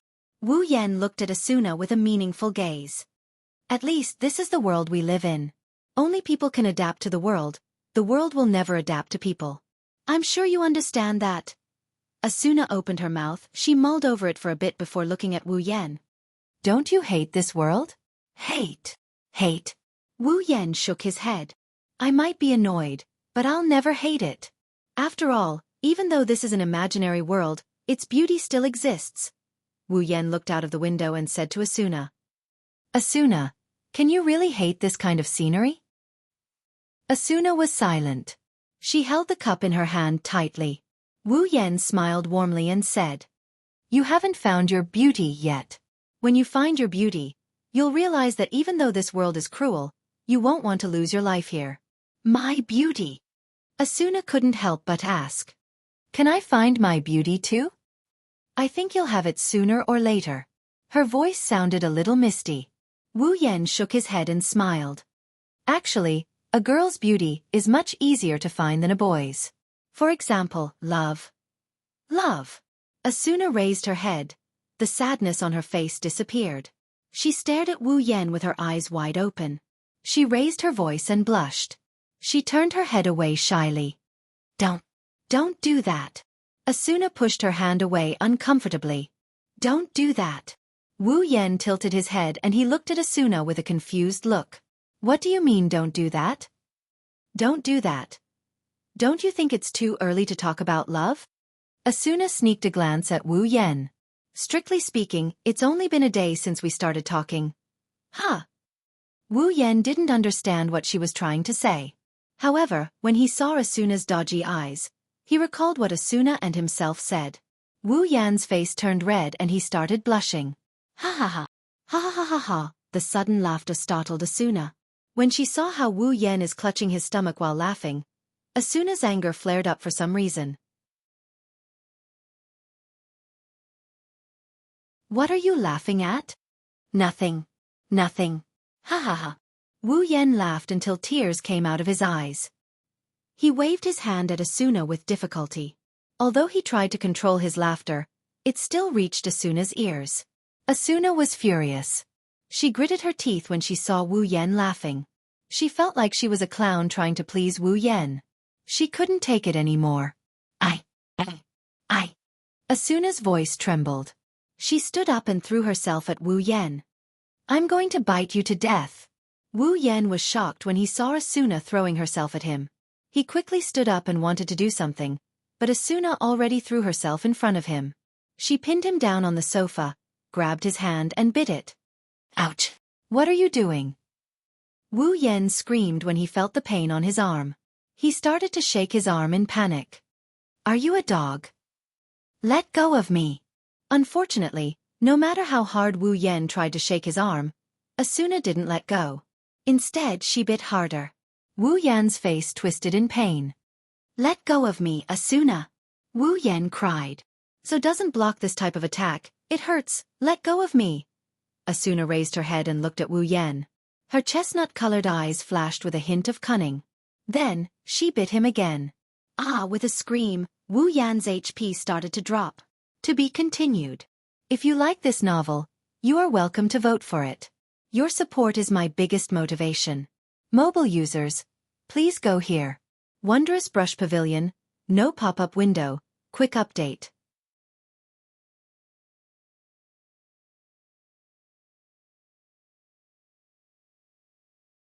Chapter 653. Aincrad's 55th floor, Granzum. Granzum is a bit different today compared to the usual. As a large city, Granzum was usually bustling with activity. Not only did the NPCs act in a fixed pattern every day, but the players were also active in various areas of the city, setting up stalls, completing quests, replenishing resources, and purchasing items. The bustling scene was on full display. But today, the bustling Granzum was even noisier than before. Not to mention the NPCs, even the players who had their own matters to attend to, such as setting up stalls and completing quests. Even the players who came out to purchase all sorts of items gave up on their original plans and headed in one direction. Their faces were filled with excitement and their eyes were filled with passion as though they were groupies. The direction they're heading towards is the Knights of the Blood's HQ. Knights of the Blood's HQ, the plaza outside the gates. All the gamers who had rushed over huddled close to each other and formed circles. Their heads were connected together, and pairs of arms were waving above their heads. Along with the clamor, cheers, the scene was a mess. Look at the number of people. There's at least 1,000 of them. At the front of the circle of people were the Knights of Blood Oath members, who were wearing the same guild uniform and armor, forming a circle as well. They kept the people outside the circle and did not allow them to take even half a step into the lightning pool. In the center of the circle was a square with a diameter of about 100 meters. At the center of the square stood two figures. The players who saw the two figures couldn't help but shout out loud. Wu Yen. Heathcliff. The two stood facing each other. One black and one red figure stood out among the crowd. Their cloak and coat were fluttering in the wind. Who knows if it's because of the wind? Or maybe it's because of the crowd. They looked at each other from afar as if they're the only ones left in the world. Asuna stood in front of the Knights of the Blood's encirclement. She was gesturing at the Knights of the Blood's HQ members while saying something. It's obvious that she's the one who's maintaining order here. However, it seemed like Asuna was trying her best to maintain order at the scene. In fact, her chestnut-colored eyes that kept moving towards the center of the encirclement betrayed her heart. It's clear what she really cares about.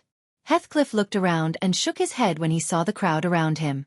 I'm sorry, Wu Yen, Kuan. I'm sure you don't like this kind of noisy scene, right? Even Heathcliff himself didn't know how the news of their duel got out. But, it's not hard to guess.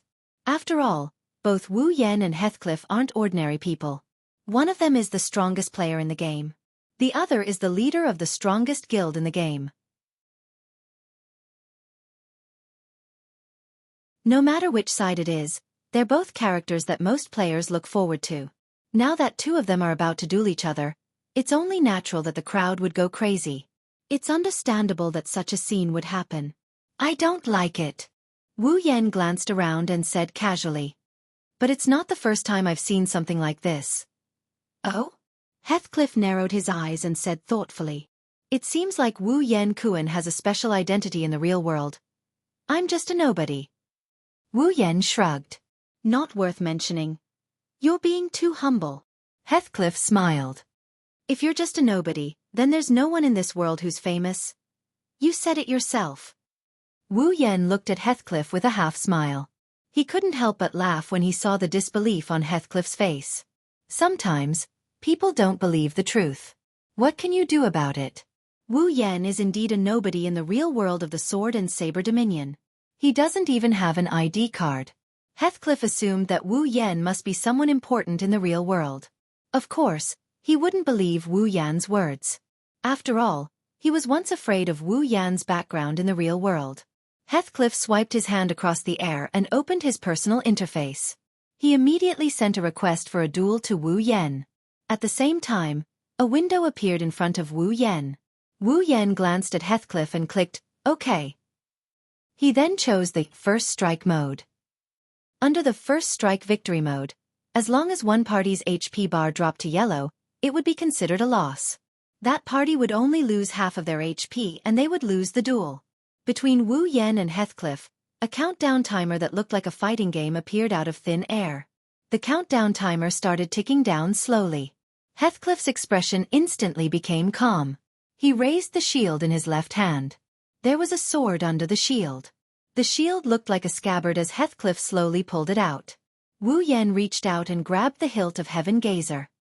He silently pulled the sword out and pointed it at the ground.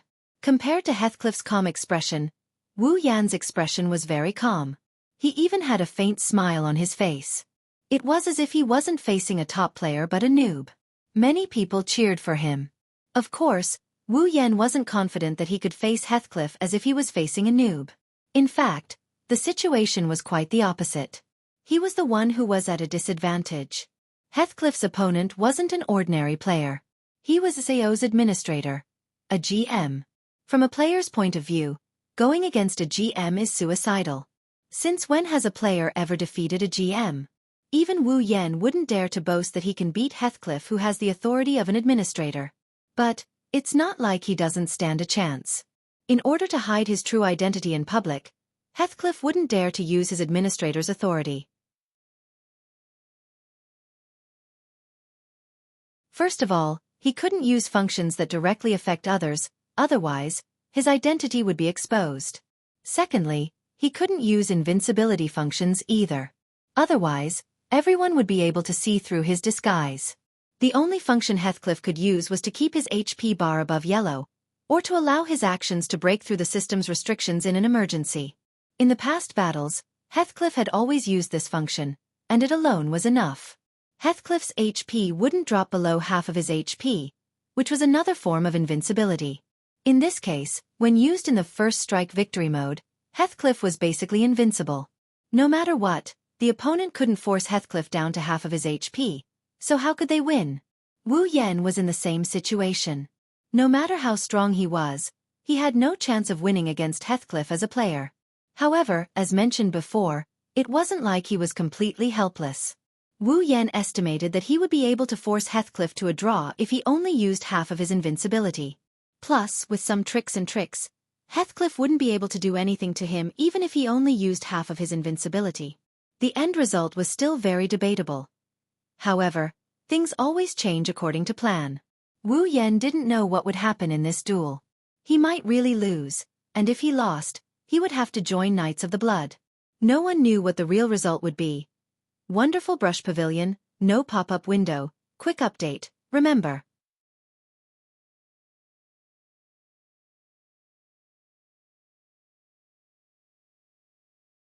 Chapter 654. The sound of the countdown reverberated in the air and reverberated in all directions. Hearing the clear countdown sound, all the noise in the venue gradually died down. In the end, there was complete silence. Looking at the two figures standing opposite each other in the center of the arena, the crowd subconsciously slowed down their breathing. They didn't even dare to blink, afraid that they would miss the most exciting second, the most blood-boiling moment. No one doubted the degree of excitement of this duel, because the two people standing there were definitely not ordinary people. The members of Knights of the Blood seemed to have forgotten that they were supposed to maintain order in the square. Asuna also clenched her fists and looked back and forth between the two. A trace of nervousness and worry could be seen in her eyes. As for who she was worried about, only she knew. A gust of wind blew across the square, causing the hair and clothes of the two people to flutter. The countdown had reached the last 10 seconds, and the atmosphere instantly became dead silent. 5, 4, 3, 2, 1, 0. Thump. The countdown sound was louder than any other sound before, pushing the atmosphere of the square to its peak. In an instant, the two people standing opposite each other moved at the same time. After images suddenly flashed from where the two of them were standing. The two of them, who were originally 5 meters away from each other, instantly rushed in front of each other. Their gazes met and froze. Clang, the two swords collided violently, and the clear sound of weapons clashing rang out. A wave of air rolled up from the place where the two weapons collided, whistling and sweeping in all directions. Only at this time did the onlookers realize that the two of them were already facing each other. Sparks flickered at the point where the two weapons clashed. The two swords, one big and one small, fiercely collided with each other. The sound of friction like scraping glass could be heard one after another.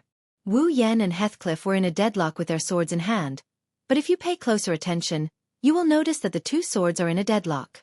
The two people who were in a deadlock have completely different expressions. Wu Yan's wine-red eyes stared straight at Heathcliff's somewhat ugly face. The corner of his mouth curled up and he let out a sneer. Then, he suddenly exerted force on his sword. The heaven gazer pressed down on Heathcliff. He felt an unparalleled force coming from his sword, and with a muffled sound, he was sent flying. The crowd around him exclaimed in surprise. Heathcliff gritted his teeth and steadied himself. He then looked at Wu Yan, who was standing opposite him with a sword in hand.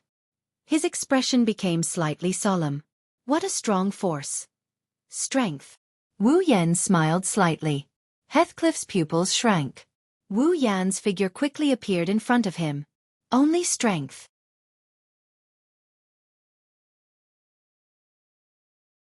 As soon as his voice fell, a strong wind blew past Heathcliff's body. Heathcliff only had time to put his shield horizontally in front of him. A muffled sound rang out as a huge force directly hit Heathcliff's shield. Heathcliff was once again pushed back a few steps. As for Wu Yan, he had already raised his heaven gazer again and looked at Heathcliff with a smile. Heathcliff's expression turned ugly. Everyone saw that in the two exchanges, Wu Yan was unharmed, but Heathcliff's HP bar was reduced by a small chunk. The first exchange of blows. Without a doubt, he had the upper hand. Oh, the crowd cheered and cheered, offering the best cheers for this wonderful battle. So strong. Asuna murmured. Even the leader's defense couldn't completely block Yankuan's damage. Yankuan is really strong. Looks like I underestimated you. Heathcliff sighed. His face was tense. I didn't expect your strength and dexterity to be so high, and your reflexes are also so strong. I miscalculated. Wu Yan's eyes flashed and he said jokingly, "Can I take it that you want to admit defeat?" Ha ha. Heathcliff chuckled and placed the shield in front of him. No matter what, I'm still the leader of a guild. I won't admit defeat so easily. Then let's continue. Wu Yan licked his lips. Have fun. Have fun. Then, fight. Heathcliff hid his face behind his shield so that no one could see his expression. He stomped on the ground and charged forward at full speed. Wu Yan stopped smiling and swung heaven gazer. A blue light flashed from the sword and alerted Heathcliff. It was a sign that he was about to use a skill. Despite being cautious, Heathcliff still charged at Wu Yan with his shield. Wu Yan waited until Heathcliff was right in front of him before he swung heaven gazer. Heathcliff stared at the black greatsword that was swinging towards his shield. He knew that with Asuna's strength, he would be the one at a disadvantage. That was why he chose to dodge the attack without hesitation. Heathcliff's charging posture suddenly changed. As if he was forcibly breaking the momentum, Heathcliff changed his direction and moved to Wu Yan's side. Heaven gazer brushed past his body and crashed into Wu Yan. Bang! A hand suddenly pressed against Heathcliff's shield, stopping Heathcliff's momentum completely.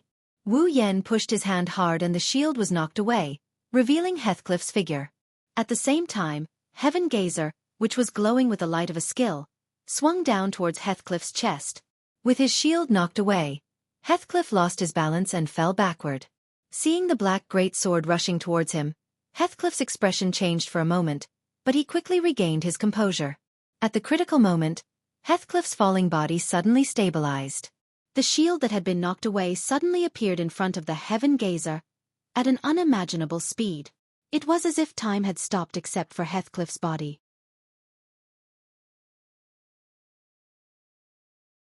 Seeing this, Wu Yan's eyes flashed with excitement. Bang! The great sword and the shield collided, and then quickly separated. Wu Yan's eyes turned cold. He knew that it was impossible for a normal player to do what Heathcliff did just now. Heathcliff's body was about to hit the ground, but he suddenly stabilized himself and straightened his body. His shield also inexplicably accelerated. It was obvious that Heathcliff had broken the system's restrictions on his movements. Finally, he resorted to cheating. Wu Yan swung Heaven Gazer at Heathcliff. He swung Heaven Gazer at Heathcliff's shield. Wu Yan's arm moved at a strange speed as he channeled more and more power into the shield. Every power he channeled into Heathcliff's shield was comparable to the power he channeled into Heathcliff's shield. Bang! Heathcliff felt as if he had been hit by a giant beast. He couldn't even stabilize himself and was sent flying backwards. He only managed to get up after sliding a distance away. He looked at Wu Yan as if he was looking at a monster. That power just now was actually not your limit. Compared to you, I still have a long way to go. Wu Yan turned his body sideways. His eyes were cold, but there was a smile on his face. Commander Heathcliff, you were able to block my attack in that situation. Your attack speed is much higher than mine. Heathcliff stood up and looked at Wu Yan. So what do you plan to do? If your attack speed doesn't exceed mine, you won't be able to defeat me. I see. Wu Yan lowered his head slightly, then suddenly raised it again. Then I'll surpass your attack speed. Before Heathcliff could react, a sword appeared in Wu Yan's other hand. Heathcliff's pupils constricted violently. To be continued. If you like this novel, you are welcome to vote for it. Your support is my greatest motivation. Mobile users, please read it here. Wonderful Brush Pavilion. No pop-ups. Quick updates.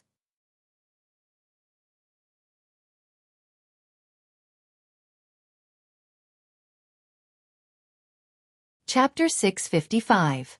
Wu Yan wielded the Heaven Gazer and a sword of average length. He lowered his arms and looked at Heathcliff like a cheetah about to pounce on its prey. He lowered his body and looked at Heathcliff. Dual sword style. His deep voice echoed in the surroundings. It was so soft that it could be drowned out by any other sound, but everyone present, including Heathcliff and Asuna, heard it clearly. What? Dual sword style? Asuna called out in a silly manner. What's that? A second sword? Is there a dual sword user in SAO? Asuna couldn't help but laugh at herself. It's impossible to use dual swords in SAO, because the swords in SAO are not paired, and each sword is unique. That is to say, if a player can equip two swords at once, it's equivalent to having an additional sword attribute bonus. This wasn't a joke. If an original 100 attack power was increased by 100 or more, it wouldn't be as simple as 1 plus 1. In addition, there would also be an increase in attack speed and other attributes.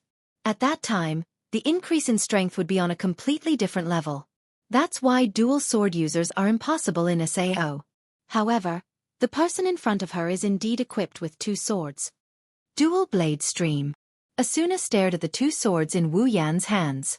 She's trying to figure out if he's just holding the swords in his hands. Is it a skill? A skill that can equip two swords? Is there such a cheat-like skill in SAO? Thinking of this, Asuna suddenly remembered something and turned to look at Heathcliff. Isn't there such a thing? Wasn't Heathcliff's holy sword, a skill that combined both offense and defense, exactly the same type of skill? A unique skill. Asuna smiled awkwardly. No way. Unfortunately, Asuna's self-consolation was wrong. Dual sword style. It's a unique skill. It's a unique skill from the original work, Kirito. But now, dual sword style has become Wu Yan's unique skill. Wielding two swords, Wu Yan could clearly feel that the other sword's attribute has been transferred to his body, making his body much lighter. Even the strength of his arms has increased by quite a bit. He believes that his attack power and attack speed should have increased by a large margin. Dual sword style. Heathcliff also stared at Wu Yan's swords. I didn't expect you to have a unique skill as well. When the words unique skill came out, The players who were still trying to figure out why Wu Yan can wield dual swords instantly understood. Their expressions became more and more interesting as the crowd burst into an uproar. It's the second unique skill in Sao, dual sword style. Two players with unique skills appeared in front of them at the same time, and they're dueling. The crowd of onlookers was boiling with excitement. Listening to the commotion around him, Wu Yan smirked and looked at the opposite side. You seem to be very surprised. You clearly have your own unique skill. Wu Yan wasn't surprised that Heathcliff knew about dual sword style. He designed this skill for the player with the fastest reaction speed in the game. In the original work, Kirito was the fastest player in Sao, so it's not surprising that he became the fastest player. After all, no matter how fast Kirito's reaction speed is, he's just a normal human. How can he compare to Wu Yan, who isn't a human? But judging from Heathcliff's reaction, it seems like he doesn't know that two blades is in his hands. It is indeed surprising. Heathcliff's expression seemed to have changed for a moment. A player with a unique skill is incomparable to a normal player. You're not a normal player to begin with, how can I not be surprised when you have a unique skill as well? Heathcliff didn't expect Wu Yan to be the one to get his hands on this unique skill. But it's also within reason.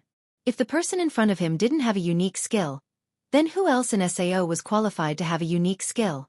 Don't be surprised, Commander Heathcliff. Wu Yan crossed his arms and raised his swords. There's more to come. Taking a step forward, a glint flashed in his eyes. Starburst airstream slash. Heathcliff's expression froze, and he hurriedly raised his shield. Almost at the same time, a figure rushed in front of Heathcliff's shield, and in the next moment, countless sword shadows covered the sky and covered the earth as they violently attacked. Heathcliff immediately took a few steps back, trying to break free from the onslaught of swords. But while he was retreating, Wu Yan came at him and mercilessly slashed at Heathcliff's shield. Bang! Bang! Bang! Bang! As the shadow swords landed on Heathcliff's shield one after another, Heathcliff's body trembled violently as he was forced to retreat. The powerful force of the shadow swords caused a small portion of his HP bar to drop. Even though the small portion of his HP bar couldn't be any smaller, the shadow swords continued to land on him. Over time, his HP bar was reduced by more than half. With both swords in hand, Wu Yan closed his eyes and slashed at Heathcliff with the two swords. The sound of swords colliding with shield reverberated in the air.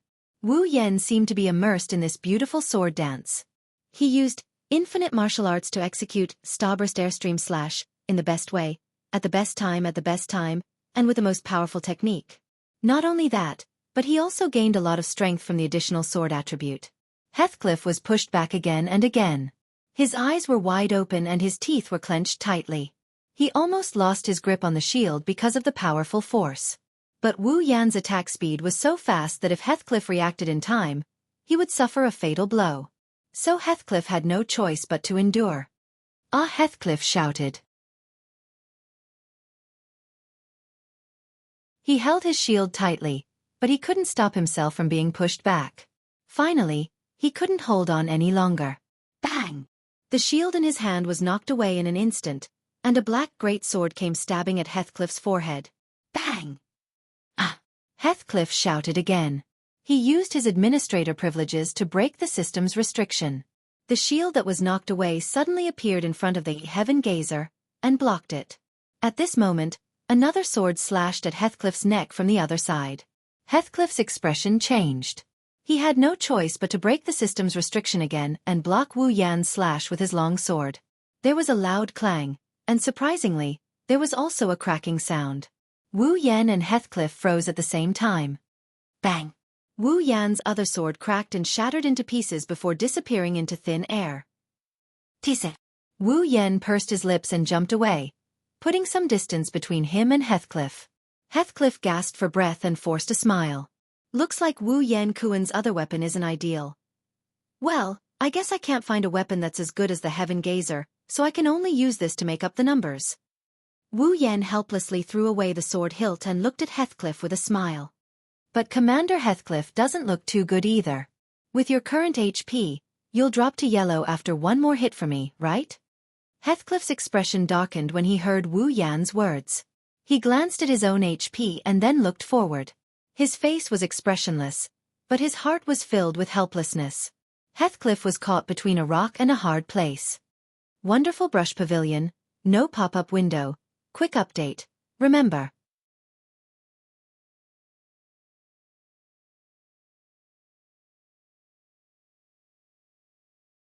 Chapter 656. Wu Yan's attack power was enough to break through Heathcliff's defense. With Heathcliff's current HP bar, even if he had a shield to block another attack from Wu Yan, his HP bar would drop to yellow. And the moment Heathcliff's HP bar dropped to yellow, he would lose, of course. Heathcliff had the administrator's permission to keep his HP bar from dropping to yellow. So, even if he let Wu Yan attack him for a whole day, his HP bar wouldn't drop to yellow, let alone one attack from Wu Yan. But this wasn't enough to guarantee Heathcliff's victory. With so many people here, anyone with a discerning eye can see that with his current HP bar, he won't be able to take a hit from Wu Yan. After one hit, his HP bar will drop to yellow. If he can take a hit from Wu Yan and his HP bar doesn't drop to yellow, then his identity will be exposed. However, if he didn't keep his HP above the yellow level, he would also lose the duel because his HP would drop to the yellow level after receiving the attack. So, Heathcliff was really stuck in a difficult situation. To get out of this situation, Heathcliff had two options. The first option was to clear Wu Yan's HP bar to yellow before Wu Yan attacked him. That way, Heathcliff would win. However, Heathcliff clearly saw that Wu Yan's HP bar was full. From the start of the duel, Wu Yan was the one attacking him. Heathcliff, who was inferior to Wu Yan in terms of strength and speed, didn't even manage to land a single hit on Wu Yan. How could Heathcliff reduce Wu Yan's HP bar to half in one hit? If Wu Yan took one hit from Heathcliff and switched to another, then Heathcliff would lose. As for the second option, if Wu Yan can't hit him, he'll be the one attacking Wu Yan. This way, Heathcliff can win. The problem was, how could Heathcliff, who was slower than Wu Yan, dodge Wu Yan's attacks? Neither of the two methods was suitable for this situation. That is to say, it was equivalent to having no other way. Heathcliff could also use his administrator privileges to modify his attack power and speed. He could either reduce the opponent's HP by half in one hit, or increase his speed to exceed the opponent's. This way he could use both methods.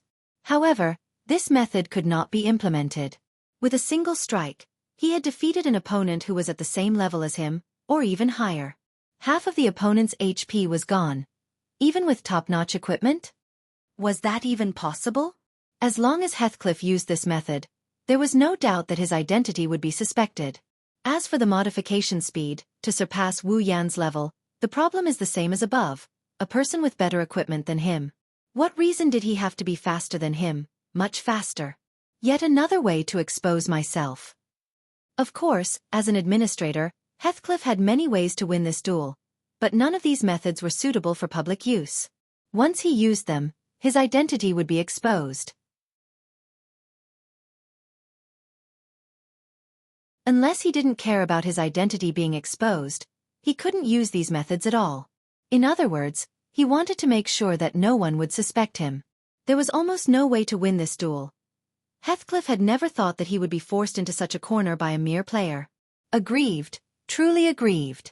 However, Heathcliff also didn't want his identity to be exposed so soon. Even if he was suspicious, when the suspicion accumulated to a certain extent, he would be exposed.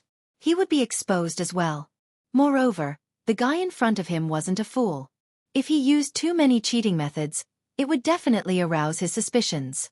If that happened, his identity would be exposed, and Heathcliff didn't want that to happen. Poor Heathcliff thought that he had to keep his identity a secret, but he didn't know that his opponent had already known about his identity from the very beginning. Right now, not only Heathcliff, but the audience didn't think that Heathcliff had a chance of winning this duel. One of his HP bars was full, and the other could only last for one more hit. Furthermore, Wu Yan's dual sword style was like a storm, so there was no need to guess who would win this duel. Even the members of Knights of the Blood didn't think that their commander had a chance of winning, let alone the rest of the audience. The entire scene became silent as the two people in the center of the square became silent. Everyone's attention was on Heathcliff. Their eyes were filled with nervousness and anticipation. They were waiting for Heathcliff's next move, or perhaps they were waiting for Heathcliff to turn the tables around. Wu Yan didn't say anything. He just held the heaven gazer and stared at Heathcliff without moving an inch. However, Heathcliff knew that if he made any movement, this person would attack him. Heathcliff stared at the figure in front of him. His expression didn't change at all, but the emotions in his eyes kept fluctuating, until... Sigh! Heathcliff sighed and relaxed his tense body. He sheathed his sword into his shield. Dual sword style is really strong. Heathcliff shook his head and smiled. If Wu Yanquan's weapon didn't run out of durability, I would have lost long ago. Commander Heathcliff, you're underestimating yourself. Wu Yan shrugged. Divine sword is a unique skill. If my stats weren't higher than yours, I don't know what would have happened. You can say that I'm relying on the convenience of my equipment. Wu Yan was lying. How could he rely on his equipment when he had the strength and speed to surpass the current top players? Wu Yan's stats may be higher than the top players, but they aren't ridiculously high. The main reason for this is because of infinite arms refinement. It allows him to perfectly utilize the basic abilities of these stats to their limits or even surpass them. This is why there is such a clear difference. Without infinite armory, Wu Yan wouldn't be that much stronger than Heathcliff and Kirito. After all, there were many things in this world that required balance and fairness. Wu Yan only said that to give Heathcliff a way out. Heathcliff had already put away his weapon, so there was no doubt about it. Heathcliff looked at Wu Yan seriously and turned around. Wu Yan, the Fey swordsman, you really live up to your title as the strongest player. I admit defeat in this duel. As soon as he said that, the symbol of victory on the duel sign in the air pointed at Wu Yan's direction, informing everyone that Wu Yan is the victor of this duel. Oh, the players cheered as they congratulated the victor standing in the center of the stage. After today's battle, the mysterious Fey swordsman will enter the eyes of the players. The Fey swordsman's name, Wu Yan, will be etched into the hearts of the players. And along with that, the title of the strongest player. Even in his normal state, he was able to defeat Heathcliff, who had a unique skill. Not to mention the short-lived dual sword style that also had a unique skill. I'm afraid the entire SAO is going to be excited about the second unique skill in the game world. Wu Yan chuckled, put the Heaven Gazer back on his back, and walked out of the duel with his back facing Heathcliff. Wherever he went, the players automatically made way for him and cheered for him to walk out of the duel. Heathcliff stared at Wu Yan's back. He didn't even acknowledge the arrival of the Knights of the Blood Oath. He rubbed his sword and shield as he muttered to himself. I'm looking forward to the duel with you. If you like this novel, you're welcome to vote for it. Your support is my biggest motivation. Mobile users, please go here to read. Wondrous Brush Pavilion, no pop-ups, quick updates.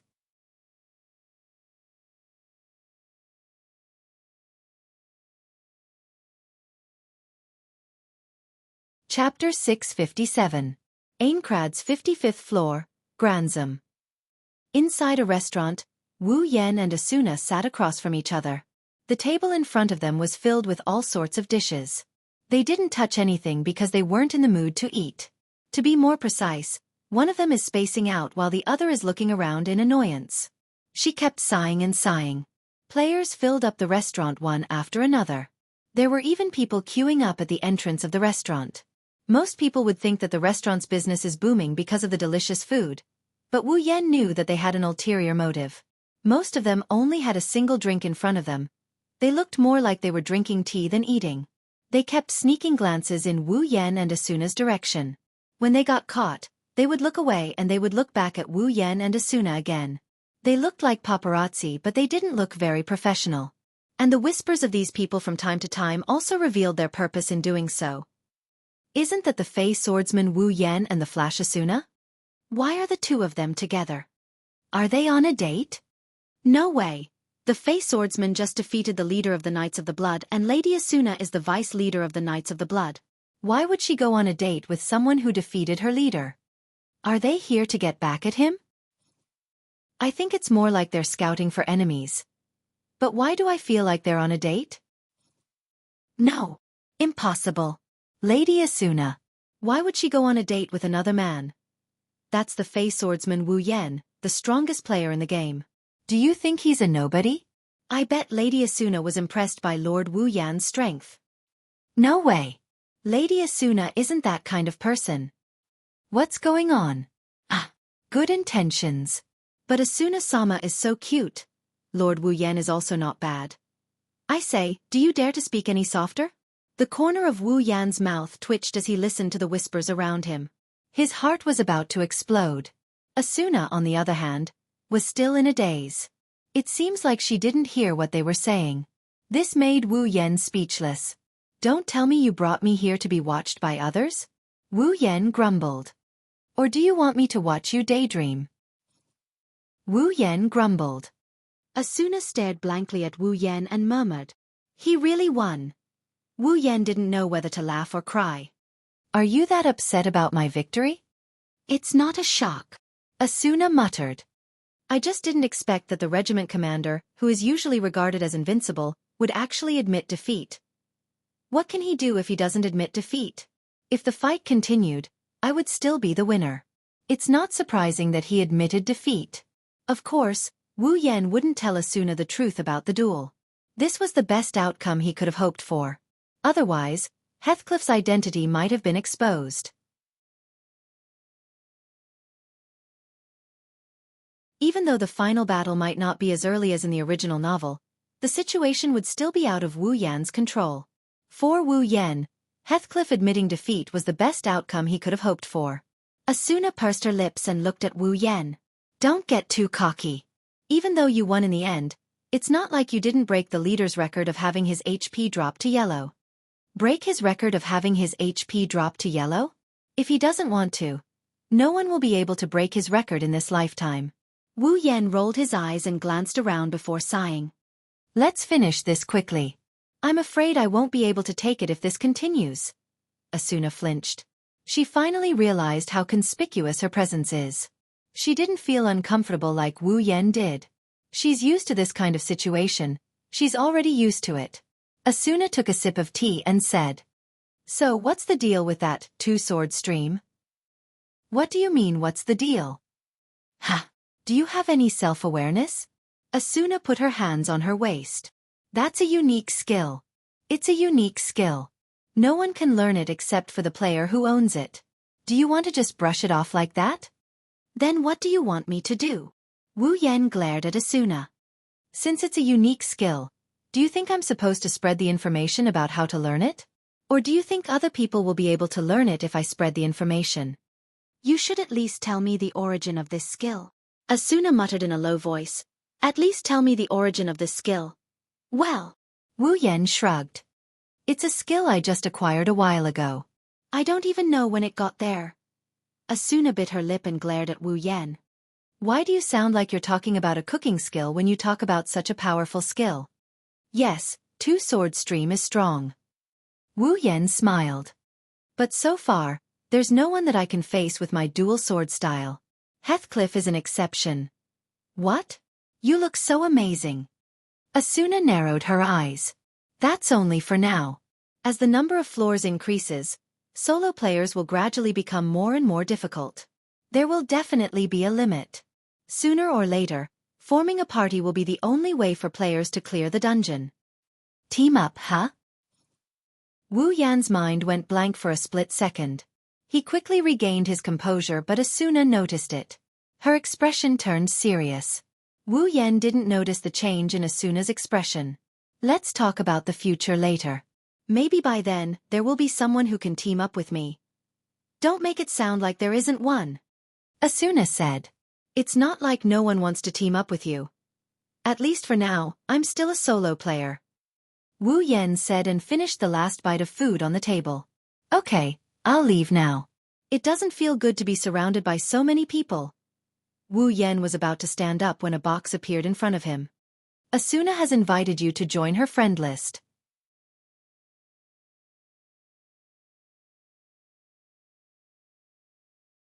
Wu Yan flinched and he looked at Asuna with a surprised look. Asuna blushed and she hurriedly tried to explain herself. Don't get me wrong, I just want to confirm if you're still alive. Wu Yan laughed when he saw how flustered Asuna was. He clicked, okay, and they joined each other's friend list. Sure, I don't know why you're in such a hurry. Wu Yan rolled his eyes at Asuna. He waved goodbye to Asuna and he walked towards the door. I hope you'll feel sad for me when I'm removed from your friend list. Wu Yan walked out of the cafeteria after saying that. What the hell? Asuna turned her head away in dissatisfaction. At the same time, an email arrived in front of Asuna, and her eyes narrowed. There were only a few words on the email, but Asuna couldn't help but take it seriously. We found the room where the boss is. Finally found it. Asuna stood up and touched the hilt of her sword. She glanced at the direction Wu Yan left with a smirk on her face. We, the clearers, will be taking the boss. Sorry, Yen-kun.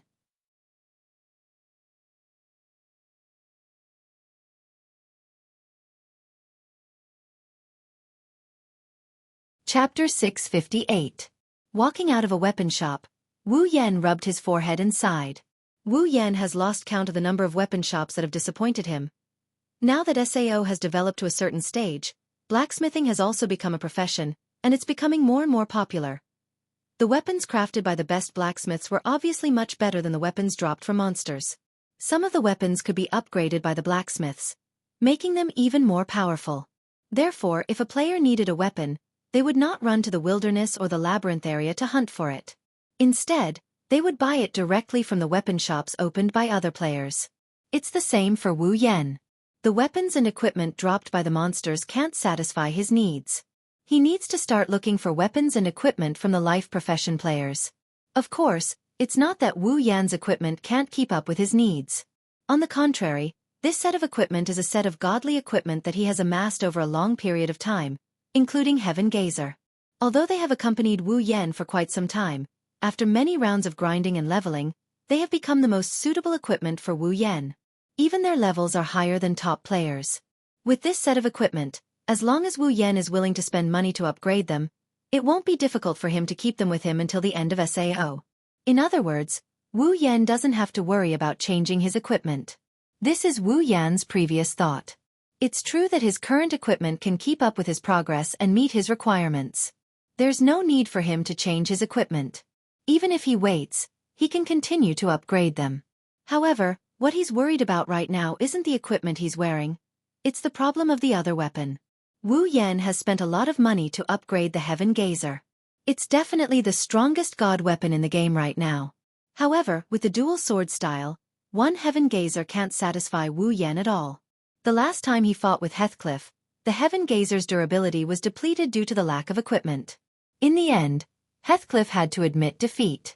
If Wu Yan had a second weapon comparable to the Heaven Gazer at that time, not only would his stats be greatly increased, he would also be much stronger than he was when he was using a cheap weapon. In the past, he never had to resort to using dual sword Ryu against an enemy, so he never thought about this problem. But now, this problem has to be put on the agenda. Otherwise, if the weapon drops the chain at a crucial moment, that would be a huge joke. Since that day, Wu Yan has been planning to buy a suitable weapon. However, after so long, Wu Yan has visited almost every weapon shop on every floor, but he still hasn't found a suitable weapon. If it's not a problem with the blacksmith, it's a problem with the materials. Wu Yan hasn't been able to get a second weapon, and his dual sword style has been sealed. Fortunately, there's nothing that can threaten Wu Yan yet. Otherwise, Wu Yan would have to carry a bunch of cheap weapons around and replace them with a new one. He'll be a wasteful player. Suffering setbacks after setbacks, Wu Yan even had the idea of going straight to farming monsters to get a celestial weapon. If that's the case, it's not like there's no chance at all. But, how long would he have to grind to get an ideal weapon? Wu Yan doesn't have that much patience. Wu Yan touched the hilt of Heaven Gazer on his back and pursed his lips. He opened his friend list and found Asuna's name. Wu Yan knows that Asuna has a friend who's a very good blacksmith. In the original work, Kirito got his second weapon from her. Before he found her, Kirito was just like Wu Yan. He's been struggling to find a second weapon. With Asuna's blacksmith friend's skill, it wouldn't be hard for her to make a god weapon with the right materials. However, Wu Yan didn't dare to click on Asuna's name to ask for her friend's location. It's not that he can't afford it, it's just that they haven't contacted each other since they became friends. Now that Wu Yan suddenly has to contact Asuna, Wu Yan felt awkward. It's as if he's afraid of hearing Asuna's voice. What Wu Yan didn't know is that his situation is very similar to that of those men and women who have feelings for each other waiting for the other party's call. They are waiting for the other party to contact them, but they don't dare to personally dial the number. Wu Yan scratched his face and looked at Asuna's name. He sighed for the umpteenth time and closed the interface. Let's keep looking, I've been looking for her for a while now. After giving himself an excuse to comfort himself, Wu Yan walked towards the teleport gate to look for his next target. Most towns and cities have a teleport gate. With this gate, players don't need to use teleport crystals to teleport between floors. Wu Yan may have a lot of money, but he's not so extravagant as to not use free stuff. When players use teleport crystals to teleport to other locations, they will be teleported to the teleport gate as well. This is a very convenient location for players. When he arrived at the teleport gate's plaza, Wu Yan heard an unusually loud commotion. Wu Yan frowned and looked towards the source of the noise. He saw a player in his 20s or 30s standing there, grabbing onto the passers-by and begging for something. However, the passers-by ignored him and even cursed at him. Only a small number of players frowned with a troubled expression on their faces. Wu Yan was confused by the situation. At this time, a familiar figure entered his sight. Blinking his eyes, Wu Yan walked up to the guy and stood behind him. "What are you doing here?" "Kirito." Kirito, who was staring at the player begging for his life, turned around and saw Wu Yan there. He gasped when he saw Wu Yan. "It's you. Why do you look like you've seen a ghost?" Wu Yan's mouth twitched. "Are you surprised to see me here?" Kirito finally came to his senses and scratched his head in embarrassment. "Well, a little. The two have only met twice. The first time was when they were clearing the first floor's boss. The second time was during the Christmas event in the Forest of Lost. Of course, Kirito was surprised to see Wu Yan here. After all, the person in front of him is a famous person. "Oh right." Wu Yan pointed towards the player. "What's going on?" Kirito's expression darkened and he bitterly smiled. "That person is the guild master of a small guild called Silver Flag. Not long ago, other than him, all the other members of his guild were annihilated by the Orange Guild, Titan's Hand." "Orange Guild?" Wu Yan nodded. "The kind of guild that specializes in robbing players and killing their prey?" "Ah." Kirito nodded and looked at the player. He wants someone to avenge him, but he doesn't want to kill them. He wants them to go to jail. What a nice guy. Wu Yan sighed. "So, do you want to go?" Kirito smiled and looked at Wu Yan. "Do you want to go too?" Wu Yan pondered for a moment. He rolled his eyes and a sly smile appeared on his face. "Hey, Kirito." Wu Yan smiled at Kirito. "How about a bet?" "A bet?" "That's right. Let's see who can send the members of Titan's Hand to jail first." Wu Yan had a strange smile on his face. "Whoever wins will have to agree to one condition within their power. How about it?" Kirito paused for a moment and smiled. "Sounds interesting." "Oh? Then. Okay. I agree." You're tuning in to the Wisdom Diary YouTube channel. Don't forget to subscribe and join us on this journey to catch the most captivating stories.